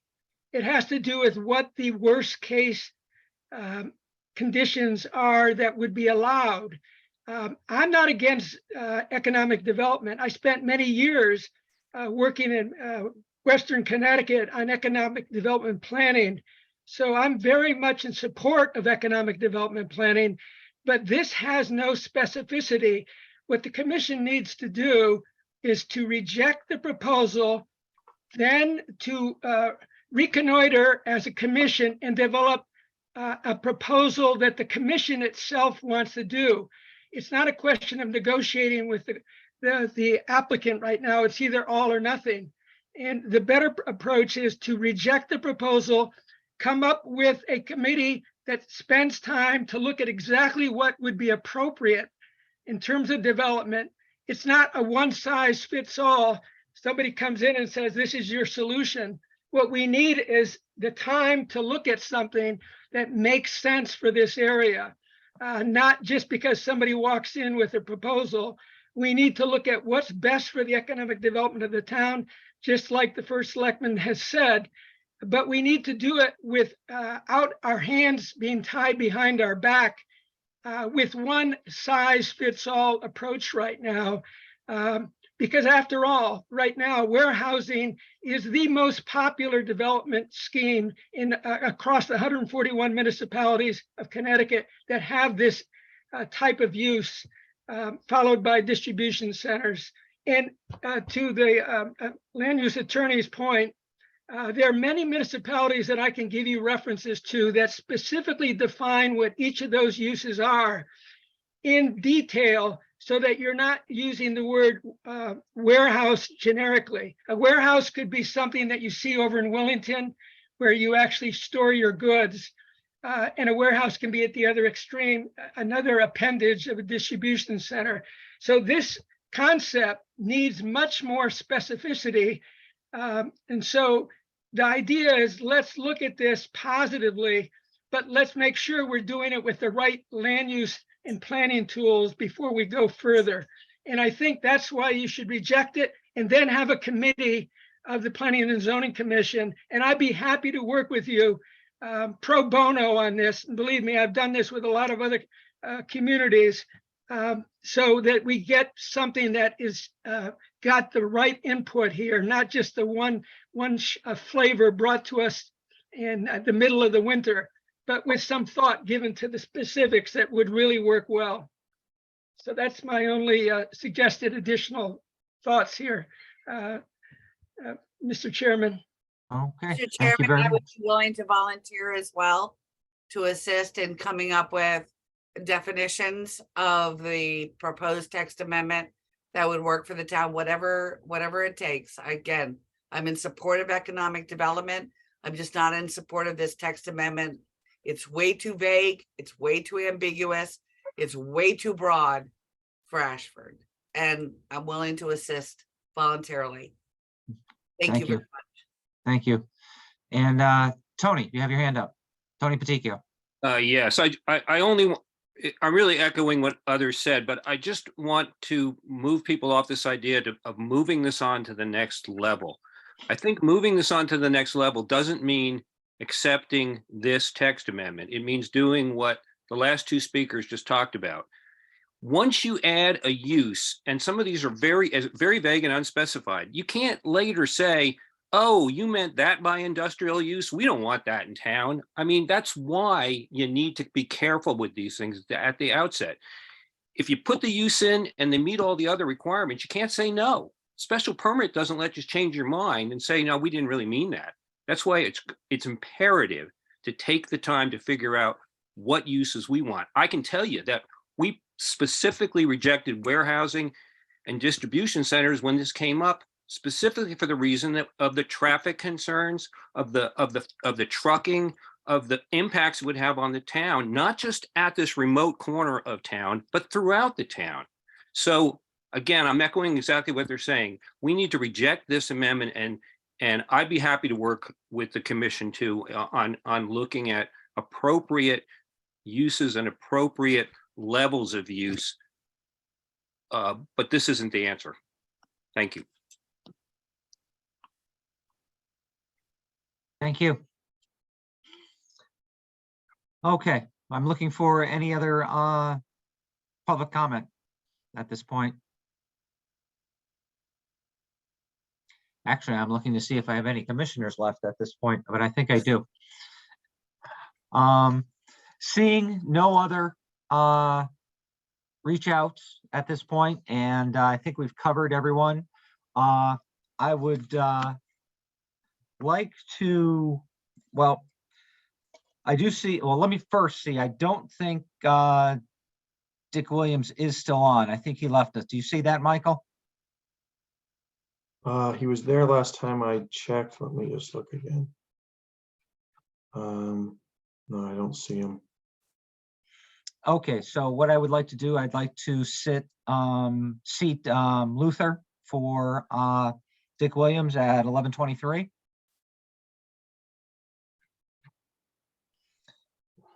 And I'd like to make a recommendation. We have a number of other items we have to work through, and hopefully we can get through those quickly as a commission. But as for where we are with the public hearing, due to the fact that the volume of information that we receive, both from the public and just the presentation, well, actually, I need to do this from a procedural standpoint. Does anyone from the applicant still being on here have any comment they wish to make before closing? You were supposed to get the last word on this. No, thank you, Mr. Chairman, and I'll be exceedingly brief. It's 11:24, and I know you have more work to do, and we very much appreciate the commission's terrific attention throughout this evening. We're going to reserve all of our responses for next time. Candidly, I'm biting my tongue based upon some of the things that have been said, but I'm not going to belabor this anymore. By the way, all the uses that everyone has spoken about, they're in your regs. They're already defined. The one that isn't is the one that we are defining, which is distribution. Warehouse is defined, industrial is defined, manufacturing is defined. So I just want to clear up that one issue because a lot of misinformation there. But in any event, we look forward to being back before you in a month, and we will have responses to everything we deem worthy to respond to, but certainly we will respond to everything that the commission has asked us to do. So thank you very much. Okay, thank you. Thank you for your comments. So as I was leading up to before I went out of turn there, due to the volume of information we received from the public tonight, as well as the presentation that was presented, again, I know I'm still trying to get my mind around it. We also probably should look into involving our town legal counsel into some of the items that have been brought up. I'll also mention that there is a submitted protest that still is being vetted by our zoning enforcement officer. And that simply has to do with whether a simple majority or a super majority is needed for passage of an amendment, the applicant's amendment. And items that are requested from the applicant, I would like to get a motion to continue the hearing to our next regularly scheduled meeting for March 13th. I'll make that motion, Jeff. Janet, I'll second. Jeff Schillinger and Janet Bellamy seconding. All those in favor of keeping the hearing open until our next meeting of March 13th, say aye. Aye. Aye. Those opposed? Abstentions? So moved. Have a good evening. Thank you. Thank you. Thank you all. Okay, so that being not being closed, but that being continued on, moving on to number 7, you'll be happy to hear that I don't have an update from Ken Slater regarding primary residence definition. He is working on that. He was kind of swamped this week. I would like to get a motion to table this until our next meeting of March 13th.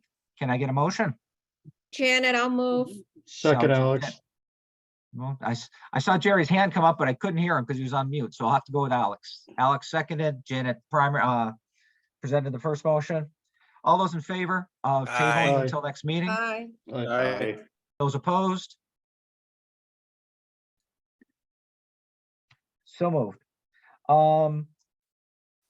Moving on to new business.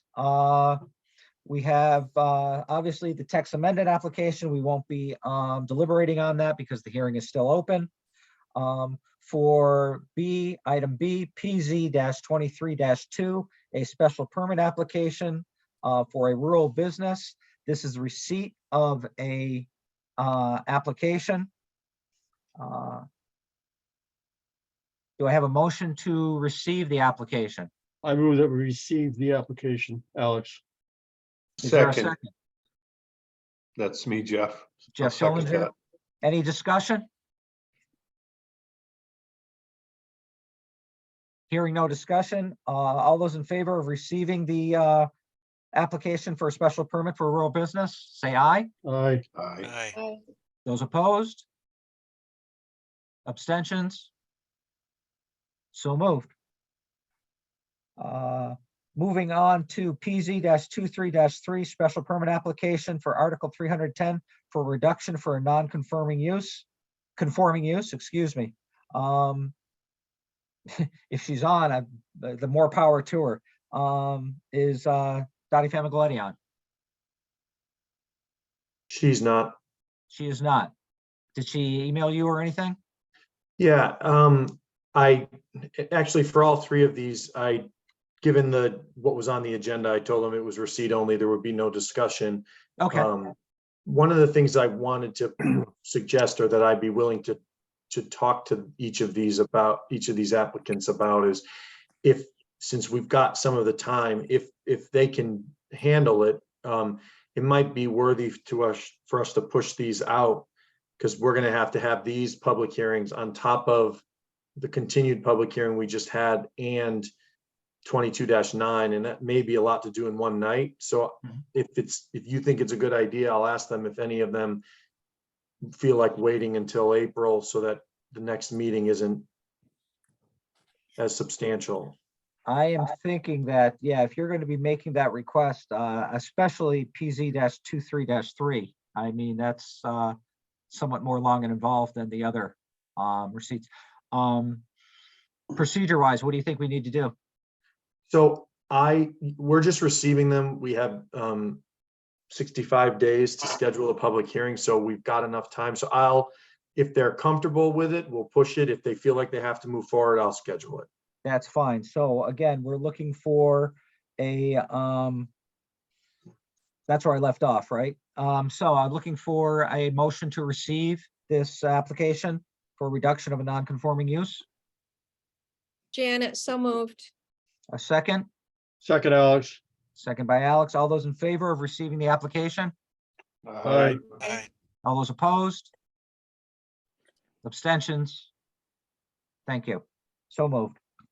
And the last item is PZ-23-4 from the special permit application for a short-term rental at 7 Amadon Drive. Can I get a motion to receive this application? I move that we receive the application, Alex. Alex, any, seconded? Janet, second. Janet, second. Thank you. All those in favor? Aye. Aye. All those opposed? Abstentions? So moved. Okay. Michael, I don't know if you dare, zoning officers report. I got nothing. I don't dare have anything. Thank you. Okay. To fill the very void, good. I'd just like to thank Mike and Jeff, both of you, but in this gap of a zoning officer's report, great job compiling all of this data for us. We had a really great process, I felt, for getting all of this on the website, accessible to the public, accessible to the commissioners. Mike, thank you so much for getting all of that up there. And Jeff, thank you so much for communicating it also well. No, that was, a lot of that was Mike. He's done a great job. We really appreciate the support. Yeah, I agree. Thank you. Thank Thanks, you. guys. So, looking for a motion to adjourn. I'll I'll move. make that motion. I'll second. And before we break up and adjourn, I do want to say and remind all that we do have a open hearing going on. So deliberation, discussion regarding the application for the text amendment is still a reserved, if you will, period.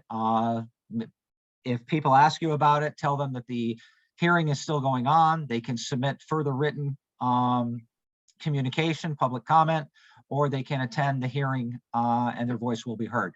Okay. And being as that, I think we all those in favor of adjourning. Aye. Aye. Thank you so much for your patience, your time, your effort. I can't tell you how much I really appreciate that, your support and your willingness to work your way through this. Thank you so much. And we'll do it again in a month. Thank you, Jeff. Good job. Good night. Thank you.